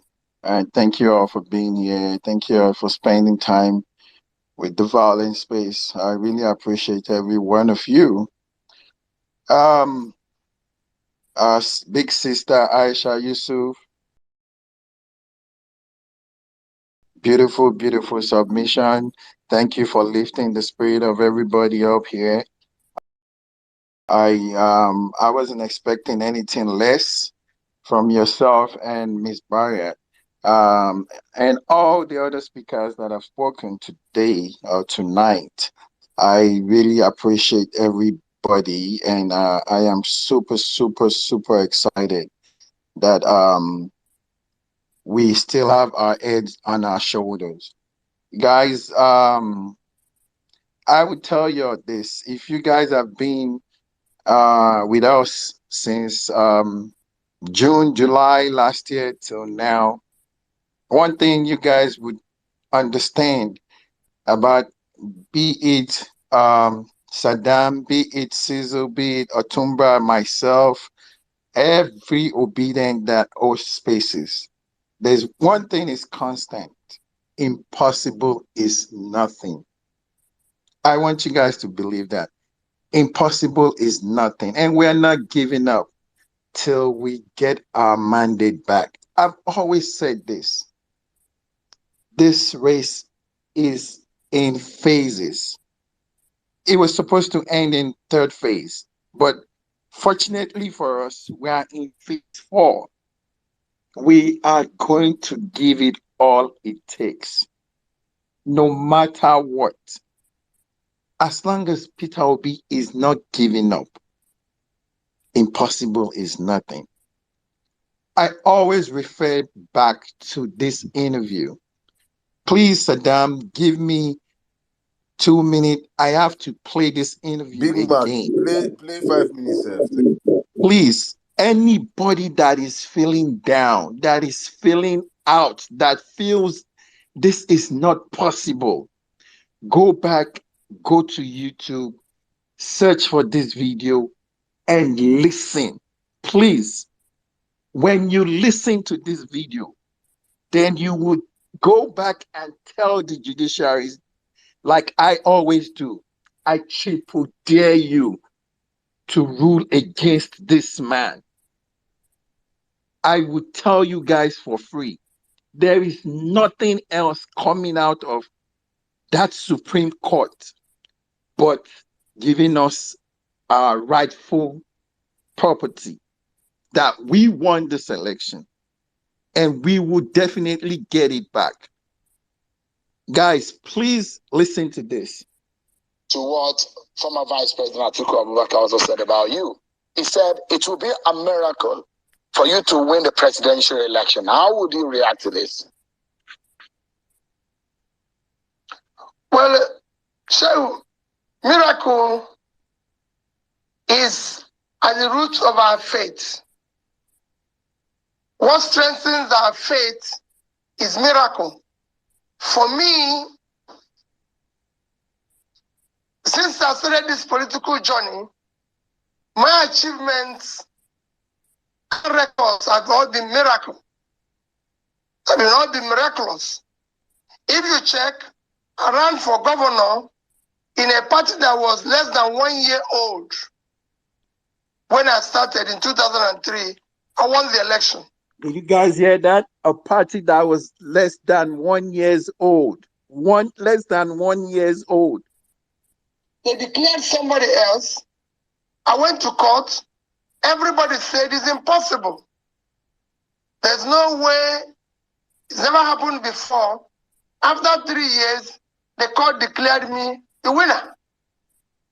I was sworn in. 6 months, I was impeached alongside Fayose and Darie. I went to court. Again, I became the first governor to come back from impeachment. So I was the first governor to win through the court, first to come back from impeachment. And then in 2007, about 1 year in office, INEC conducted the election, and I knew about won. I was sworn in as governor. I went to court again to seek the interpretation of our constitution that my tenure is 4 years. Everybody said it will never happen. Again, the Supreme Court declared me the winner, which is why you have staggered the election in various states today. So I became the first governor to seek interpretation of the constitution on tenure of the governor. I became the first governor. In Anambra State, over a period of 40 years, from Jimwe days in old Anambra State, I was the first governor to serve 2 tenures. I can go on and on and on and tell you so many things that have happened in this my journey that one can say is a miracle. And I'm looking forward to the next miracle next year to complete the miraculous journey of my political life. If you guys understand this interview, guys, come out on the 29th in Abuja. Let's celebrate another miracle. I am telling you guys right now, come out on the 29th of May. Let's celebrate another miracle. I care less about what these guys are doing. I care less about what Mahmoud Yakubu did. I care less about what what's his name? The so-called dumbass president is doing. I care less about them. I know there is a miracle about to happen again. And I am celebrating in anticipation of that miracle. Guys, please don't give up. Don't lose faith. Understand this. We are in a different phase of this journey. We have won it. I said it since August. Peter Obi will win with a landslide. I've been singing that song. I've been shouting it. You don't believe me. I would say this again. Peter Obi will get his mandate back, and we would all start to rebuild Nigeria for the better. It's unfortunate that these crazy people will be part of it. I wish we can have our own Nigeria and they have their own Nigeria. So, guys, believe me when I tell you this. We have won this. We will get it back. And our president is no other person than Peter Gregory Obi. Take it to the bank. Nothing is stopping it. Nothing born of a woman can stop it. Anything whatsoever cannot stop this till it gets to its final destination. If God says somebody would die, it would be so. If God says we would all be happy and celebrate, that is what it is. And we will celebrate. Please, we are all going to be in Abuja 29th. Sponsor somebody, pay somebody's transport fare, help somebody get there. Anything you can do. 1 million man march in Abuja is activated. We need all the support we can get. 1 million man march 29th. We are not fighting. We are not confronting anybody. We are celebrating. We would sit down. We would dance. We would carry placard. We would tell the world we never voted for any other person but Peter Obi. So whatever they are doing, we don't care. We are doing our own. We're telling the world, making everybody know that this is our country. We have the right to march. We have the right to protest. We have the right to do anything within the law. And we are not going to break bounds because we know our rights. So guys, please, and please, contribute whatever you can. I beg of you guys. Saddam, please allow me. Let everybody contribute, help somebody to get to Abuja. We have people that are willing to come from Nasarawa, people that are willing to come from Niger, people that are willing to come from Kaduna, people that are willing to come from Plateau. Guys, we are all we got. We've been coming through for one another. We've been showing support. We've done a lot. And we're going to keep doing it till we get to our destination. Everybody here contributed for the 1 million man march all around the country. It was done by all of us. We did the medical outreach. All of us did it. We did 100 million man march local government. We all did it. Guys, it's time for us to do it again. Let's celebrate this. Let's make it happen. Please, I beg of you guys. 5,000 naira, 1,000 naira, whatever you can, sponsor somebody that wants to go and celebrate Peter Obi. We are not making trouble. I say this again. We are going there to celebrate our own. They can do whatever they like. We don't care. We are going to Abuja to celebrate. We would be there. We will dance. We will party. We will eat. We are going to celebrate Peter Obi because we know he won the selection. So, guys, I beg of you guys. All right, Big Mac. I think let me come in here. Let me come in here. Yeah, Guys, go ahead, please. Saddam. Thank you very much, Big Mac. Thank you. Please send me that voice pop. Please, I will need it. Is one very powerful pop. Thank you so much also for all you have said. I think it's important. People go out also, and if you want to you want to support, please, Big Mac, you can post. I think you can post your account number, the 1 million man match. You can post the account number up there. People want to support, please reach out to them. Yeah, it is nothing much. You can always support. As we said on the platform here, we are open to helping any solution that we can provide, not us doing anything. We help our people out here. So please, Big Mac, you can post on your 1 million match crew account Yeah, details. well meaning can help me out, please, because Uh, it's up there. It'd yeah, be so easier.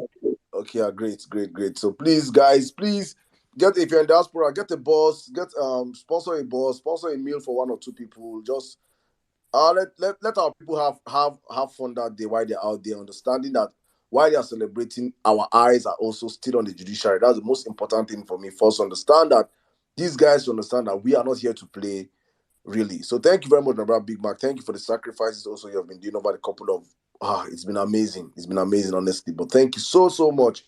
All right, let's keep the conversation rolling. Please, obedient. My man, our correspondent. I don't see her. Elsis, I don't see you. I really never myself lost as you lost. I don't see really never best. I never see. So Elsis, do something. Do something and come back, yeah? I think I'll circle back right now to Wembley, Nigeria to continue. But before then, yes, we have the account number up on the Jumbotron right now. PayPal, Zelle, you can send whatever you send. Please just send me receipts in my DM for accountability purposes. Also, um okay, I'm gonna send the account number to you, my sister. Thank you for all of you reaching out to my DMs already. Thank you so much, guys. Thank you for the support. Also, please, we have an article up there on the Jumbotron. Please go and read the articles on the parallel facts. If you're not following the parallel facts, you are on a very long thing. You are sleeping on the bicycle, and you'll be part of the people that will be crying in Nigeria because you'll be reading fake news. Go and follow the real news. It is important to follow the real news. The parallel facts is up there. Go up there and you see the articles, amazing articles from the submission, live submissions. We're having articles on it up there. So please, guys, follow the parallel facts. Tell people about the parallel facts. It is a new thing in town. It is the real news. Okay, let me circle back to my brother Wemi Nigeria. Now let me copy the account details and send it to you. Please, if you are looking for account details up on the Jumbotron, please support. Thank you, guys. Wemi Nigeria, back to you. Yeah, all right. Thank you, Tadam. Took that from my mouth. Guys, the news from the parallel facts is on the Jumbotron. At least for those of us that were not around when Madam Aisha gave her submission, this can give you a snippet. You still need to go and listen, but you can also share this with your family people because everybody in Nigeria now needs that encouragement. There are a lot of people that needs to know that there's still a way out. That's one thing that we need to share with people. So please share the news with your family, your friends that are probably thought, oh, okay, it's over. But by the time they know that we are still in this to win it, they would come back to life. So don't be the only bearer of the good news or these encouraging words. Ensure you share it as well to other people. All right, quickly, we'll just take, I know we have so many requests and we need to go fast. So as much as possible, we'll let's go to Honorable Ada. I know you were here before you dropped.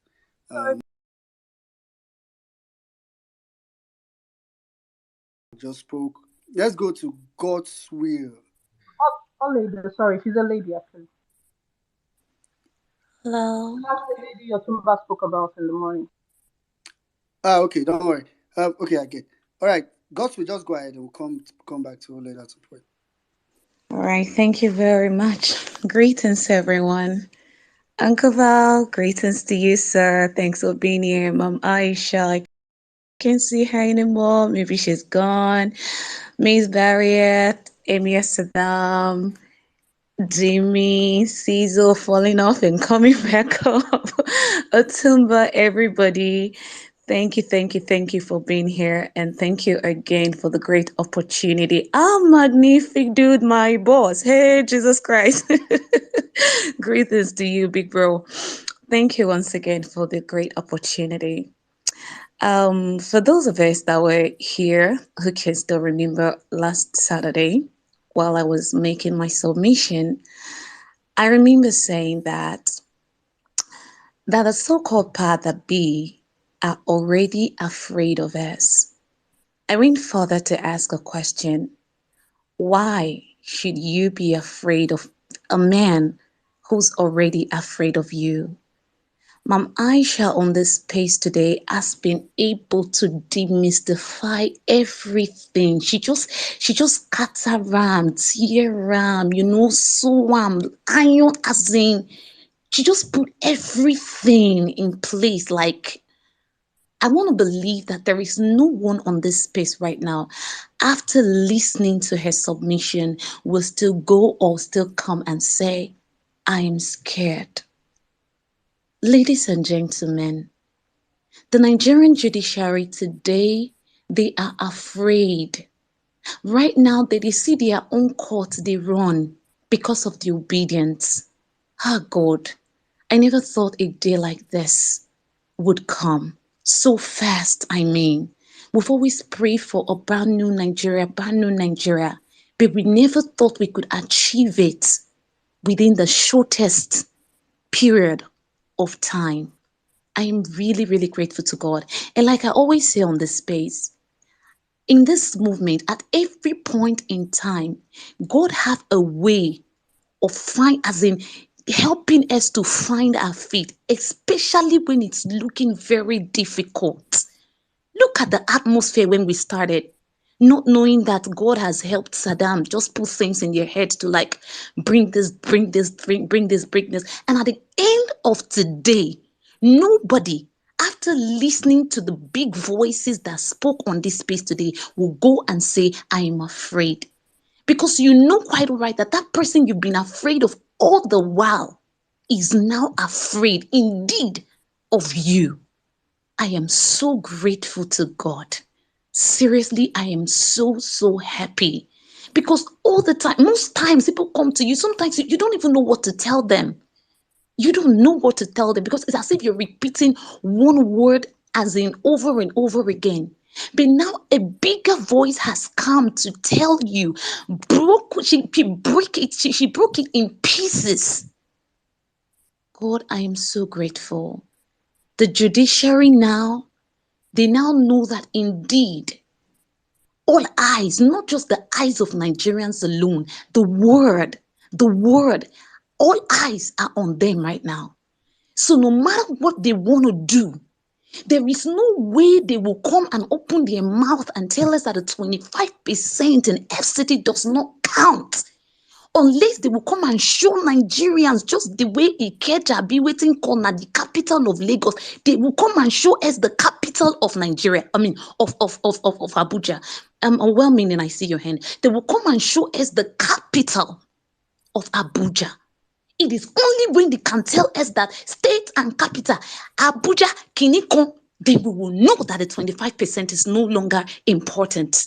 And they will start thinking of something else. But so long they cannot tell us the capital of Abuja, that Abuja still remains the capital, as in the headquarters of Nigeria, the seat of power, that 25% is sacrosanct.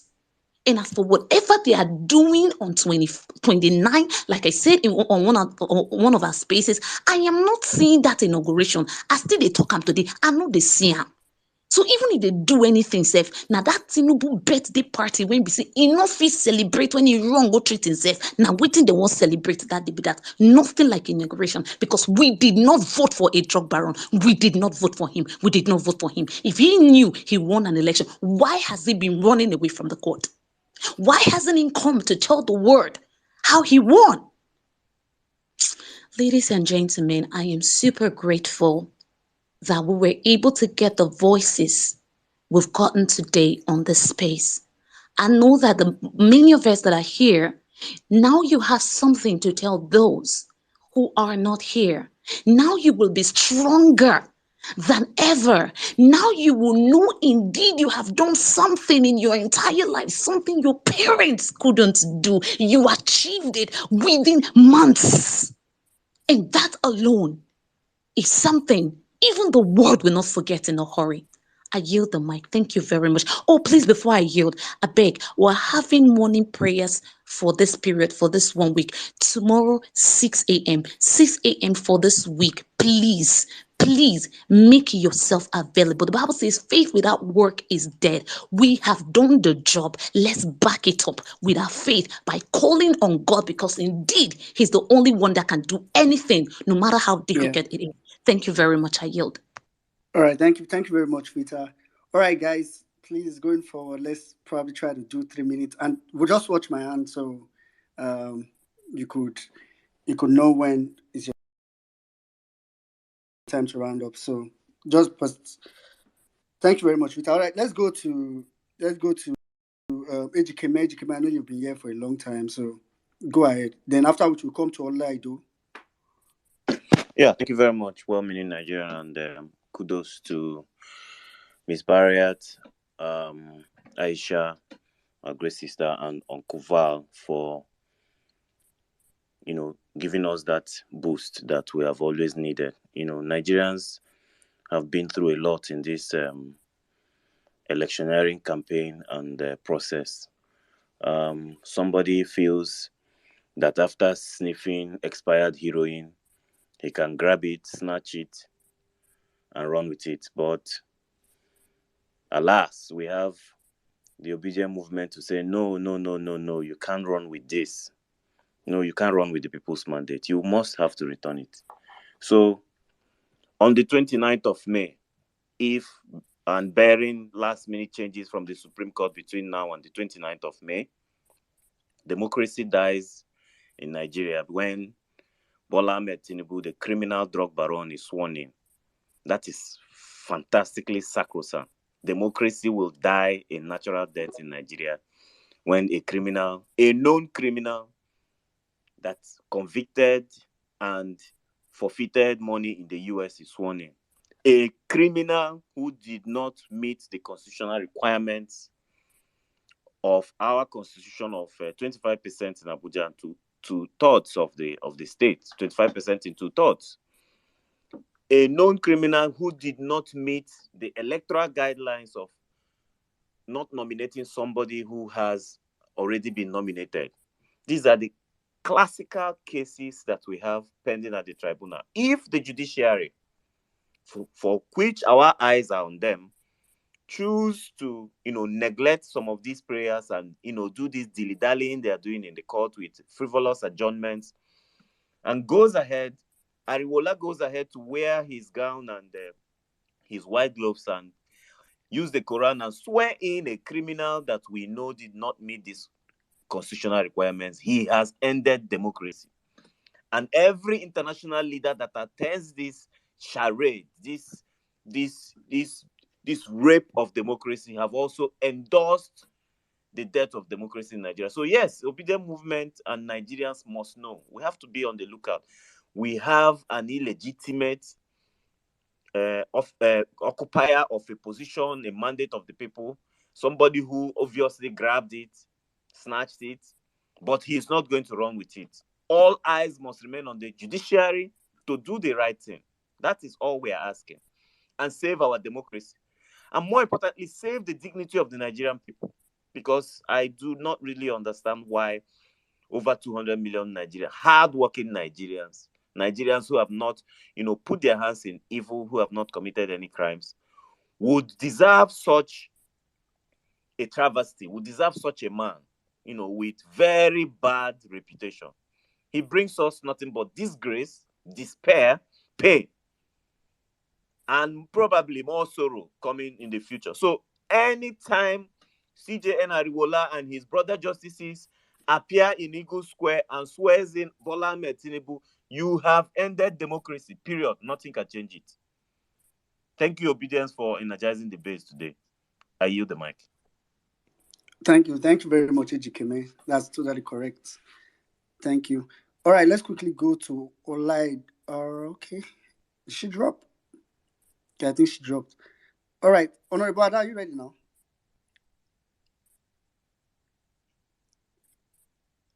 Yes, I'm ready. Can you hear me? Yeah, okay, go ahead. Yeah. Can you hear me better? Okay, Yes, can hear sorry, you. I Go just ahead. took off. I had to take off my headpiece. Okay, guys. I am so sorry for the long back and forth. I'm back now. Okay. Um, hello everybody. Nice to be here. Nice to speak. Uncle Val, I see you. Good evening, sir. Miss Barriat. Good evening, the Queen herself. Auntie Aisha, I missed her. Everyone, man, thank you guys so much. Sir Dam, you mentioned that someone said they didn't protest because you said they shouldn't. Actually, a whole lot of people said the same thing to me personally. I was just bewildered because, like, how is anybody living in Nigeria allowing themselves to be so, influenced by another person? It didn't make sense to me. But despite how disappointed I was, I could see what they were saying, right? If anyone is listening to me here, Saddam never meant for you to not protest. He just didn't want anyone to say that Violence Space said this or that, because the brand is not set up for such purposes, please. If you can hear me, honestly, if you want to protest, please feel free to join us. It's your absolute right, and you are very correct to protest.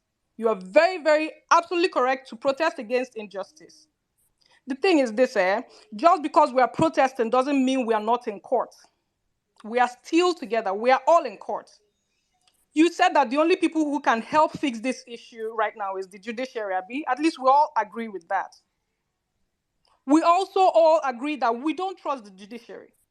The question now is, how can we ensure that the judiciary will do the things they say they should do, that they will do the right thing?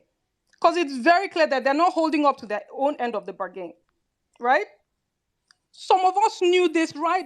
We just felt like it will happen a while ago. And that's why we wanted to protest. I mean, there's no reason for us to trust the judiciary now. There's no reason for us to trust them at this point, knowing who we're dealing with. And that's why I wanted to protest right away. That's just why I wanted to put pressure from the streets, not just online, right? And Saddam, honestly, this is where I want to speak to you directly. And I really want you to be calm and take this like a man. Seriously, just calm down and take this one. When we started out this whole protest, you guys threw everything at us. Saddam, you got slid the shit out of us. You said we're acting out of emotions. We're setting people up to be killed on the streets. If we want to protest, we should come back home. We're not thinking well, and so many things, that they will burn down INEC office, they will destroy evidences, hijack protests. It was too much. Of course, you are not the only one who was saying this. Honorable Ada, Well, let me come in here, please. Let me come in here. Honorable Ada, please. Let me come in here. Big I man, beg big I you, man, know. allow her please. Let speak, me. please. Allow her That's speak. why I said. Saddam, hold on, Saddam. Let me talk to You're going to Honorable make it Ada. seem awkward. Don't worry. It's not. It's not No, right. Nobody's coming please, for anybody, my please. brother. Nobody's coming for No, anybody. but you should listen to what I have to say, though. Well, go ahead, go ahead. Big Mac, allow her speak. Allow her speak. Thank you so much, really. Okay, so you were not the only person who was saying this thing, Saddam. Like, don't get me wrong. But the thing is, the minute you jumped in front of this whole movement, and from a very good angle, I mean, you were coming with the most beautiful mindset, you became one of the faces of the obedience movement. And you have frigging influence, Saddam. You have influence. People listen to you, whether you want to be humble about it or not. People attacked me, attacked us. Anybody that has this AVI online, they attacked it. And just, people literally told me that, oh, Violence Space is against protest. So me, I'm standing with Violence Space. Literally, my brother. And that's where the fracture came in, right? That's where people felt like, oh, there was two different factions and all that. So I just wanted to point out where that whole disconnect came from, right? I'm glad that we're all like, at least coming back here, everybody's seeing that there is indeed need to put pressure on the streets and online, not just online, right? I hear a lot of melembe. I love all of that. I hear our case is airtight. I know our case is airtight. I hear how the judiciary is going to make. Sorry, Ada, can you round up in 30 I'm trying to seconds? round up. Well-meaning. Give me a few seconds, Okay. please. I hear how everything is, the judiciary is going to do the right. I hear that. What I don't hear is what we're going to do if at the end of this long haul, this long game, the judiciary, for some reason, decides to rule in error. What are we going to do? Do you understand? So this is why we just wanted to put pressure on the streets. And I love you guys for coming on board. I love you guys so much. Okay, and about the Igbo thing, I have to say I don't agree. I don't agree one at all. Again, you have such a loud voice in this moment. You in this movement. Some people are sick. Do you know how they'll twist what you said? Just because you're Igbo self, they will twist it so bad. And a lot of people are illiterate. They cannot understand. They didn't even hear you say it when you said it, but they'll run with it. Igbo people, this, that, the other ones. Do you understand me? Whether Igbo people champion this protest or not, these evil APC people will give a dog a bad name just to kill it. So we have to be very, very ready for it. We're literally in an impossible position. It's like you're doomed if you do, you're doomed if you don't. I'm Igbo. I'm Igbo, and I'm fully aware of all the odds that are stacked against me in this Nigeria. But I will not roll over and die in the face of injustice just because I'm Igbo. Don't fire anybody's real father. Do you understand me? And Jimmy, man, you're something else. I don't even want to talk. Let me leave Jimmy. See, obedience. I don't understand weakness. I don't understand weakness. My soul repels mediocrity. So I want to tell you guys, stay on the friggin' course. Stay friggin' mad. If anyone comes for you, rip them completely. Own your friggin' emotions with pride. If they tell you you're being emotional, own that friggin' emotion. Don't fire anybody. Okay? And if anything happens, guys, this time ending. Don't ever forget, they tried to bury us, but they don't know we are seeds. We don't die. We will multiply and we friggin' pin. Okay? We pin. We're not going anywhere. That's what I wanted to say. Thank you so much for letting me speak. And come on, man. Like, fuck everybody, really. All right, thank you very So I much. don't understand. Everybody, I had to allow her speak because I'm just sitting here thinking like, where did that come from? Like, were we the one that started calling people patriots if you don't want to protest or not protest? Otumba, I have to allow her speak this is because some revisionist history bullshit. This is Otumba, some I have to allow her revision. speak. Yeah. I'm coming. Just let me Like, is this allowed now? Was this allowed now? Was this allowed now? Otumba, please, just Otumba, calm down, please. I beg, don't defend me. Allow me to defend myself. I beg. I have to do this because I have to allow her to speak so that she can air herself. Let people listen to her and listen to me speak because it's not my fault. We don't want to come to violence space. Don't come to violence space. There's always two. I'm just tired of this, man. Otumba, calm down now. Let me speak, my brother. Let me speak. There's always two arguments to a discussion, and I will always say this. Emotions is no strategy. If it pains you, let it pain you. Emotion is no strategy. I'm not an emotional person. I think before I act. And the greatest thing I will always stand for, anytime, any day, if I do something wrong, I always come out and say, I did something wrong. I will always stand and say this anytime, any day, that the biggest thing the obedient movement did after the elections was not to hit the streets. Anytime, any day, I will say this, and I will stand by it. Because if emotional people had hit the streets, backing the way many of us are backing, will not be here today. Probably Peter Obi would have been in jail. Probably so many other obedience would have been shot and arrested. Because we have details and data that probably many of you, as you come and say, okay, Saddam is up here, Saddam, maybe you influence. Maybe also you should know that I have some information that you do not have. And I have a responsibility because absolute power with power comes power without control means nothing. With power comes control. So for you as a normal person, you can come out and shout, and this dude is fine and good. The violence space as a movement that controls, I dare say, millions of Nigerians out there listening to our voices, we make decisions that we are not making a decision based on sentiments or emotions. No, we'll do what is right. Every time and every day. Saddam, I'm coming, sir. If you want to come in, you can come in. If you want to help me, you can I help me. want to But I come just feel like I will come in. I don't want us okay, to spend more time on this. So allow me to come in, please please. come in, sir. Please come in, sir. Um, sorry, what's the name of the lady who just spoke? Dora, sir. Ada is her name. Adora. Ada is her name. Adora. Adora, salute to you. I, I love your passion. I admire actually listening to you. And Saddam actually is on the right path by saying there are always two sides of every argument. There's always this danger of a single story.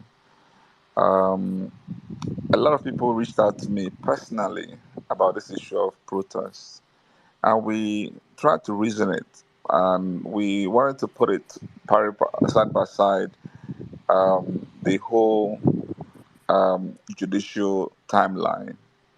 And we know we had how many days to file a case, we have how many days to do their respondents, we have another how many days to, and then before the pre hearing will start, before, and then maybe end up judgment in September.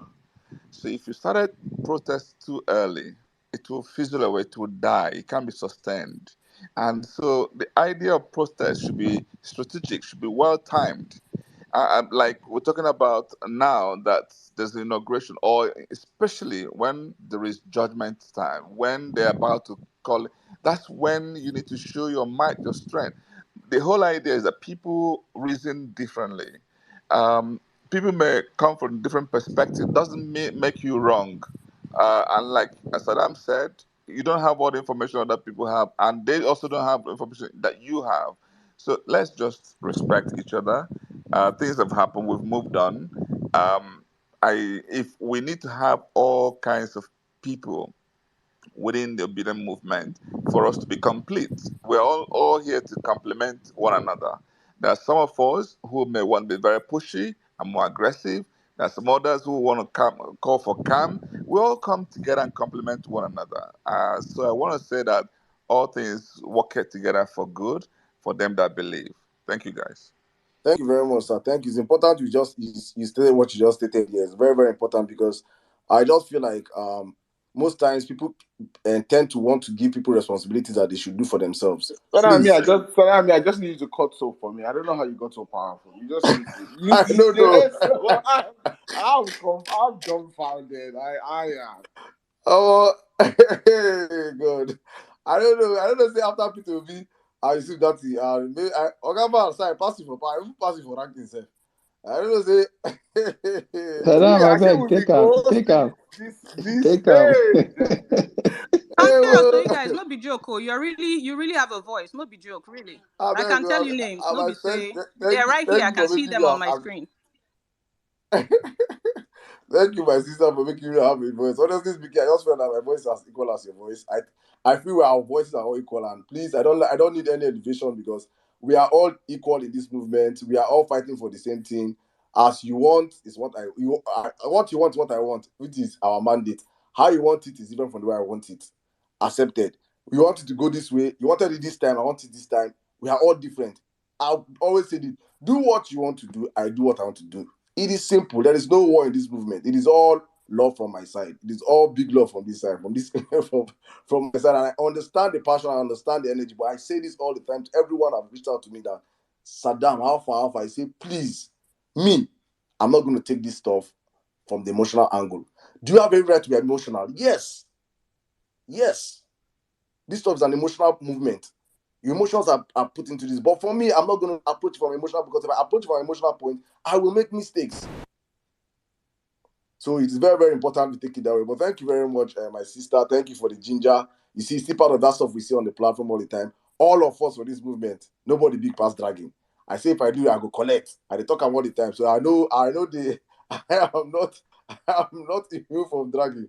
They can't be saying they can't give me power. Power of anti-protest. Ha! Oh my God. Hey. Well, My meanwhile, brother. since the donating model. You're supposed to open a consulting firm. Like you're supposed to go higher for Brazil. They were like, oh, January 6th. If the Republican Party had it January 6th, January 6th was not happening.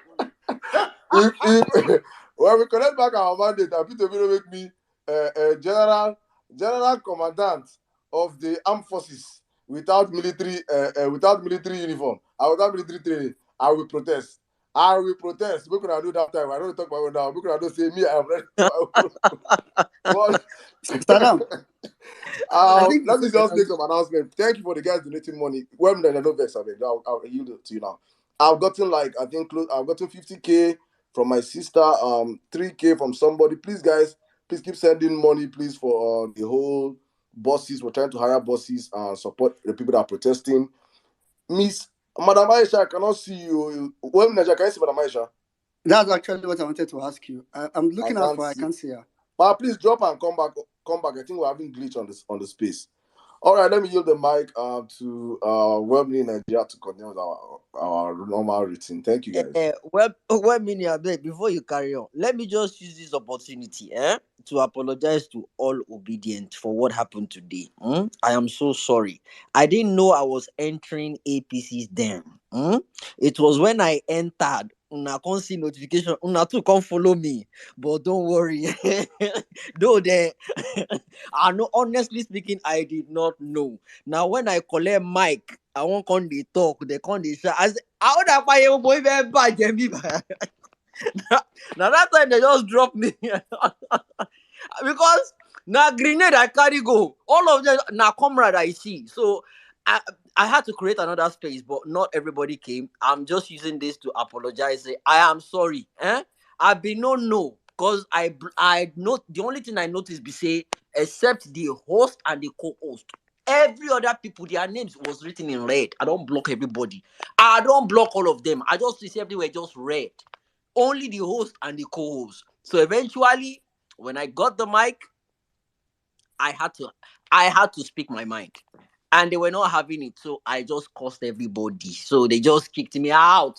So I'm sorry for putting you guys through the whole brain drain that happened there. You are sorry for carrying them to where they don't know. Honestly speaking, I'm deeply sorry. I didn't know it was an Agbado space. So please accept my apology. Back to you, well meaning. All right, thank you very much. Real quick, well meaning. I just want to say this real quick. Honorable Ada, you owe me 10,000 naira. Honorable Ada, your submission was good, powerful, but at the end of the day, you used a curse word on everybody here. Not acceptable. 10,000 naira. Please pay up. Thank you. Well meaning, go ahead. Yeah, the I will account pay. numbers I on will double pay check. on. I will pay on her behalf.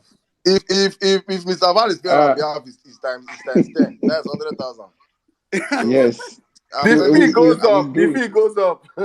And any other comment he adds is times 10 again. So we just just take it like that.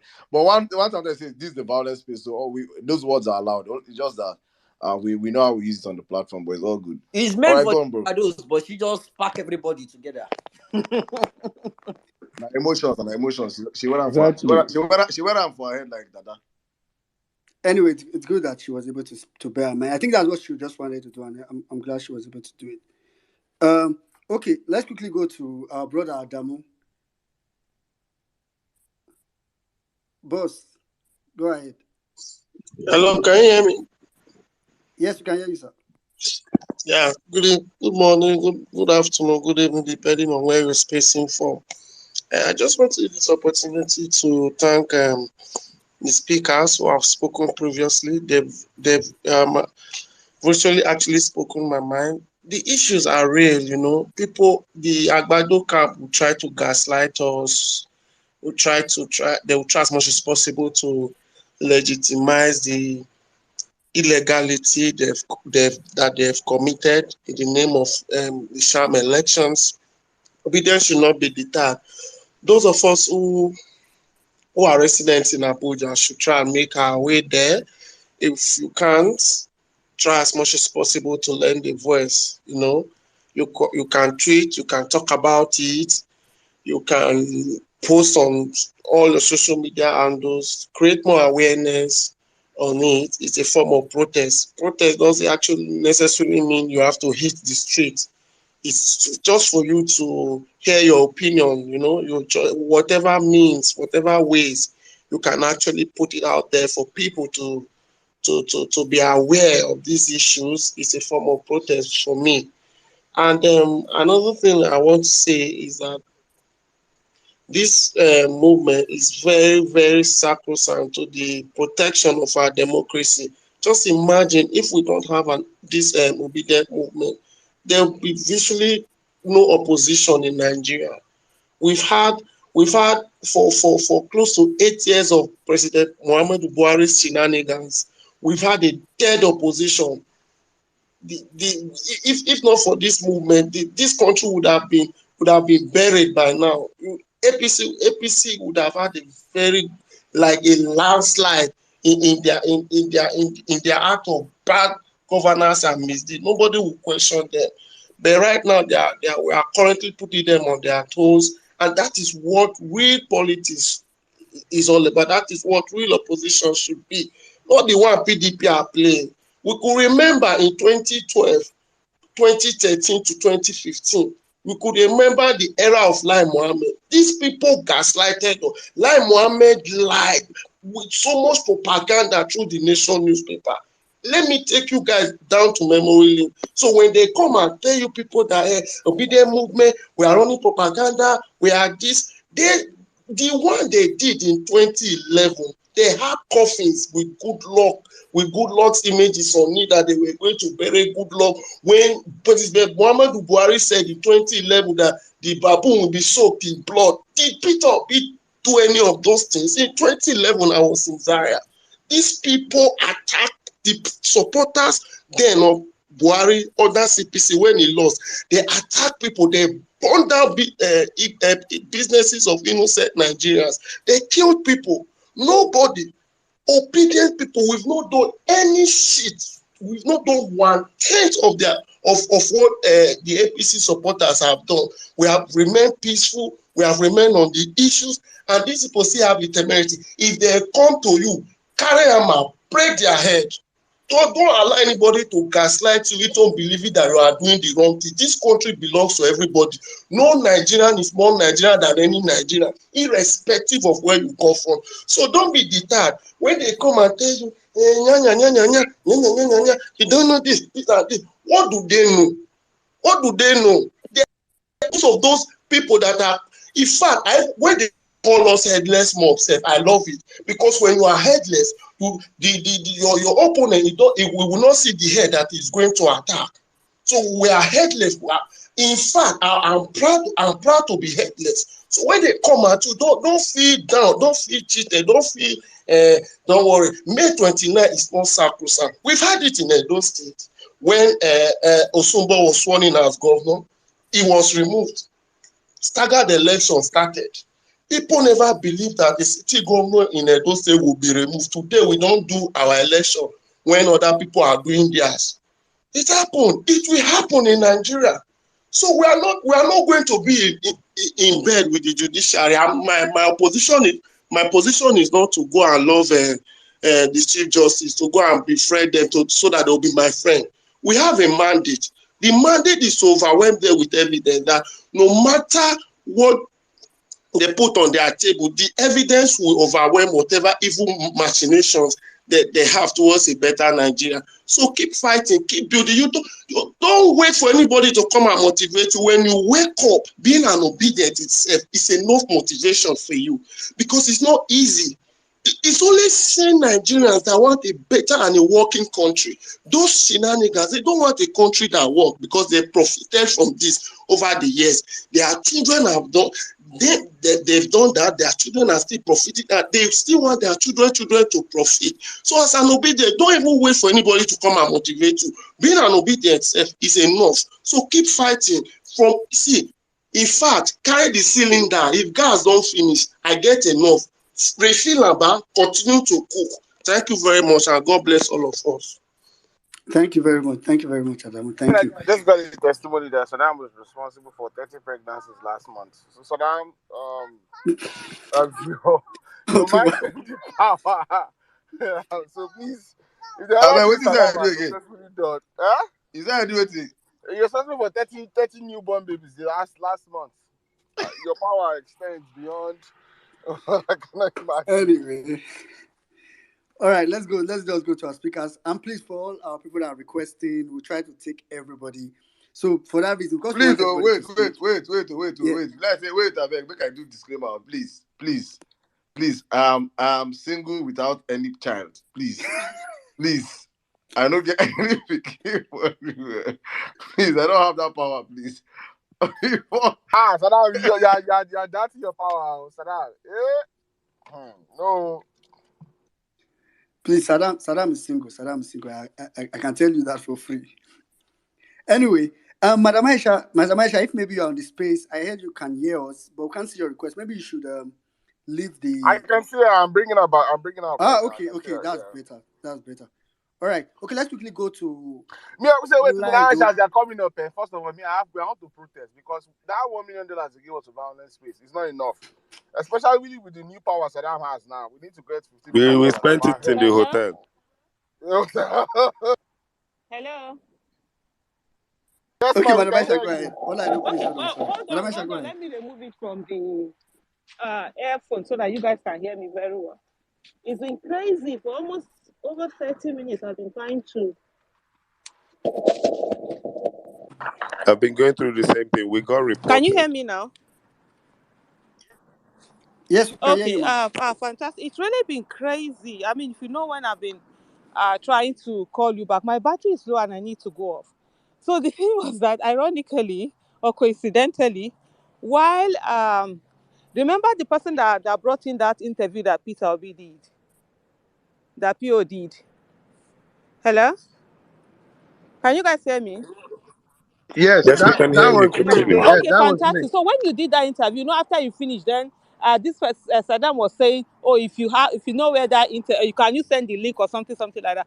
At that very moment, Peter Obi called me, and so he called me. So I had to go. That was where I went off the space, and I was laughing. I was like, we are talking about you.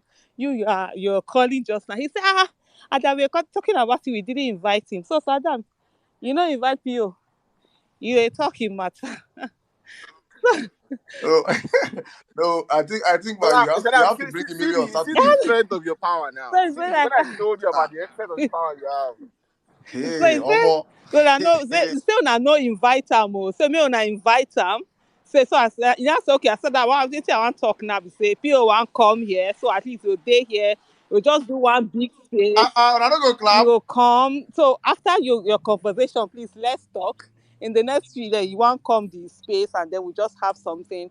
Let's just have a conversation as a family. So that was what I wanted to do. Now, I know they see me since.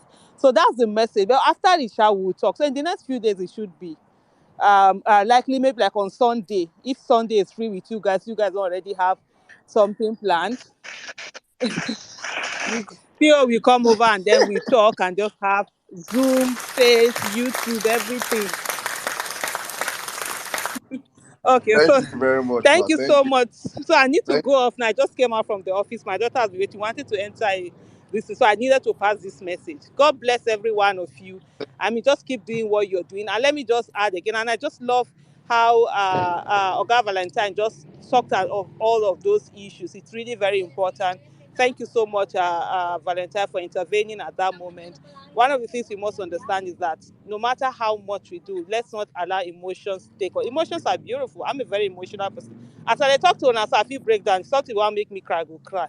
When I cry finish, I will wipe my tears. But one of the things that has to work here is cold. When they say revenge is best served cold. You will just be detached. You go just stay calm. You go just strategy is what will really be it at the end of the day. Some of this might give you adrenaline. This is not for time for adrenaline. It's the time to really strategize. And like we said earlier on, there are different ways of getting the result. It's not one way. So let's all be doing the different things we can. Thank you so much, everyone. God bless you. So no, PA1 can't join you now. So me una do sha. If you now want to, me una let me know. If you want, we get So option. you also hopefully on Sunday We we will want make to. that happen. So let's talk Thank you, man. after this. Thank you so much. I'll talk to you on Okay, the back okay. channel, man. Thank you, Thank you very everyone. much, man. Thank you. Uh, Thank you very much, amen. man. Keep God you bless you, up. man. Thank you. Bye. Thank you. Thank you. All right, guys. You see, I told you people that today will be a sweet space. And there will be surprises on the space. I don't say on that surprise, yeah. Thank you very much, guys. Hey God, it's Saturday. Let's see, we'll see. People are saying Saturday. We're gonna fix it and see his time. Ogaval is here, so Ogaval will give us more time in with Madam Aisha. So definitely we'll know whether Saturday or Sunday. But hopefully, and I think we might host it on the Parallel Facts handle. So if you're not following Parallel Facts, it's on you. It's on you now because I might not use this handle to host it. I will use Parallel Facts handle to host it. So please, if you're not following Parallel Facts, OT law gate fee is follow Parallel Facts. Yes. And So please, Saddam, you know, say, PO, now call violence, you know, I come. So, uh, maybe, so, parallel fact is the way. it's fine. So thank you very much. All right, wait a minute, let's go back to the conversation. Thank you. All right, thank you very much. Okay, Caesar quickly wants to say something. Caesar, go ahead. Caesar Caesar is on the line. He should wait. He should come like he should like. I beg, okay, talk. Ladies and gentlemen, one more time, I totally understand where Adora is coming from. I appreciate her energy. If we will call it emotions, they are highly appreciated as well. Adora is a smart young lady, so obviously she has done her own calculations. But let us also remind ourselves about the beauty of democracy. You have your own, as me self, I get my own. The beauty of democracy says you have the right to protest. The beauty of democracy also says I have the right to disagree with your right to protest. As long as there is peace and we can amicably meet at a bus stop, both parties are fine. I repeat, there is something we learned from NSAS. I am an Igbo man from Anambra State. What happened after NSAS? The Nigerian police brutalized Nigerians equally, from north to south to east to west to south. We all came out and protested. Now, the protest happened in Lagos. The protesters were shot. We know everything that happened. But at the end of the day, when the youth had gone home, these people activated the same area boys we saw during elections. And those guys went around robbing and stealing from malls. It was not the first time it had happened in Lagos. You can Google a riot in Lagos called the Xenophobia Riots, when South Africans attacked Nigerians, and thugs and agberos in Lagos got up and attacked ShopRite, which they perceived to be a South African-owned business. Till today, that ShopRite on the Lekki Ekpe Expressway has not reopened till today. So there's a reason why I'm giving all of you these precedents. But at the end of the day, Nnamdi Kanu caused one of the biggest own goals. Came out in his usual crackhead fashion, Born Lagos, IPOP, get up, here's our protest, and lied as if he was the mastermind of NSAS, and the APC and their dimwits ran with that narrative. It was Igbo people that went to desecrate the palace of the Oba of Lagos. It was Igbo people that burnt the BRT. It was Igbo people that protested and vandalized Lagos. Igbo people. So we're not stupid and we're not wrong when we say we call for caution. There was a time when protests in Nigeria, we saw the military. You saw those videos. There were trucks and military vans that were brought out during the election that I, as a Nigerian, I have never known that we had such equipment. We saw the videos. We saw the videos. We thought these army men were coming out to protect us, only to find out that the police had a mandate to come out to all polling units unarmed, and they didn't even tell Nigerians ahead of time. I have a book where I write down everything that happened these elections. And for someone that has a photochromic memory like mine, I don't forget things. That is why I always come here to remind you people of what happened this election. So, when the elections ended, if you remember, after NSAS, they burnt the high courts. NSAS was about police brutality. Nothing concerned Nigerian youth with burning the High Court of Lagos. These people burnt the High Court with very, very excruciating, very important documents and some legal cases, even especially against the current Lagos, what's that, Obasa, the Speaker of the Lagos House. Now, Nigerian youths burn High Courts. Is it Nigerian youths that burnt High Courts? If I say the angry protesters burnt the toll gates, yes, okay, I can agree with you on that. Is it Nigerian youths that went and burnt High Courts? If we had gone on a protest after this thing and these guys activated Asari Dokubo, is it not recently that we knew that there are militants waiting in the wing of for Asari brandish 2 AK-47s during the election? But Ben Hundeyi is tweeting at Rufai over whether 40 brain box was stolen or 1 brain box was stolen. Asari brandished 2 AK-47s unchecked. These men would have burnt the Supreme Court, burnt our evidence. What would you have said if that happened? I repeat, you heard the story of what Peter Obi said. The man is a walking political miracle. I also repeat, Section 40 of the Constitution. I work with facts, no sentiments. States, you, my sister Adora, also has the right to a protest. And the promise we make you here in the violent spaces, the day you open, you see that the beauty of spaces is that spaces button, either my phone, either your phone, either Saddam phone, either Oga Valent, either everybody phone for here. No be for only Saddam phone, then put spaces. The day you open a space, come on violent space and tell us, I, Adora, I want to protest. These are my plans. I have mapped it out.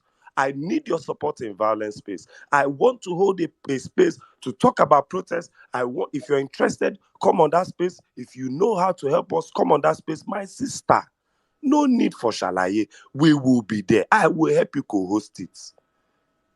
But one thing I hope we have gotten clear this night is the fact that this brand, do you see what we achieved this evening by way of mobilizing, energizing, and empowering this movement? I hope you understand what this brand is for moving henceforth, so that you don't come and compromise the hosts of this platform with such sentiments. Please, I beg you.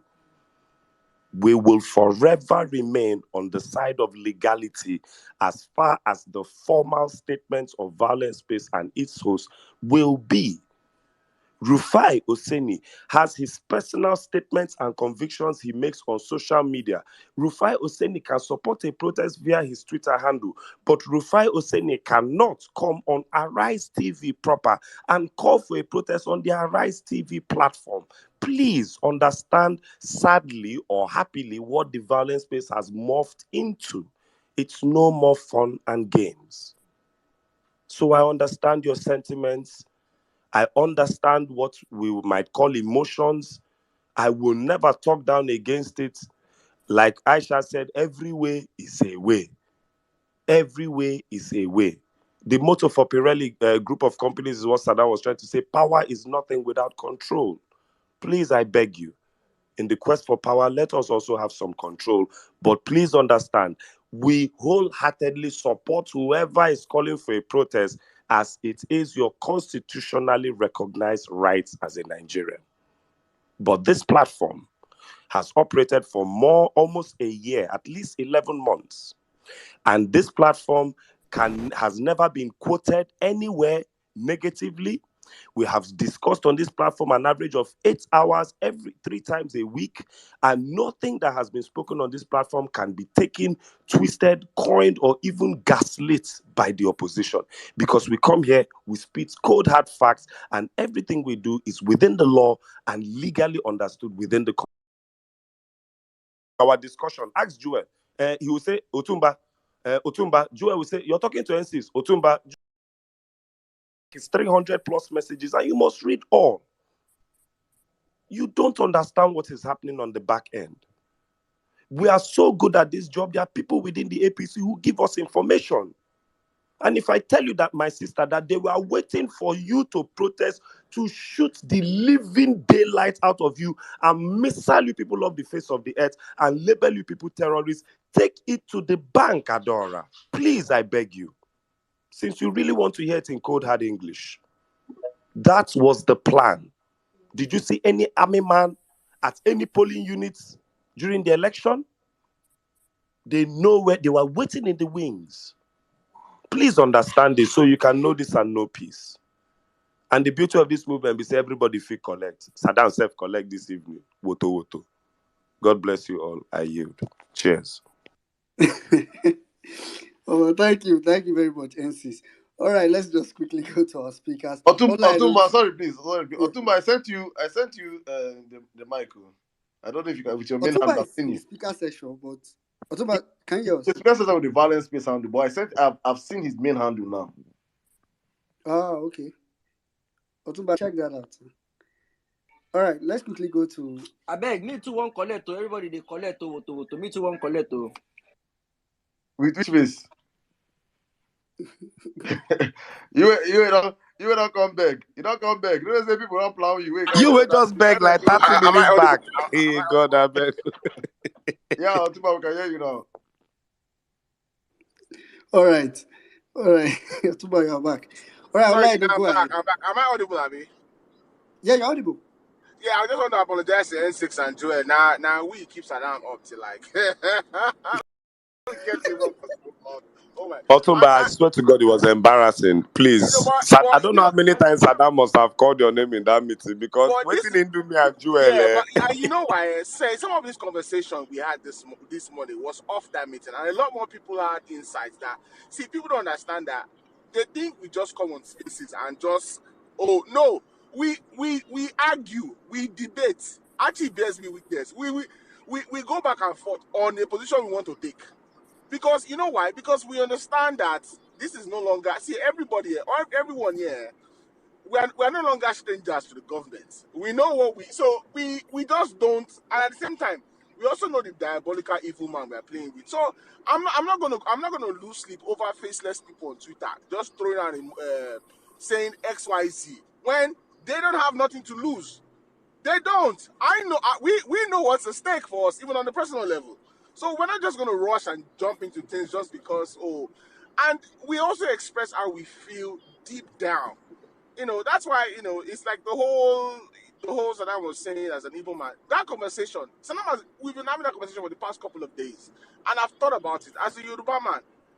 If this protest, if it's not led by a Southwesterner or a Northerner, you're wasting your time. I will say it, and I'm a Yoruba man. I'm saying it because man, for how long do we want to keep like no? No other tribe would take the nonsense the Igbos have been taking. I mean, for how long do we want to keep doing that? I Just swear every to time. God, no other tribe will Yeah, do how long do that. you want to No keep other doing tribe that? will take How it. long do you want to keep doing that?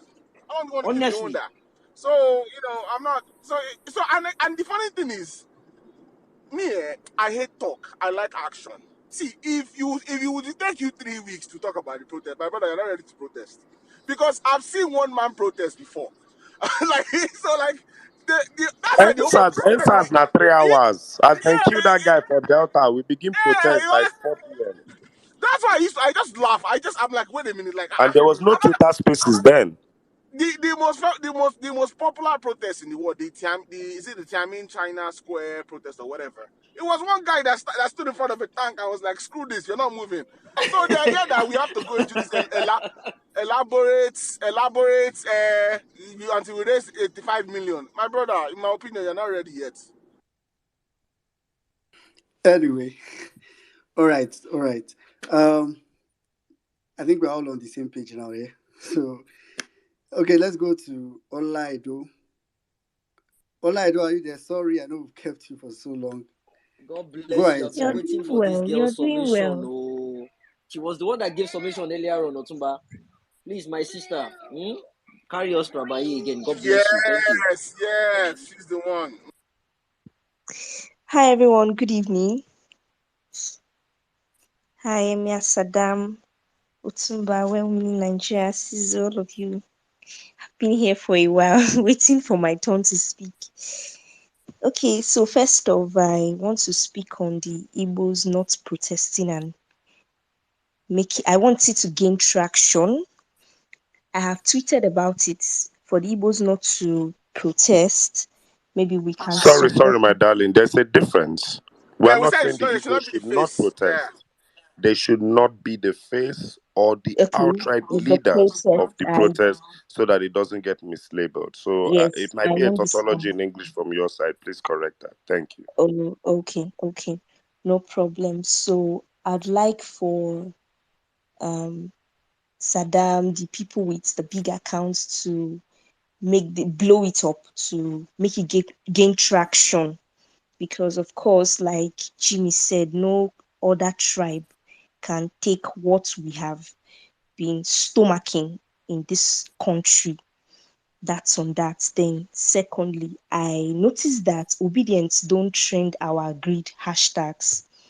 The last time Otumba said we should trend um Mahmoud Yakubu is something something, and few accounts tweeted that, and it just ended there. We don't give these things the traction that they need, owing to the fact that Arise TV is the only media, like the truthful media, on our side, on the side of the obedience.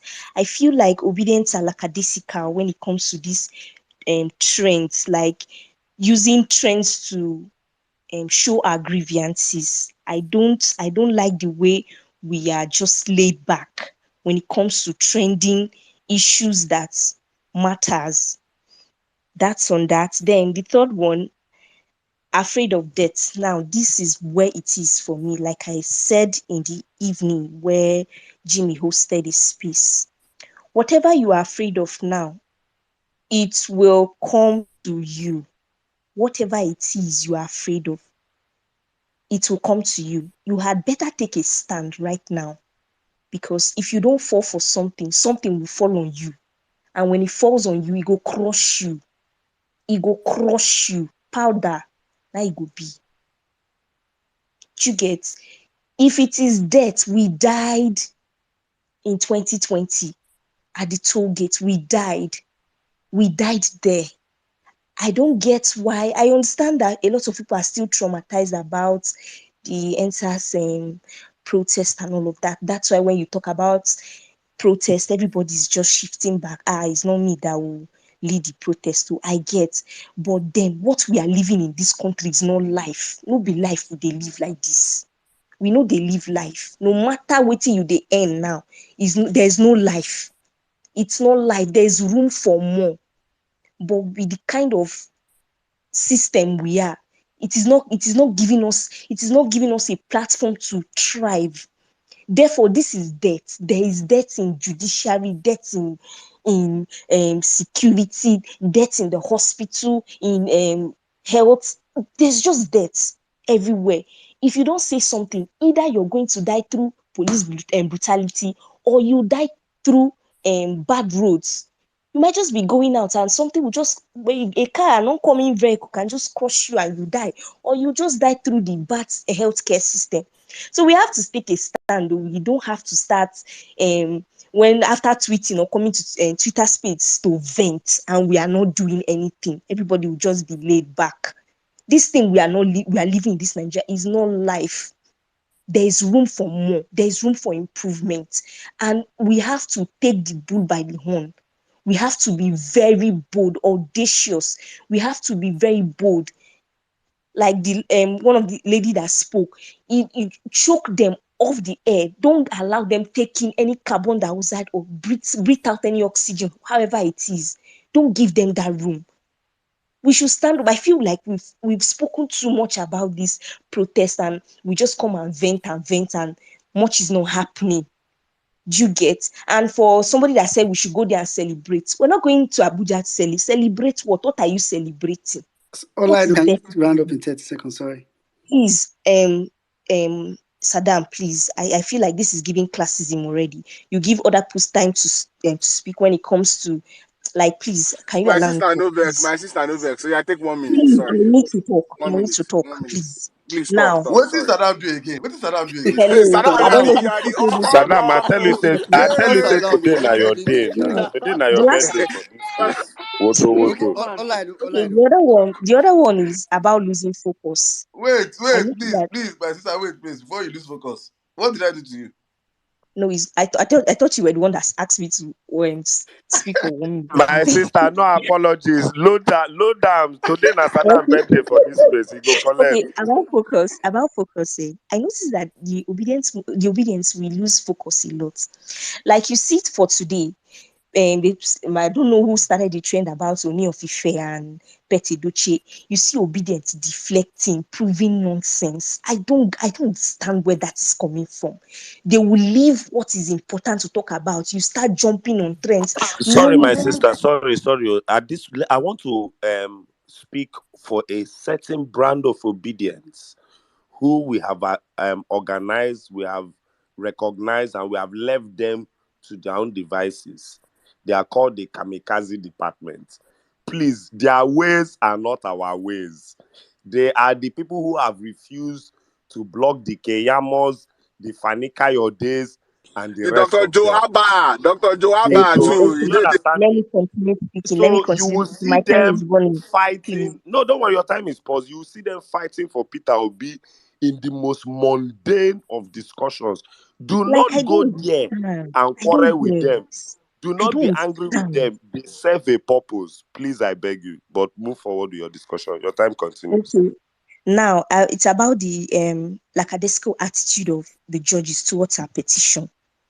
I also noticed that we don't train these judges as we ought to train them. You can see, was it yesterday? Somebody posted about one man, one of the judges in the High Court, saying that nobody should entertain any complaint or whatever for the protest, and it didn't go viral. That should have gained a lot of traction. I feel like we don't blow these things up the way it should be blown up. We have to scrutinize these people, just like Madam Aisha said. If they're peace, you go check them. You go check them well. If they use the toilets, you check them well. There's nothing should fly without hot scrutiny from us. Nothing should fly. Like the other time too, one of the judges absconded, and we did not say much about it. Instead, we're pursuing something that didn't have in meaning, didn't have meaning. We should have trended that thing, made the scene too hot for them, make it too hot for them. Do you get? I just feel like we are not doing, when it comes to this our petition, we're not putting the fire that we need to put, honestly, and it pains me. Then the last one is making sure that in the protest, there shouldn't be any obedience in any of the placard. Like I said earlier, me, I want to protest. Me, I don't tire to tweet. I don't tire to talk. Give me placard. I won't write my mind for my placard. I want to shout. I want to tell the world how I feel. I want to tell the world how I risked my life. As an INEC ad hoc staff, I almost died. I almost got shot at in Zaria here, trying to, since I couldn't vote. I felt that was my only way to just support the obedience movement. And after everything, they just came and stole the mandates. Omo, me give me placard. Me, I want to shout. I want to hold placard. I want to hold placard, please. Let us go there. There's nothing to celebrate about. Like Jimmy said in this evening, this is the right time for us to protest, because all the international bodies or whatever, they are here. They would want to save their face. They would want to save their face in front of their visitors. So we have to make it known to them that we are tired. We did not vote these people, because if we don't speak up, they'll feel like, okay, there's no protest, there's no usurp like there's no like we are Okay, not Olade, trying to for now you challenge can them. round up in Do you 15 get? seconds. Sorry. And lastly, it's about articles tweet the other day. Henry Shield stated something in one of the what's it called? One of the Twitter space, and I agree completely with that. Article tweeted about the Sir Blinken when he condemned his support for the what's it called, he's coming to Nigeria to support whatever is happening on the 29th. And I saw Obedience under that tweet, insulting article. Now, what am I saying? If an opposition is making a point that is collective, is for our collective good, you can throw away the human being and take that message and blow it up. You don't Okay. have to like the person. Do you get? Just Yeah, yeah. take that message and blow it up. Don't wait because okay, it's coming from the opposition. You start in. If you have to insult them, Okay. but take that message All I do. and blow it up. It's Oledo, it's not Olaido, please. Okay. Sorry about the name calling. Yeah. 1 Sorry. minute. Let me reply her quickly. Thank you very much, Olaido. Your submission has been Emphasis is well noted. Oledo, it's not Olaido. Eh? She said it's Yeah, Oledo. just hold on. I'm guessing what I'm saying is more important than how I pronounce her name, as long as I get it right. So thank you for your submission. What you have said is very important. I worry about the things you said could be amplified, considering on my timeline they looked highly amplified already. But like I said, timelines are different, and maybe in the universe of your timeline, they might not have seemed loud enough. At least you heard about these issues. Okay. Also, please remember 70% of the Nigerian population of 220 million people is below the age of 30 years old. So I do understand that there is a demographic that really wants to carry placards and, as you said, write their mind on their placard and scream their lungs out. I promise you, my sister, that that time will come. I need to remind you that what is happening now is akin to a Marvel movie. You have to sit down because there is another movie after the end credits that is important to the next movie. I don't think you understand this. The new way they make movies now is that there is another movie that will still continue small after the main movie has ended. There is a reason why we have stepped at the bus stop of the judiciary. In my earlier submission, I told you, I said, we do not trust the judiciary. We never have. We never have. So for me, I don't want you, like I said, it's always as if, oh, we're disappointed or, no, we have never trusted the judiciary and we have never said, no protest. You want to protest is fine. You are here on this platform. There are people who are speaking passionately about protest. Follow their handles, send them a DM. Start a conglomerate of people who are willing to protest. Please let us get this thing together. And Your youthful zeal is necessary. sorry, my hands are up. Yeah, Let me just yeah. add something here. I Oh, heard always everything she feel was free. saying, and everything she was saying is that everything she was saying, I am not happy with. I am not happy with. I'm not happy with. We should do this. You people here are not doing this. People are not doing this. And one of my sisters, a real ever best, sweet angel, say, before you complain, what have you trended lately? What have you done lately for you to put the obedient conversation ongoing? You yourself now. Before you say people do this, people, and that's why I say that this movement is everybody. What We are have you hosted doing space for multiple individually? hours What for are you almost doing? one You say year, you're three waiting for them times to a give you week. play card. You should have created your own play card. Your own. Write it your own self. You don't need everybody to give you play card. You should create it your own self and say, I don't really write one for my common paper. These things are individual You work don't between even need to yourself. protest. You Post it understand? on your page. There were some Yeah. people too that were doing video. I don't support a I drug just lord one thing, and they posted. They yeah, are I doing just their feel own protest, my I feel sister. like as a movement, we are always waiting for somebody to do something for us. We can always on our own do something for ourselves. That is how we help. That's when people see one person, okay, Omega X started something. He started the trend of a play card, and before you know it, boom, it blew off. If you start something, I say anything I conceive in your mind for this movement, implement it yourself. Start it yourself. And when you get stuck somewhere, you cannot reach out to people and say, I see what I'm doing. Oh, let me join you guys. Let me do something. Let me, and bring a different angle to it. But thank you, my sister. I honestly I understand. Sana, let me just give you the last funniest analogy. When Buhari won his elections in 2015, there were people who felt so passionately about Buhari's win. They got up from their house and trekked to Abuja in support of Buhari.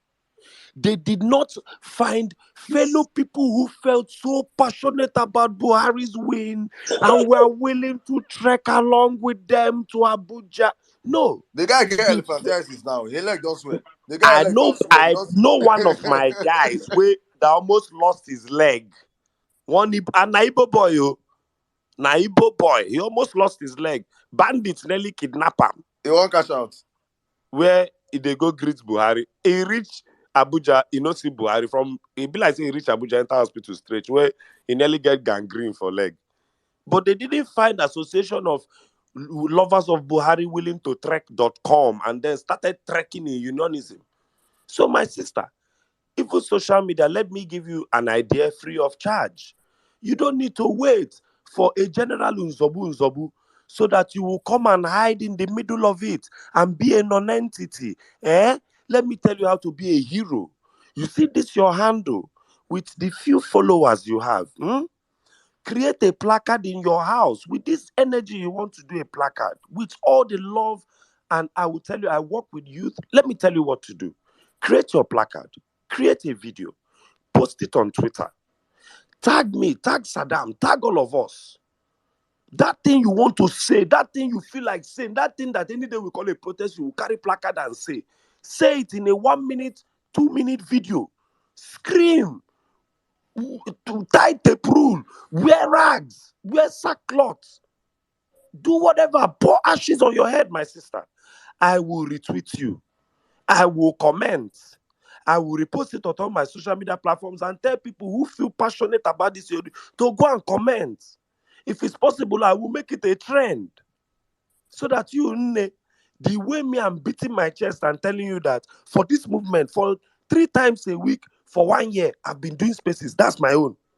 So if, pardon me, if to go and protest is not, I don't tire to do that one. You now start your own journey from this one. And I hope that this energy you have within 48 hours, you will do this video, tag me, and I will prove to you that I also support you and I will push it. That is a promise I make to you. All right? So that we can have a balance and an equilibrium. You get to shout, you get to write your thoughts on a placard, you get to let it out your chest, and you also get to quote unquote protest, and the world will see it. And you will be the hero of your protest rather than be in the middle of a mass protest. I promise you, I have your back. I yield. All right, thank you very much, Tizo. Thank you. All right, let's go to our next speaker. Please, when you're speaking, just maybe look at my hands. So when I'm waving, you know. I know there are a lot of people requesting, and I really want us to take everybody. All right. So, Nbad, I know you've stayed here for so long. Please, Nbad, please, I want to sleep. Oh. I just got back since I've been here. What's You want the me to number? Wait till happen now. Wait till happen. I beg, maybe never best speak before another person. When we man, what's that now? Wait Our till happen now. I correspondent. don't dare see. Is that I beg, make you do here. The end bad practice. You go, but drink Gouda, yes. Read about Which one best. be good and I don't dare since 8 o'clock. I don't even say well me They like for that. that 5 minutes. No Tell verse, me like please. I don't even miss me like 2 times. No verse, no verse, no verse. Be a good Nigerian, please, please. No verse. Maybe never best speak. We don't listen our correspondent on ground. We never best. Won't speak. You don't even fear. It's supposed as yesterday never best. You go make quick. You see the problem of this movement. When I talk just and say everybody is equal. You can't tell me make a fear. Pity now. I be never best now. Pity never best. I like to speak. I beg, please. No vex. Yeah. All right, so. No vex. Thank you. No vex. I beg you, my brother. Because of that, I'll give you extra 2 minutes for your own submission. Never best. Oh yeah. Never best. We'll give you time, please. Because people want to talk. Please. Extra 2 minutes for Vawulence space be like 1 Bitcoin. Never best. We'll give you. Please. When Nigeria give you never best time yourself and time him. If I give him now, he go first for me. So Never best will be very fast. I'm sure he will do it in 3 minutes. He said he's tired. Never best, go ahead. Never best get 3 minutes introduce himself and hail him fast.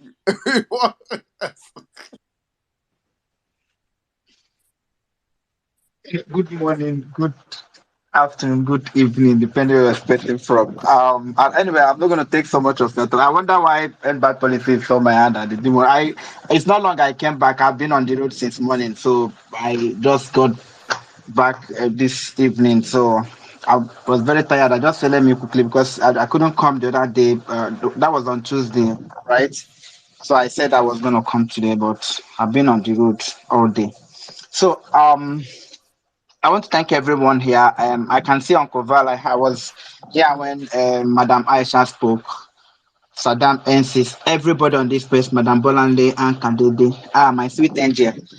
Everybody on this space. Let me just say something about. I think this protest issue has been overflowed, and when protest is becoming very mechanical, I think there is no end to it because every protest must be aimed at achieving something. And one thing that has not been clear about all this talk about protests, what is it that we actually wanted to achieve? And again, too, like people have noted, Nigeria is not one country. Nigeria is a country of many countries inside it. So for you to do a protest, I think there is need for you to get a consensus and not just even calling a meeting and said you have to gauge whether there is going to be a consensus in carrying out that process. So knowing fully well that Nigeria is not one country, any protest that will work will be a protest that have a consensus, and you have to gauge if there is that consensus. While I was in Abuja, somebody said like on that day of election, like if P2B had tweeted, like when that Ekiti state election came, result came, if P2B had just tweeted and say, I'm matching INEC, just P2B saying I'm matching INEC, what would have happened is perhaps we'll still be debating the outcome of it. Because the truth about the matter, if P2B had tweeted, I'm matching INEC, I don't accept this result, my brother, we won't be talking about judiciary today. Nigeria would have been in another place. But the truth about the matter, at the end of the day, it will not solve the electoral process. Like somebody, Val have noted, we needed time to put our evidence together because I've made this point before to say that we believe we won the election. That we believe we won the election is different from we know we won the election. On that day when that result was called, we believe we won the election because we know all the work that we put in. Knowing is when you bring all your evidence and say this is it. And that is what we needed to do for us to prove our case in court. And we needed opportunity to be able to do that. Once people have said protest, if we had protested and at the end of the day, nothing will take all up everybody together because they will say, what are you protesting? What is the evidence? Then they don't have the evidence. At the end of the day, the person they called will win and they don't have anything. By the time they put some of us, it's not even that some of us have said this thing before, that some of us are ready to die. Even P2B himself has actually, but we don't have to die in vain. We must die for something. That's what is important. When somebody say we have not learned it, since this election, we have been on this space since the day of this election. Aside from those few days when they called Tinubu that some of us we are depressed, but since that we got up, we've been on these streets, we've been here. Some of us have been traveling all over the place, trying to. So it's not like we've relented. Obedient movement have done something, nobody has done in this country. And the obedient movement is not a human being.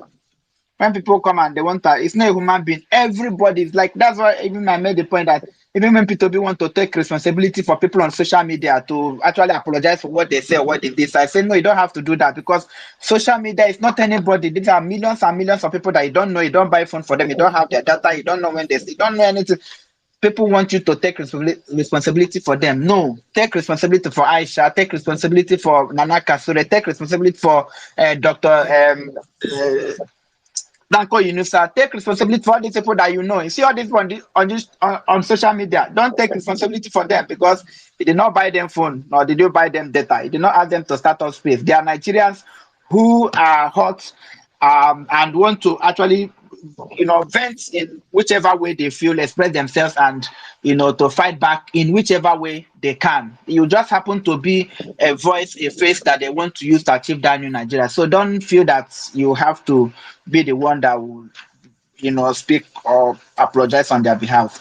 So that is just what I want to say about protest. I think we have a case in court. That is what is important. And let us not behave like, that we don't believe in our case. We believe in our case. We might not believe in the judiciary, but we believe in the potency of our case. and you need to come to court and see P2B. I think Val can actually say it. If you be opportunity to be in that court and see P2B work, each time P2B walks into that court, it's the life of the court. In short, it will remain for the judges to stand up and greet him, or it remains for him to even walk up, because P2B will enter first of all before he will sit on his seat. He will go and greet the INEC people and their lawyer. He will go and greet PDP and their lawyer. He will now talk with his legal team before he will come to. Each time he enters that court, in short, that is what everybody waits. That moment when P2B enters, everybody in that court will just be upstanding until he settles himself, greet people that he wants to. So such a man with such a grace, you understand, is something that will have to emulate. And Nigerians are waiting to see the outcome of this thing. So that moment will come. And do you know why? This case, this process will give a lot of people opportunity to see what we have seen. It will give Nigerians opportunity to see what, because some Nigerians feel, oh, Nigeria, they rig the election, no problem. But the truth about it, in the process of this case, the truth is going to come out. And those truths are going to be naked. They're going to come out naked. And it will be difficult for even the person who doesn't like you to say, oh, no, let us just move on.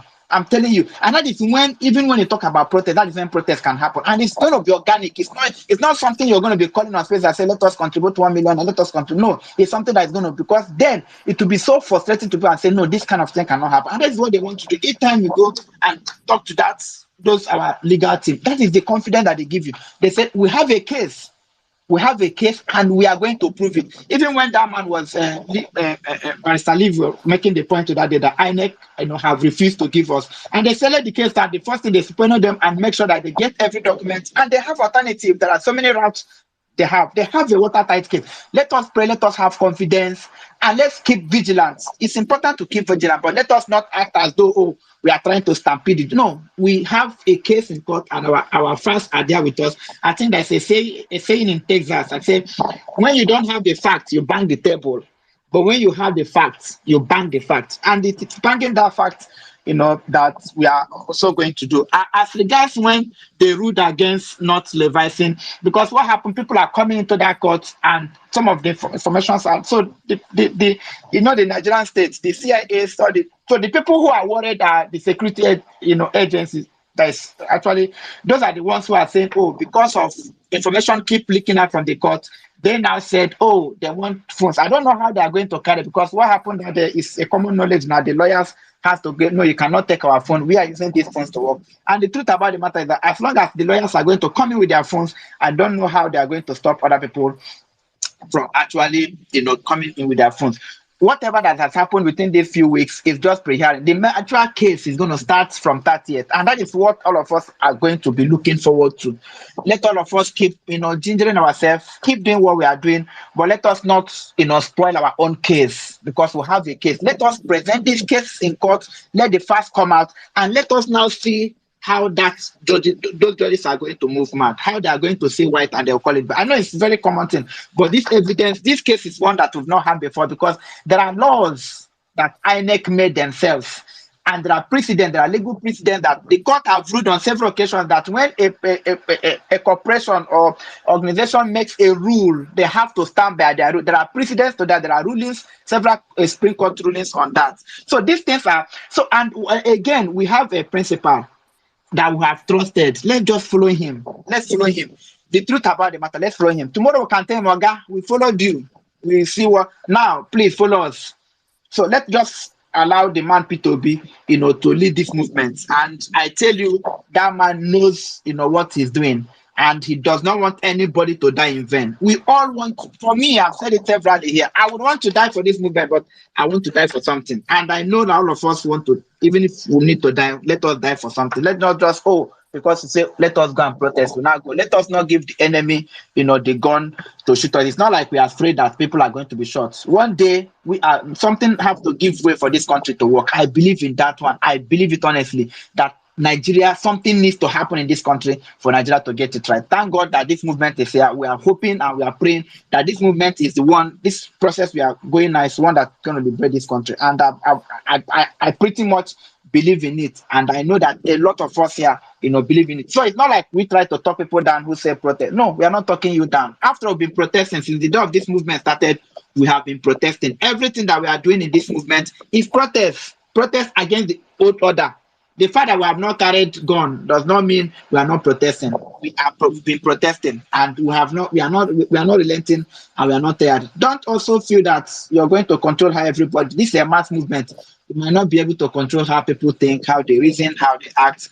But thank God we are even trying to make sure people come together. So thank you very much for this moment. I'm tired. I will also come back Yep. another time and talk about this. So thank you, everyone. Saddam, thank you, Madam Ankaded, everyone on this space.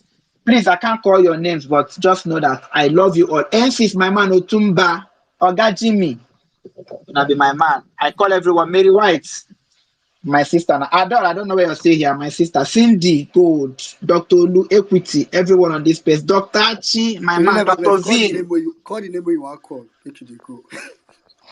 Call that name. That name. Call it. Let's. You guys are this Saddam. It's like you're telling the you're telling this guy in Nigeria something. Abi, you're telling him to do.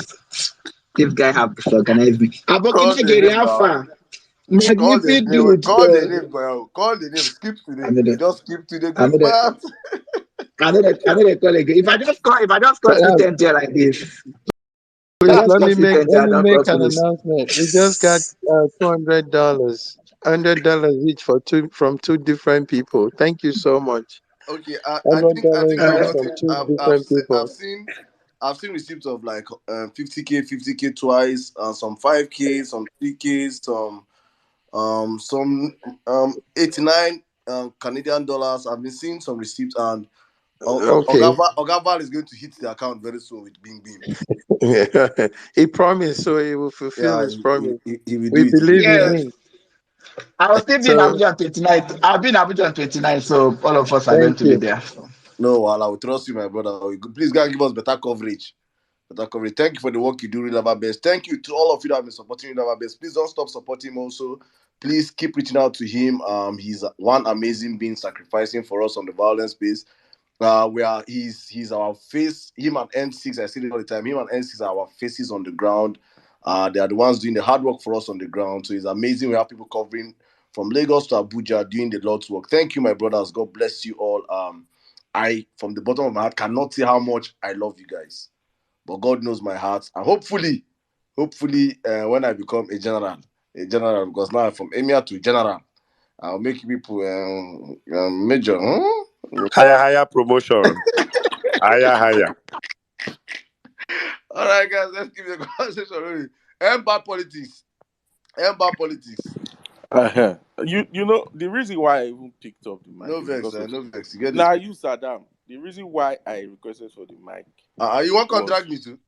yes, not dragging, no, not dragging. If you drag me, I go drag you. I dey do for a woman. I repeat you. If man come here drag me, I go drag the way where I go drag Satan go for your body. I know they I pity See, said man. don't today na be your birthday, Saddam, dragging. for this I know they space. pity Today man. na your I birthday. dey drag my Relax, fellow man. We go tear the relax, sea. now. So Take it if you easy. Calm down. Because, like I said, I've been on this space from the beginning, and I heard your beginning submission. And that was why I requested the mic, and I've been patient because I felt it was a very important topic that needed to be addressed. One thing we have to admit and agree on is in every country, you will have mad people, you will have normal people. It's now up to you as an individual to choose who you are going to listen to. At the beginning of this movement, even on this space, I think it was N6 that said it, that at the end of this election, we will decide the number of people that are mad based on those people that vote for Bola Ahmed Tinubu. And we'll build an asylum for them and put them inside that place. Someone is already building the asylum. That was Uh-huh. what brought that statement. So now, based on that fact, I don't feel there's any reason why Igbos or anybody should now listen to what mad people are saying. Because we've already established the fact that we have some set of people in this country that are mad. That no matter what you do, they will call you IPOP.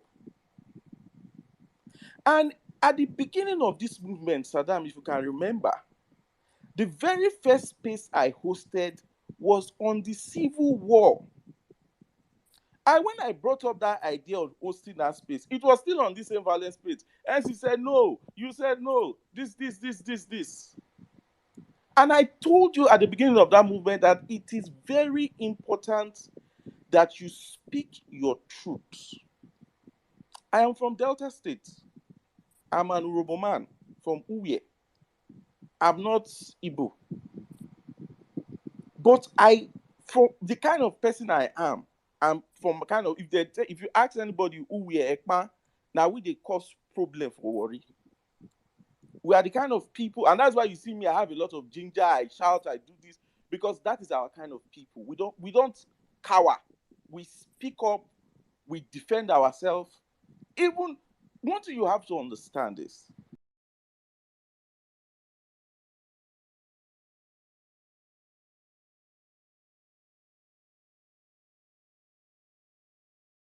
the Niger Delta that was being marginalized.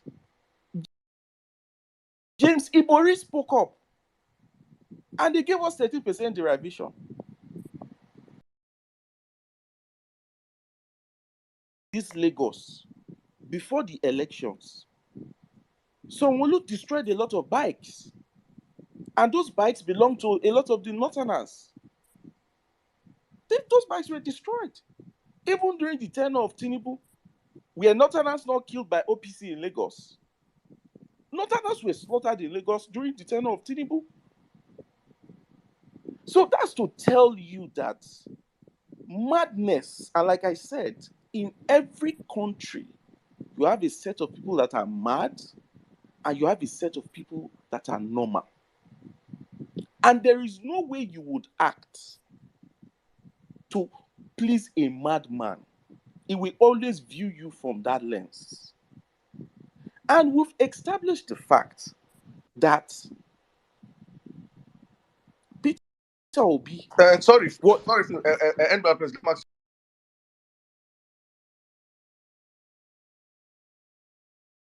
The question, please. Yeah. You called and you said bike. Some people they That what? That have lost 3 million lives. Let me give you an example. Please just please don't. Wait, I don't want to, because wait. let's The reason my brother, why I don't want us to have this back and forth, because what you're That saying right question now. really just needs a one-word answer, to be honest. Okay, Do you wait understand? now. Do you understand? There are some gaslighting. You not come and gaslight the pains of people and compare to dismantling bike. Let me tell you. Wait now. If the reason why I started, I said, if you remember the very first space I hosted. My brother, I remember that space, and I want to explain to you why that space did not hold. Because there's a thing called time and season. There's a thing called time and season. If you don't understand timing, how do you want before elections come and start discussing Biafra war, this kind of war? We saw Igbo people die and people killed because they're Igbos or look like Igbos in Lagos just less than a month ago. Wait, Didn't you see that? Let me explain. Please don't gas. I don't know, my brother. You are actually very wrong. No, listen to you're what trying I'm to buttress Saddam's listen earlier to what statement I'm by saying. saying To what I'm region was marginalized. We are here talking about. Hold on, sir. Hold on, please. We are here talking about the cold hard fact that if you are an Easterner and you lead a protest right now, it can be tagged IPOP. Wait. I want to ask a question. With evidence from what happened after NSAS. Wait. I want to ask a question. Yeah. How many states do we have in Nigeria? We have 36 states.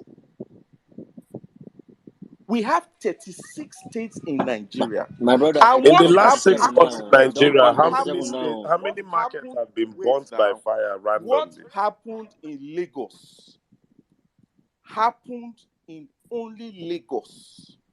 And it was not even carried out by the whole totality of Lagosians.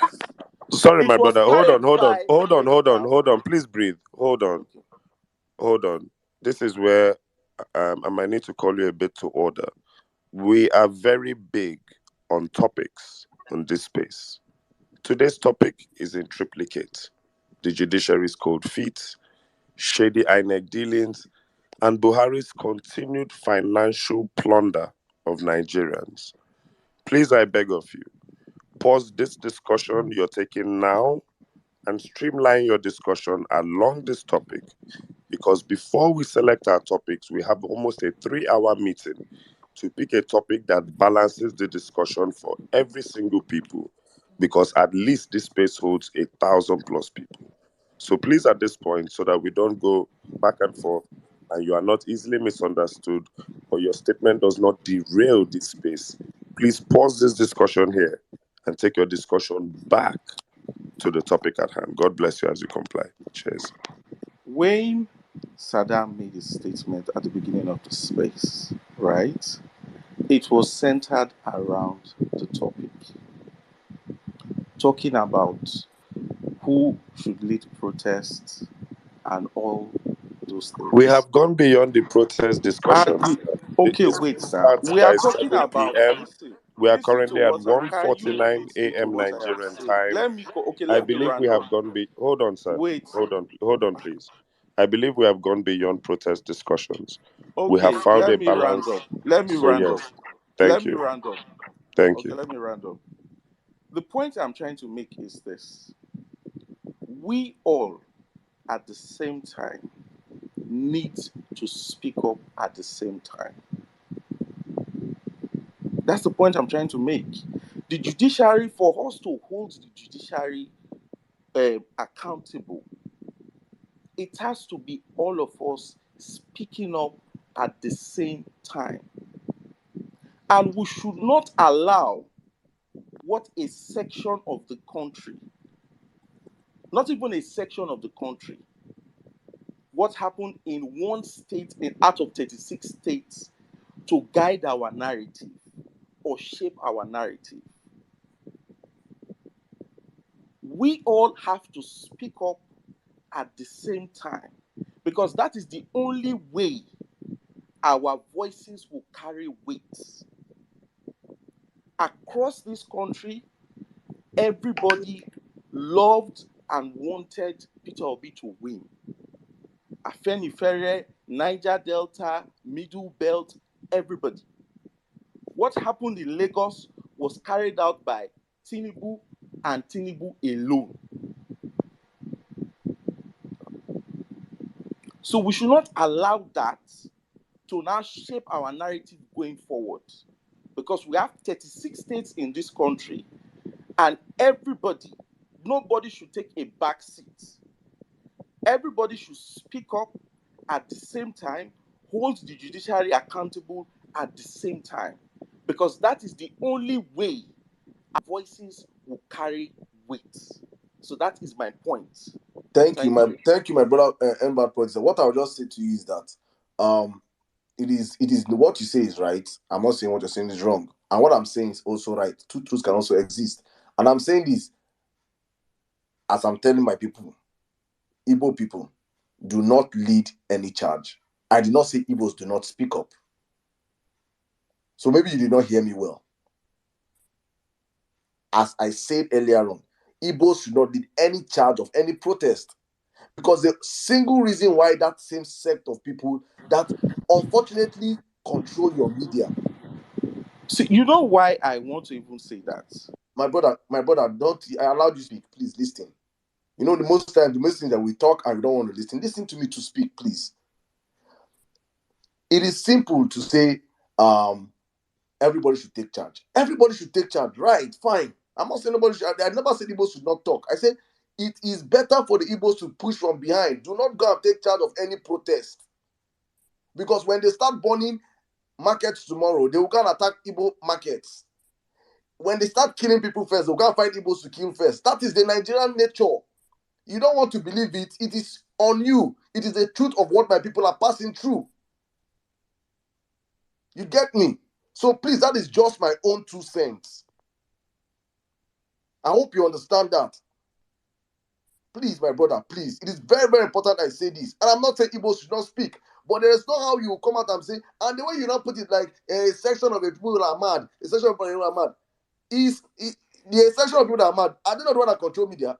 We have obedience protesting around Abuja since after the elections. Since after the elections, people were protesting around Abuja. Did you see it on Channels TV? Did you see it on Arise? Did you see it on any of the TV stations? No. But Asari Dokubo went to protest a few days ago. And equivocal protested. It was on national TV. You're not playing a fair game here. So don't come and act as if the world is all just, it's a free playing field. Don't do that, please, my brother. We're facing reality here. We're speaking. I hope you understand where I'm coming from, please. I beg. I'm not saying Igbo people should not come out and protest. I say Igbo people should not be in the front leading any protest. We have obedience in the north, obedience in the middle belt, obedience in the south side. Let them lead it also. There are millions. And our Igbo brothers can also, and sisters can, from the sideways or from the back, be gingering them. Let's go. But for you to come out and say Igbo people are leading a protest, automatically they name it an IPOP protest. Whether you like it or not, and you say it is the few madmen. The few mad ones have access to the media. The few mad ones have access to shaping the narrative. And you'll not be there when they'll label it. You will not be there. All we do is come back online and say, no, we're not the mad ones. No. These are realities. It's a Nigerian reality. We're not living, this is not film now we're doing playing here, my brother. Please. Supported by the police and army. Do you understand? I beg, let's move past this stuff. I beg. Let me just give me 30 no, my seconds. brother, please don't do this. No, please. No, let me give me just give me 30 seconds, please. Let me just say something. Okay, say what you want to say, please. Okay, see. In terms of leading. Sorry, my brother, go on. Go on, please, go on. I wanted to mute myself. Go on. Okay.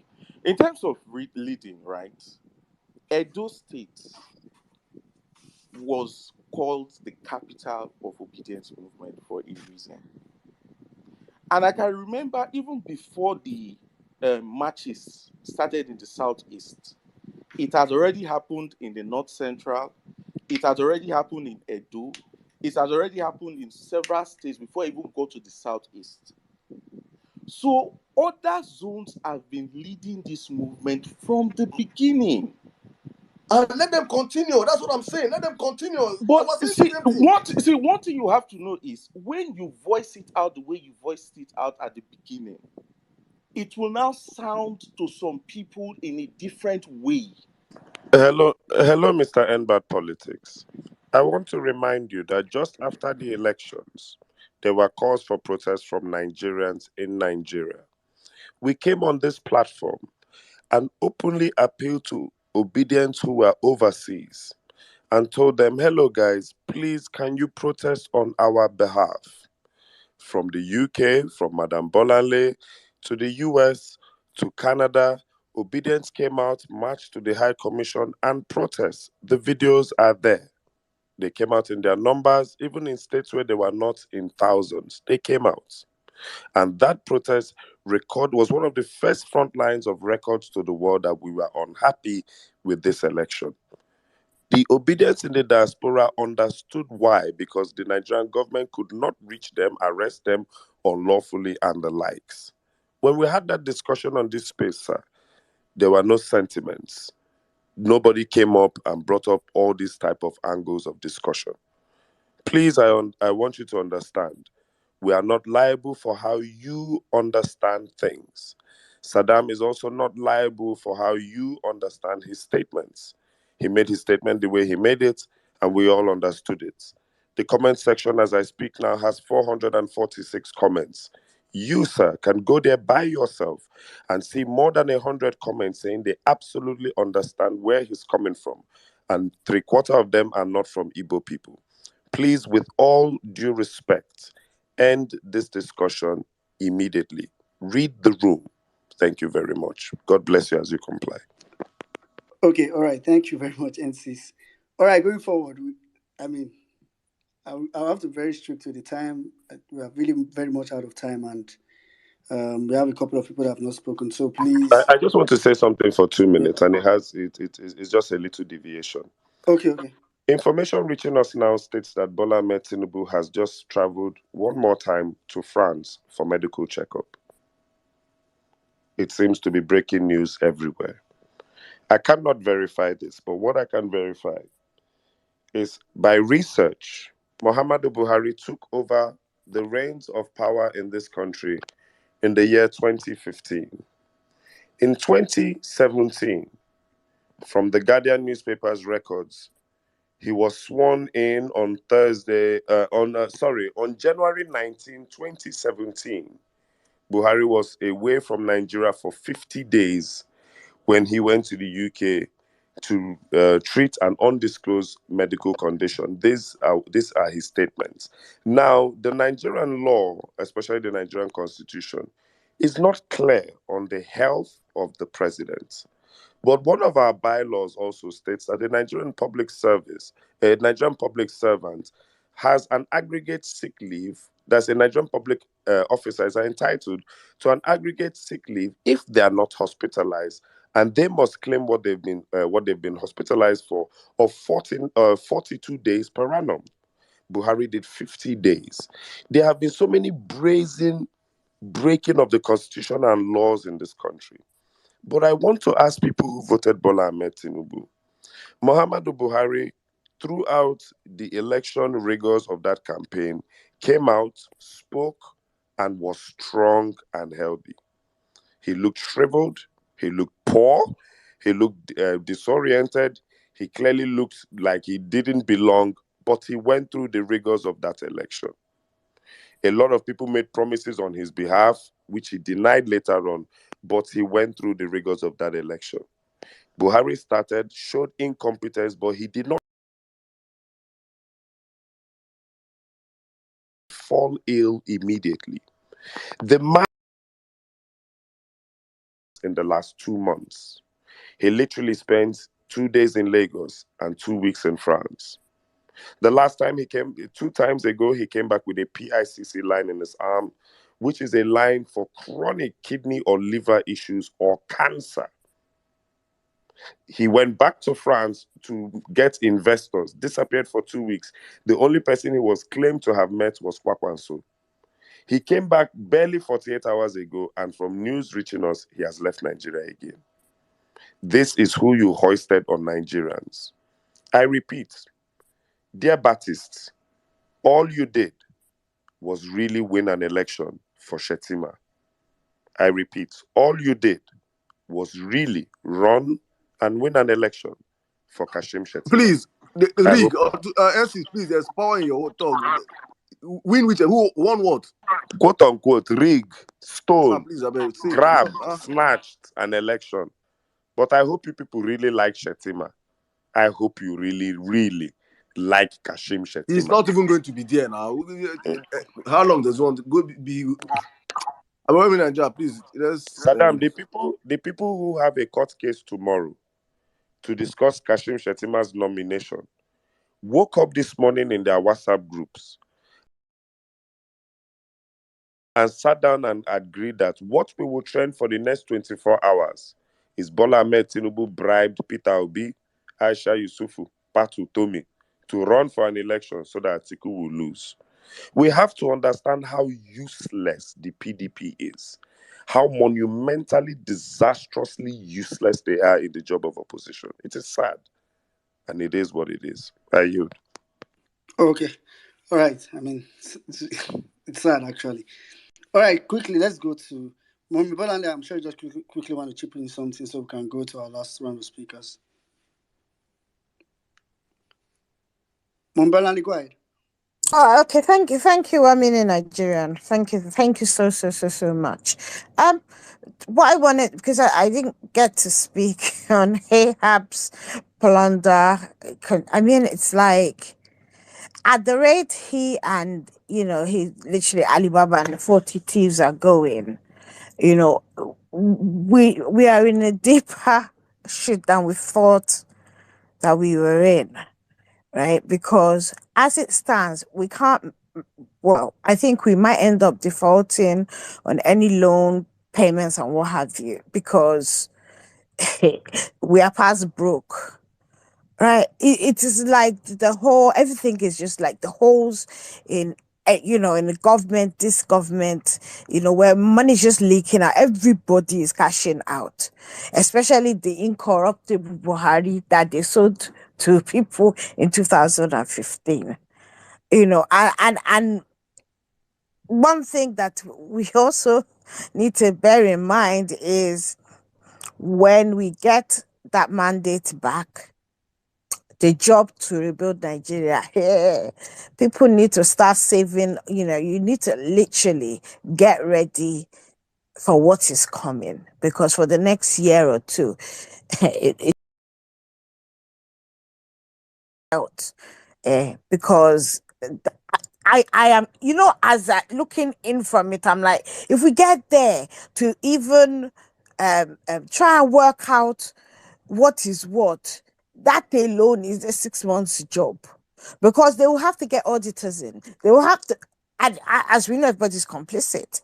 But whilst it has come to the end of his term, we should never forget how horrible this man has been and how corrupt he actually is.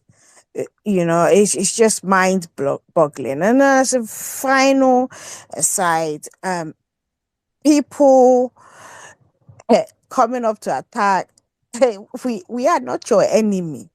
APC, and PDP, from time to time, yes, they are the ones who have been attacking us, right? If you had a relative in Lagos who, because of where they came from in the country, were not allowed to vote, you would understand Saddam's position. I find that it's really unfair. It's easy for a lot of us to say a whole lot of things, right? My own blood brother, so my mom's youngest son, he is married to a beautiful Igbo woman. I keep on saying it. He voted in the presidential election. He didn't vote in the governorship, not because he didn't want to, because plus him, that they were already calling Igbo, and his wife were too scared. They live in a local government where usually APC it is, Tinubu always wins. Whoever is, from their party or for AD or for whatever time it was in when they were contesting, right? Because Obi won in that local government, they showed the Igbos in the community hell. You're Igbo, you look like Igbo, you're married to Igbo, your Yoruba is not too sharp. It doesn't matter if you're from the middle, but if you resemble, which at a time we kind of said, yeah, of course everyone is Igbo, because what they say basically is that you have eaten enough food, you look good, you speak good English, blah blah blah. And while we joked about it, what we need to really really remember is that during that election they turned Lagos into a Nazi enclave, right? And whilst we are all saying protest, you need to understand that every time anything goes wrong in Nigeria, heck, anytime anything goes wrong in other parts of the world, if you're going to respond to it in Nigeria, it is the Igbos they go to. And the reason why they can do it is because the Igbos are the most detribalized Nigerians. They live everywhere, become part and parcel of the environment, the community, actually pay into that community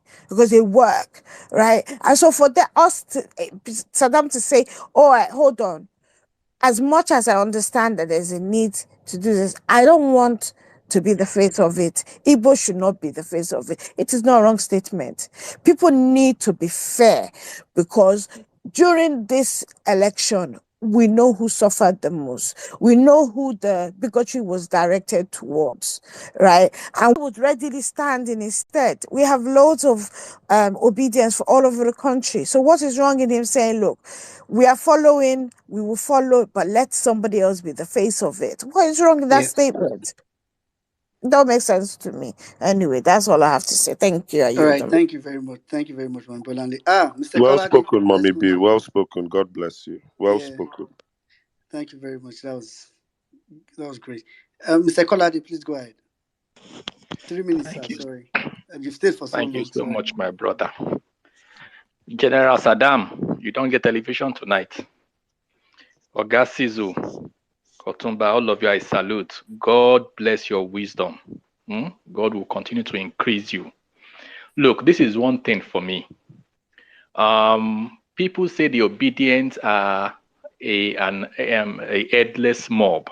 Yes, but when it comes to reality, we are quick to always forget that.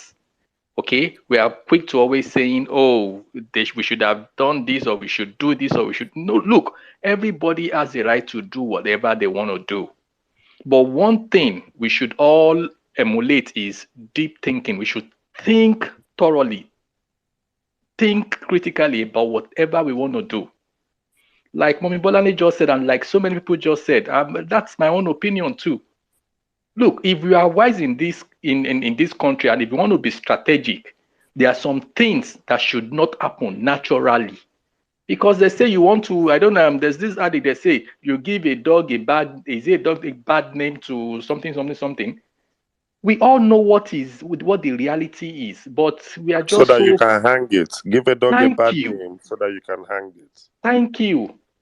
You get it? We all know that, but we are not being tactical. We need to be tactical, and you get it, about the things naturally for me. And we also need to realize that obedience is not like every other political party. The APC and the Agbadorians and their brother, the PDP, they are political in quotes, thugs and political, like they are political children. But obedient, you have people from every sector in this world. You have doctors, you have lawyers, you have analysts, you have people. So you can't just wake up today. Look, as I am, you can't just wake up and think I'm going to tweet everything I see, or you think I'm going to agree to everything, or you think no. I have my own common sense. I weigh my options. So the same way is not because people don't like or they want you to do things, but all everybody is saying is that we should all think about the consequences of whatever action we want to do. It's as simple as that. Please, obedience. I want to beg every one of us. We are all useful in our own little area. Okay? And don't let us see somebody's opinion as is against, or is against whatever the progress. No, the person likes, even if someone should come out to come and say this. I say some things that I even have opinions. They'll come and tell me, oh, I just laugh. But I know it is the level at which they reason. So I can take it, but not everybody can take it. And that is what we need to learn to emulate. We need to learn to understand each people's angle, the angle they are coming from. I'm going to drop it there for tonight, but I'm sure that we will get there, and we are making progress. We will get there. We will get there. I'm glad we are all saying things and we are all learning from one another. And we should just keep this up. And at the end of the day, the major thing is our mandate. We will get the mandate back. And I want to beg again, the PDP guys that are not saying anything about the court case tomorrow, please, tomorrow we should loud whatever we want to loud. The judges should do the right thing. They are just too dumb for my liking, and God would help every one of them. Yeah, thank you very much, Mr. Kolade. Thank you very much. PDP is a waste. We know that one. So, okay, let's quickly go to NINLP. NINLP, please, 3 minutes, and watch my hands. So go ahead, sir.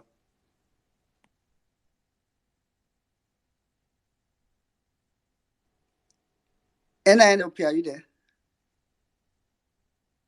Okay, I think NINLP is not there. All right, let's quickly go to. I can see Miss Barry has came back, yeah?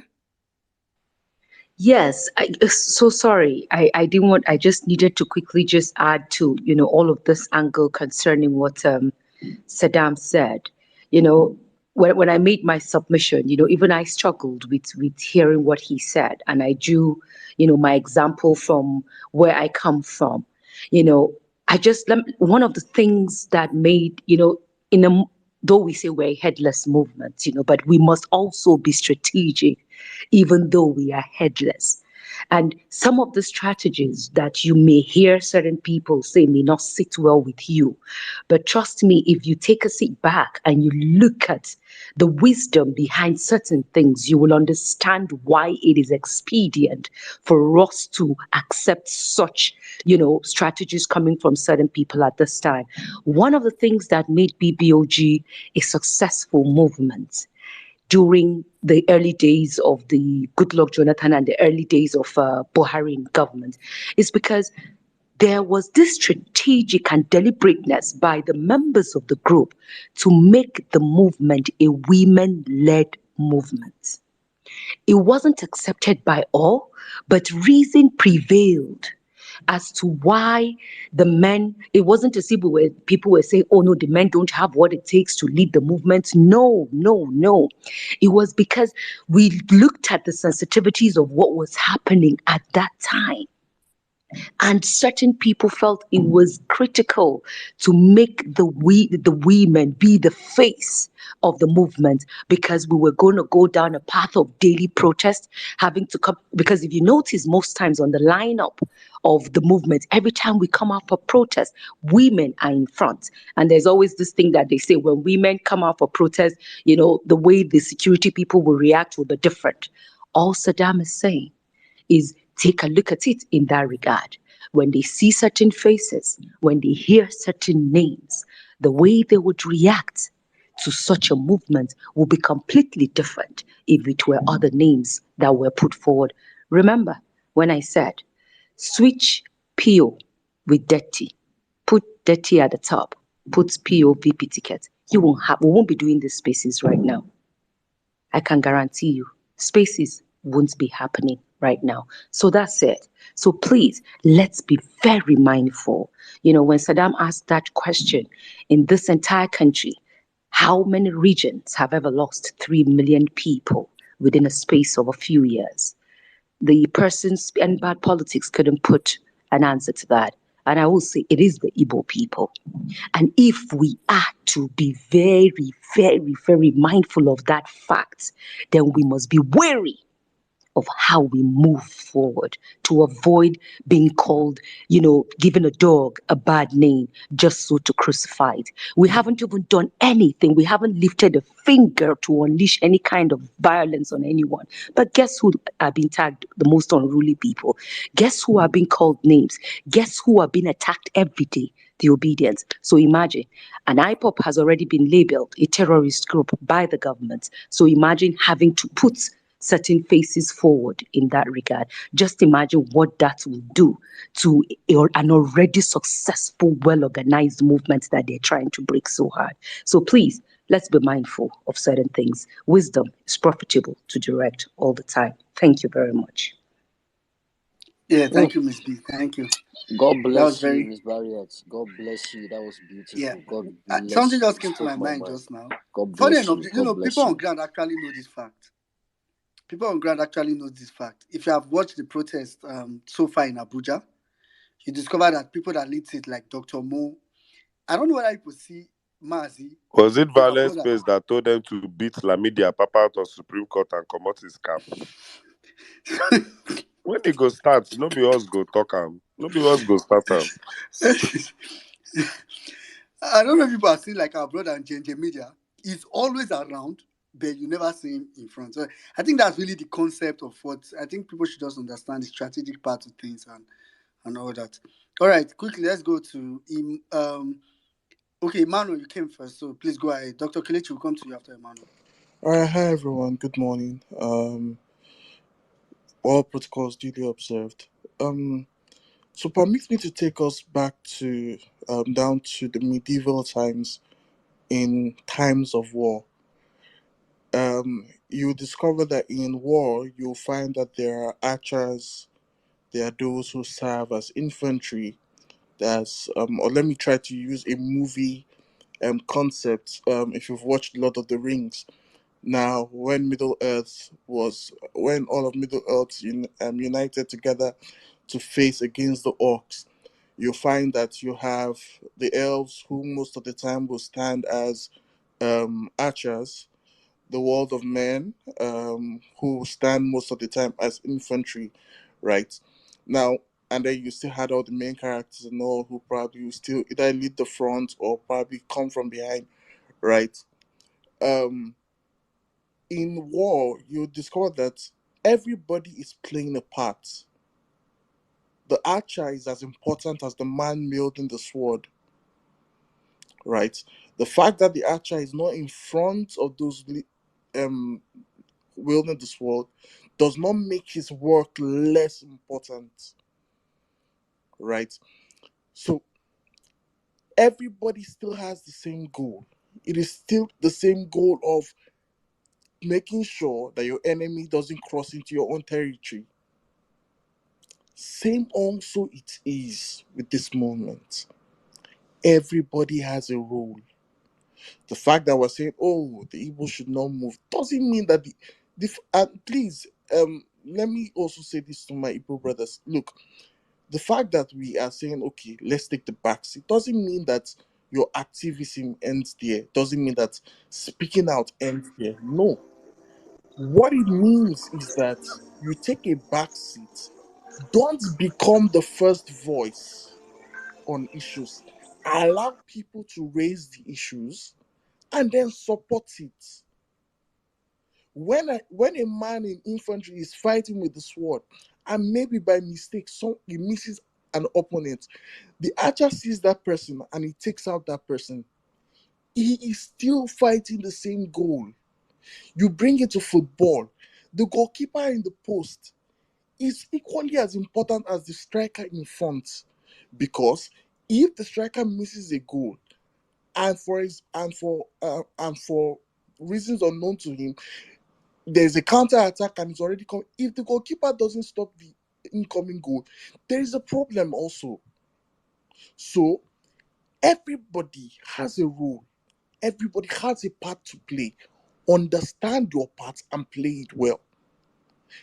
It is always said that doing the same thing over and over again, expecting a different result, is foolishness. We have been doing the same thing for a long time. It is time to switch up tactics. See, there is something we need to understand. I mean, it might pain you what I'm about to say, but just take it as the hard truth. We've been 10 months in this movement, whether you like it or not. All right, I see your hand. We've been 10 months in this movement, whether you like it or not.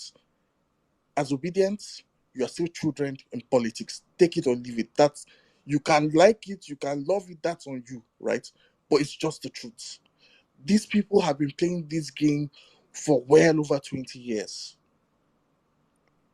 So you have to be much more wiser and much more cunning than them.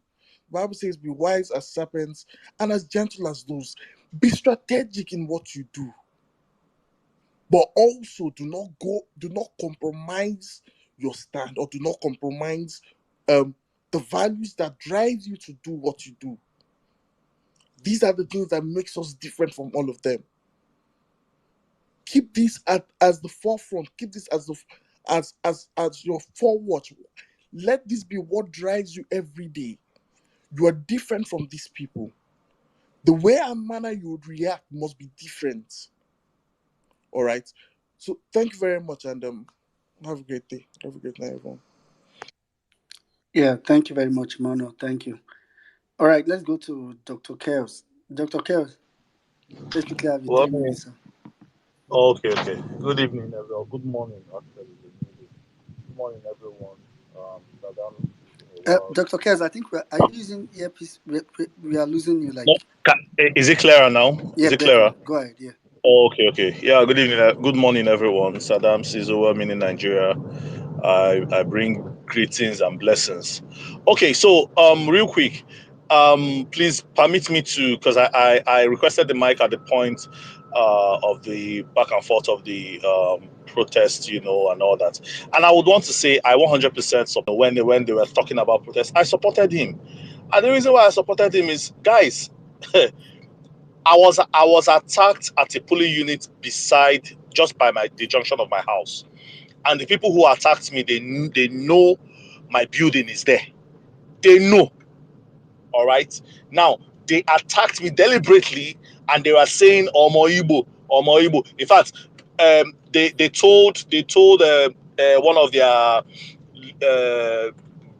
should I call it community heads, who happened to know one of the tenants in the house there, and they came. He said that they dealt with one Omo Igbo today, and they now said, okay, who is the person? They said that now my brother, they started apologizing. So the point is, they knew I was staying on that street. They attacked me. Now, how much more if the Igbos are supposedly the ones pioneering or championing a protest? Man, that building is going down. They'll raise that building down. No two ways about it. So I so support what Saddam is saying, and I feel it is very, very important. And then, of course, myself personally, I have never backed down on this, lending my voice, speaking up and all that. In fact, when my son was dedicated, almost, in fact, all of the obedience that came there, they were like, I think Savior, Ugo, and some other person, Dave. They said that they did not know. So my wife was pregnant when I was doing all the campaign rallies. I was appearing in all campaign rallies and all that. I said, yeah, she was pregnant. They said, why did you do that? I said, I have to do it for the new Nigeria, to give my son a better place. Some said that, doctor, you took better risk. I said, yes, I had to do it for a new Nigeria. Okay, I had to do it for a new Nigeria. Now, I was attacked, and everything that happened. I have a son now, and I'm like saying, if time come where we go say, okay, let everywhere be on lockdown, let us hit the streets, I will also go. I might not go in the capacity of doing a protest physically. I might go in the capacity of rendering my help and assistance, medically, my profession, to those who are going to be in the protest, those who are going to be injured. Of course, I've been doing that. I did that during NSAS, and I'm still available to get that done on ground. So the essence of everything I'm saying is the onus lies on us citizens to stand up to the forces that be. Look at what happened in Ukraine in 2014. It was the citizens that chased away a sitting government. It happened also in Sri Lanka. Why? It can also happen in Nigeria. It can happen in Nigeria when we all march out. When we all march out and defend our constitution. In section 14 of our constitution, the Nigerian constitution says sovereignty belongs to the citizens. It gave us sovereignty and not the government. The government was not given sovereignty. The judiciary was not given sovereignty. It was the Nigerian citizen that was given sovereignty. Now, what does sovereignty mean? When you now see that something is coming to steal your sovereignty away, something is coming to attack your sovereignty as a sovereign power, like you take America and Russia, for instance. They cannot just withstand anything coming to attack their sovereignty. They will rise up. And that's what we as Nigerian citizens should do. We should rise up and not wait for anybody to send you money or send you this or send you that. In fact, people have been protesting. Bishop Prophet Issa Elbuba did his protest today, and Dr. Mo and his crew have been doing, holding the fort in Abuja. And I really appreciate whatever thing they're doing. I appreciate it. What we should do, even if you are not going to go out there to protest, let your money protest for you. If you're not going to go out there to protest, retweet. Keep speaking about things. Keep putting it on the front burner. These are things, that practical steps that we have taken, that has given us, the successes we have achieved up until this time. And we need to keep doing it, bringing up new strategies, and keep moving forward. To anyone who is downcast, downtrodden, let me tell you something. This is not a time to give up. It's just like when you go tell me, say, make I can't give up. When my blood don't enter this thing. My blood has entered it. The highest thing that will happen is for them to kill me. And if they kill me, what happens? I'm going to a better place, a place free of stress, a place free of sorrow, a place free of nepotism and illegality.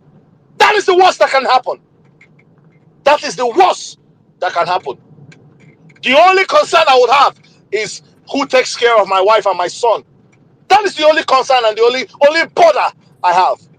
Aside that, who gives a two fuck? Use people in the north, they stay in their houses, they are asleep, they are attacked, they are killed. They are not protesting, no. They did not come out to protest. They were in their houses and in their communities. How much more we, when we come out, you see, that is why that 29th protest there, it is very super strategic. Because these dignitaries, so-called dignitaries, foreign dignitaries and delegates, they will be there. Let them come out and shoot. Let them come watch the dirty linen outside and see what happens. Asari Yeah. Dokupo flaunted AK-47s, AK-47s online in a video. Aside the one, his thugs we are carrying military grade weapons, and this man came to Abuja. The police could not arrest him. Prince Moye, Imoye, or whatever his name is, could not arrest him. They did not say nothing. Ben Hundeyi did not say anything. Yes, a pastor in House on the Rock was simply making an illustration with an AK-47 and he was arrested. What the fuck is the police's duty? Are they called to protect protect and preserve the lives of criminals and kill, maim, and destroy the lives of citizens? By the way, when I was attacked in my police unit, the police was there. They were right there. If not for the timely intervention of my wife was, she said she just had a leading. She had a leading to just peep out from the window of the house, of our room. As she peeped from the room's window, she saw me running backwards. Immediately she saw me running backwards, she alerted people to rush down and save me. By the time the people would have come out to meet me, I had already dropped on the ground. And imagine if they did not come at that point. These guys would have completely killed me. I wouldn't have been here on Vawulence Space. After a bottle had been broken on my head, a concrete stone had been broken on my head. The reason why I Yeah. wasn't even killed at the police unit was because I had a pepper spray that I used to, and I had an opportunity to run away. But the police was there. At the end of the day, all they could say was, I should come and drop statements. God punish devil. Enough is enough. And I think we need to make a huge statement. Let me yield for Yep, now. Thank I you very agree. much. All right, thank you very much, Dr. Kilichi. I know how annoying these things can be. It's crazy. Thank you very much. Let's go to Mr. Walera, and we'll end with Ure. Mr. Walera, 3 minutes, please. Okay. Thank you, well-meaning Nigeria. Saddam, Francis, Otumba, Jimmy, everybody on the space, greet you. Saddam, see the wisdom that God gave you. You will not lose it all. Because, see, sometimes you come, on this platform and you just drop some of these things and, it seems like nothing, but there's a lot, that comes with it. It carries a lot of weight. When you made that statement at the beginning of this space, I could connect. I could relate. And the only reason why I could do that was because of the experiences that we witnessed. All the events that we witnessed on the 25th and is it on the 18th. It is really, really sad that somebody will come and try to guilt trip you or guilt trip anybody. We know this country. We know the way the leaders think. We know the people that are being victimized. And the truth is, it's not like it's just like the end bad politics guy said. It's not as if it's just one region that is being marginalized. We all know that every region is being marginalized, but we at the same time we know that there are certain regions that are being marginalized more, far more than some other regions. And that you came today to make that statement. If there's anything, we should even make it trend. We should try to, that statement you made about Igbos not leading the protests, but being at the back, it makes a lot of sense. We know where we are coming, we know our situation. We cannot begin to deny or to pretend as if we don't know. The only reason, one of the major reasons, even before, I started, going, looking for and watching, Peter Obi's video. One of the main reasons why I supported him was because I feel like the Igbo have been so marginalized. And in the spirit of fairness and equity, I felt it was the turn of the Igbo. I am a Yoruba boy. My father is from Ibadan. My mother is from Osun State. I was born in Lagos. I live all my life in Lagos. So I don't think anybody will come and try to call, a dog a monkey. It is really sad. And I pray, Saddam, don't let anybody make you feel that you are doing the wrong thing. Please, not at any point should you ever think that you are doing the wrong thing. Because a lot of people will come and try to make you feel bad. Make you feel like you're stupid, you don't know what you're doing, you don't know what you're saying. The only reason why I picked up the mic was when I heard, I know the lady that she did us, and End Bad Politics came and tried to, kind of do the same thing, but he didn't even know how to go about it. It was so heavy for him to present. He didn't know how to present it. It's really sad. And I pray that the grace that you have to maintain your cool in the midst of some people trying all these shenanigans, I pray for that kind of grace, because I don't have it. I don't have that patience. I don't have that patience. God continue to increase your wisdom. Please, as Saddam has advised, please, we know where we are, we know where we are coming from. And we know that if not for any reason, but because the main candidates that won the election and that we are fighting for is an Igbo man, is the reason why they will turn everything. They will turn it around. You made a lot of sense, and God will continue to increase your wisdom, Saddam. I yield the mic. Yeah, thank you very much. Thank you very much, Mr. Walera. All right, let's go to Ure. Ure, you're our last speaker. I feel like saying Ure, but maybe you can do this in like 2 minutes if possible. Let me do it in one now. Good morning, everybody. Jimmy, Sizu, well-meaning Otumba. Can't see Otumba again. Saddam is an actual big brother, to be honest. That's why I had to request the mic. I joined the service late today, but I had to request the mic and say Saddam is, he doesn't sound so cool. Saddam sounds like a very, he's like, we're those kind of people. We're not really calm. But to be able to be in the host position in this and keep Saddam sound like spare part seller. I swear, I look at Jim sometimes, I'm like, who is even cool in this lineup? Who is cool? Do you understand? But to be able to play host, in that personality that you carry, it's a huge deal. And I need you to know that you're doing very good. And then to end bad policies, I didn't think he was coming from a bad perspective. I think he was just trying to say, all of us we're overwhelmed at this point. We've been through a lot, really. And you just have a lot of thoughts coming in at the same time, and you're trying to hold it.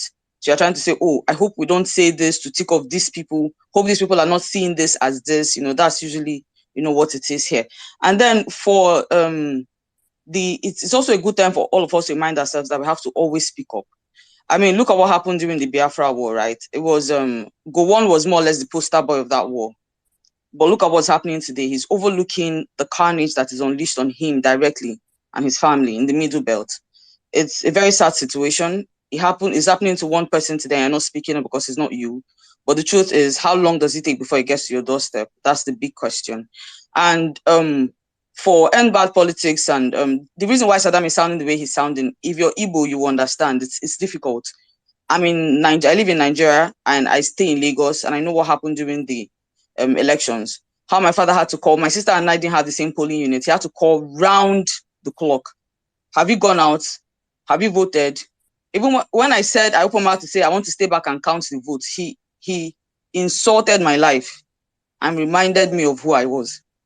So sorry. It's not easy. So when Saddam says, if you're Igbo, don't lead the protest, he has a reason why. Because nobody wants to stay and see your businesses, your shops attacked, burnt down. After the elections, I kept asking, I was like, okay, they've announced Sanwo-Olu as the winner. Why are you still attacking people? Right? Whether he won or not, INEC has already announced him as the winner.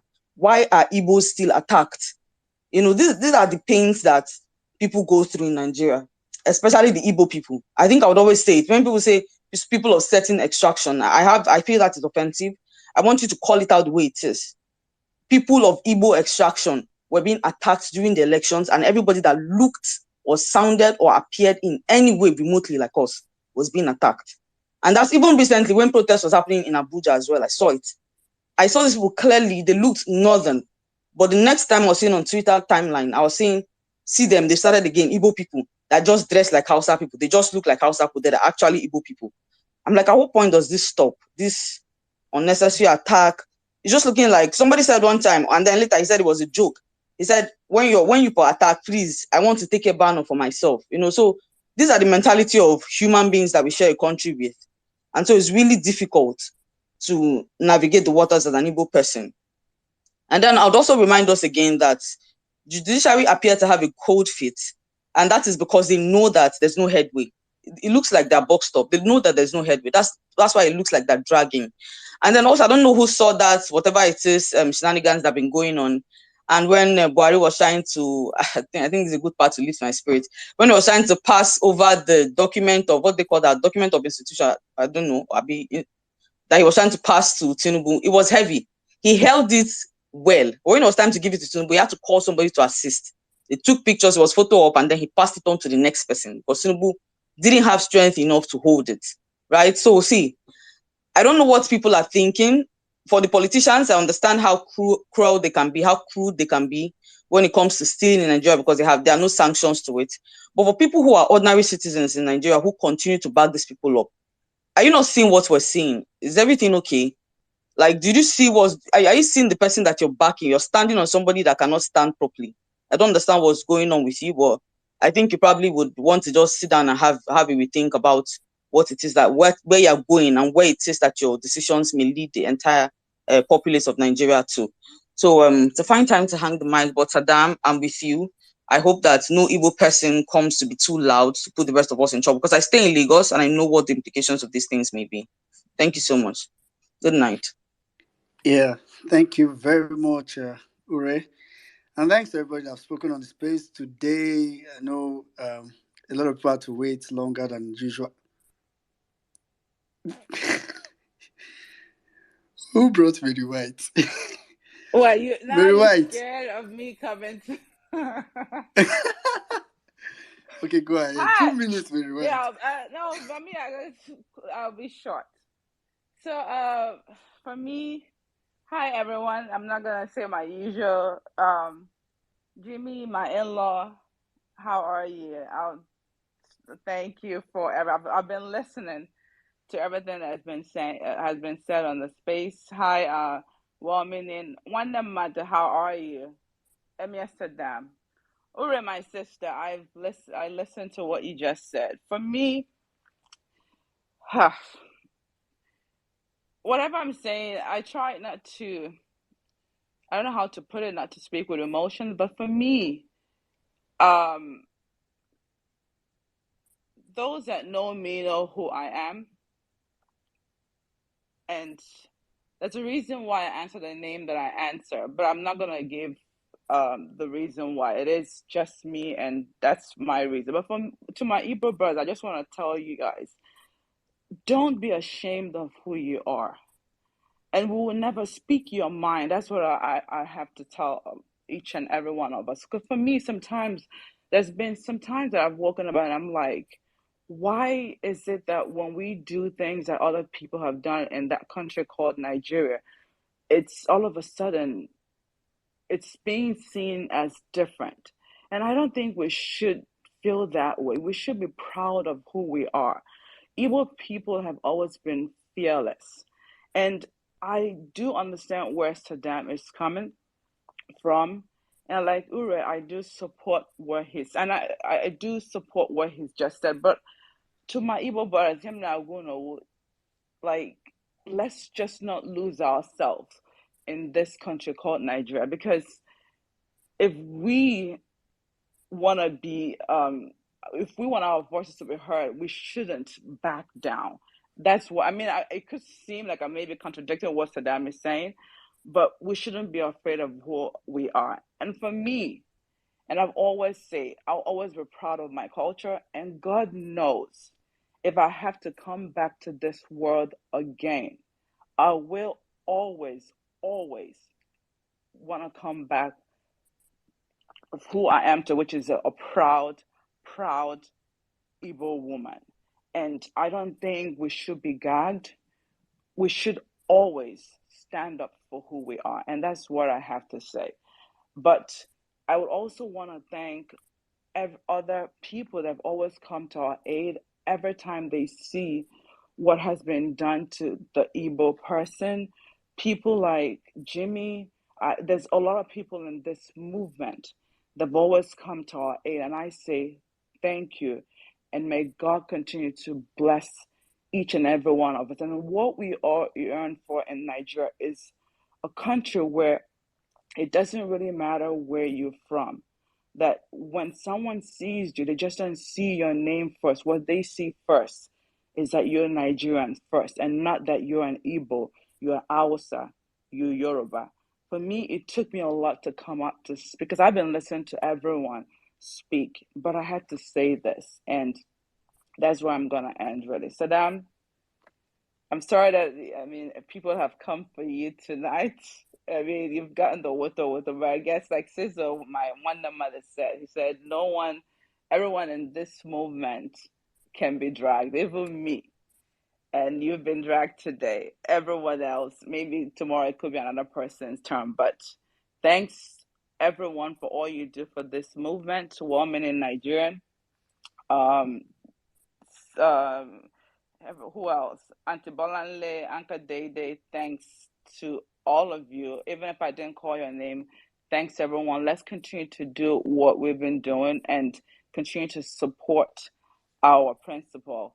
And I did listen to Aisha's, Madam Aisha's submission, and I was blown away. Even Mrs. Barrett and Uncle Valentine. Let's continue to do, because I truly, truly believe that if we all continue to fight, we will definitely get the Nigerian that we always want, which is a Nigerian, which has equal opportunities for each and every one of us. And that's where I'm going to end. Thanks, everyone, and God bless. Yeah. All right. Thanks, Miriwai. Thank you. Thank you. All right. Thanks to everybody. So before I hand over to maybe Saddam or N6, let's not forget what I was said today. I know it has been an epic space, actually. With a lot have been said, a lot have been done. Like Saddam always say, with the violence space, emotions go here, go there, go. So just go around with the emotions. But please, let's not forget, we need to trend and keep trending. Nigerians did not vote for Tinubu till, in fact, for me, it's continuous, but at least till 30th. At least that one, if not anything, we need to keep trending that. Personally, like I said earlier, let's not also forget the Peter Obi. Me, I'm celebrating Peter Obi May 27th. President Peter Obi, that's all I know. And also, MAG, the 1 Million Man March crew support. Of course, even after the space, you can still support in any way you can. I heard some people did the diaspora party today. When they were planning it, I thought the day they would do it, it would have been a short down. I'd be like, oh my, these people, the way they've been planning this thing, hey, now die, now die. Apparently, I did not even know it was today. It was just, it's crazy. All these people, very few set of people. Guys, we're getting back our mandate. Over to you, Saddam. All right, thank you very much, my brother. Thank you, Omi Nigeria. Guys, thank you so much, every one of you. I don't even know how to even start it. N6, thank you, my brother. You stayed to the very end as usual again. Thank you, Jimmy. Guys, I just want to say this as we part. Hopefully, our principal, the next president of Nigeria, the legitimate president of Nigeria, Peter Obi, will be with us on the platform either on Saturday or Sunday, as you guys rightfully heard. Thank you to every one of you that have been moving on this movement. I still want to stand and straight on what I said from the very beginning, and I'm ending this space on that note, that if you're an Igbo person on this platform or as an obedient, please, in all honesty, try and use what they call emotional intelligence. It is one gift that if you don't have, I will sell for you. You can come to my DM and I'll sell it for you free. I can tell you how you do it and you understand what I'm saying. It is when they say optics, Nigeria was not built to favor you. Understand your realities, why you're pushing and why you're doing what we're doing is very, very important. Knowing fully well that who is even contesting. The only reason why he's not celebrated across the country for his achievements, for his feats and everything that he represents and he embodies as a person is because of where he's from. So it is very, very important. And we understand these things and do not pretend, because the most important thing is when you pretend from your reality, then you begin to live a fake life. Face your reality, face your reality, face your reality. So guys, please, very, very important as we go into this whole protest and this weekend of protesting, this weekend of coming out en masse, please, very, very important, you know the roles you're playing. You That's can. one I turn Vawulence space today to confirm. It is very, very important. Boys, please, guys, and please keep supporting. Those guys are our 1 million march crew. They have funds. They need funds. They need funds to convert people across the country from the north across Abuja. You know, so please just support them. The account details are up there, or you can go to Mag's account. Go to their space. They have a space running every day. I think 1 million march space. Amazing people on that space also. Obedient. Go there, support them. They're supporting people on the ground. Just do something, you know. Support with the hashtags. We said everybody should be tweeting Nigeria did not vote Tinubu. And tomorrow, please, today, we should flood the whole timeline with Nigeria did not vote Tinubu. Hashtag Nigerians did not vote Tinubu. We should flood it with pictures, pictorial and video evidence of what happened that day. Because one thing I understand in Nigeria, we have a very short. I think is our ability to move on from issues is very, very short. We can do that so quick. So it's even surprising these politicians that why haven't we moved on from this election? That's why they rigged so brazenly and stole so brazenly and killed so brazenly, because no be Nigerians. Give them 1 month, give them 2 months, they'll move on. So it is a pain in their ass that a movement is still on this case. We die on top of this matter. So please let us remind them by tomorrow that Tinubu did not win these elections. If he did, let his supporters, let them bring out their polling unit results. I have thousands of polling unit results across the country in my DMs, thousands of them in my DMs. So please, if you need one, say as you're in diaspora, come to me, tell me. Probably I have your state own, I'll send it to you. I'll have to do the hard. I don't have that hard work. I don't have that time, patience. That patience to do the hard work. But I have thousands of them in my distance. So please post those videos. Post those videos of them attacking voters, of them intimidating voters. Post it and show the world that Nigeria did not vote Tinubu. It's not as if we're expecting anything from the world, but it's for the world to understand that we reject that man and we will never call him our president. His pictures will never be hanged anywhere on our walls. He's an illegitimate person. He will remain a criminal, and so it is.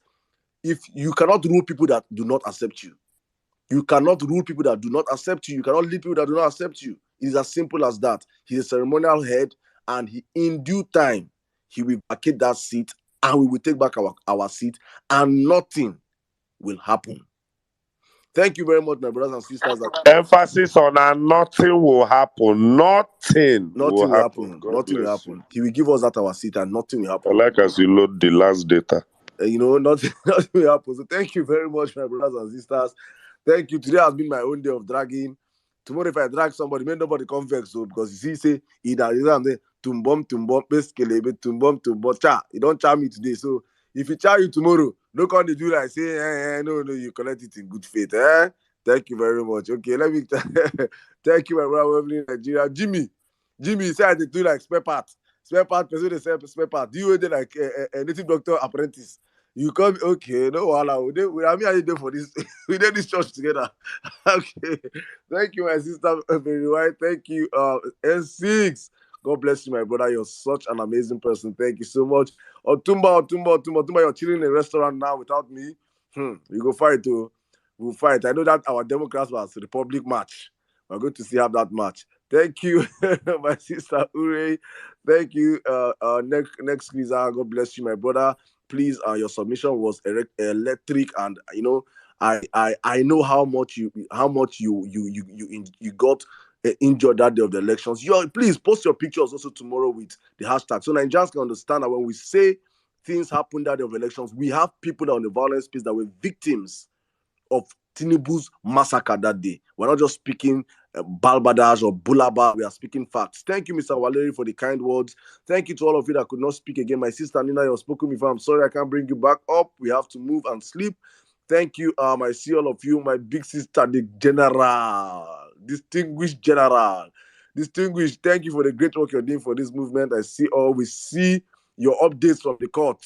God bless you, my sister. Thank you very much. Uncle Charles, longest time, man. You've been hiding. Welcome back. Thank you so much. Onyeka, Violence Space Team, amazing Violence Space Team. God bless every one of you behind the scenes. All of you listening from the YouTube channel to our radio station, to our Facebook streaming live. God bless every one of you to the amazing parallel facts. If you're not following parallel facts, I'm saying it now. We might host Peter Obi on parallel facts. So we are still considering it. Hope you're following parallel facts. Okay, Peter will be with us on tomorrow. Peter will be with us on Saturday or Sunday. So it is important you guys do start amplifying it, let the world know. Womi Bolani, thank you very much. Anka Dede, thank you so much. Sweet Angel. Hey. Sweet Angel boyfriend. Okay, they wonder say this always Saddam are never best. They always hate me like this. I will go.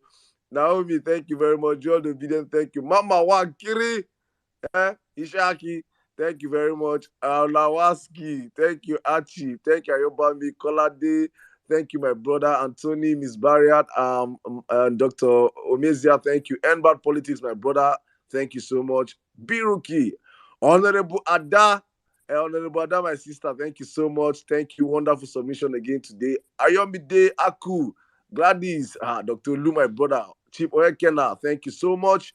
Adamu, God bless you so much, my brother. You know how much I love you. Thank you for the work you do for us. Thank you, Inze. Thank you, Otumba DK. Thank you, Incoming, Oluwa Damilari, AGK Orias, Temitope, Shilo D, Prince, Chulo, Ruki, Otumba, Olaido, Tony, Duchess, Emmanuel, and Yuna, Peju. For your longest time, you have been hiding. Thank you, Yvonne, Mr. Ikena, Margaret. God bless every one of you. I cannot call all the names, Lady Etsy, but if you did not hear your name, know that it's because we have hundreds of people and I can't call all the names. But from the bottom of my heart, I love everyone on the platform. Thank you for sharing your time with us. It is always a pleasure. Remember that we do this for God, for country, and for our families, and most especially, do not forget, we won an elections and we'll prove it in court. Please do not stop. I'm not coming out telling you that. Please, and whatever you're doing, triple the thing you're doing. If you're protesting, protest triple. If you're tweeting, tweet triple. Do not be demoralized. Do not wait for anybody to tell you what to do. Keep pushing in this movement. We are all one big family. And with that, I say, God bless you all. Good night. Stay safe. And I love you all.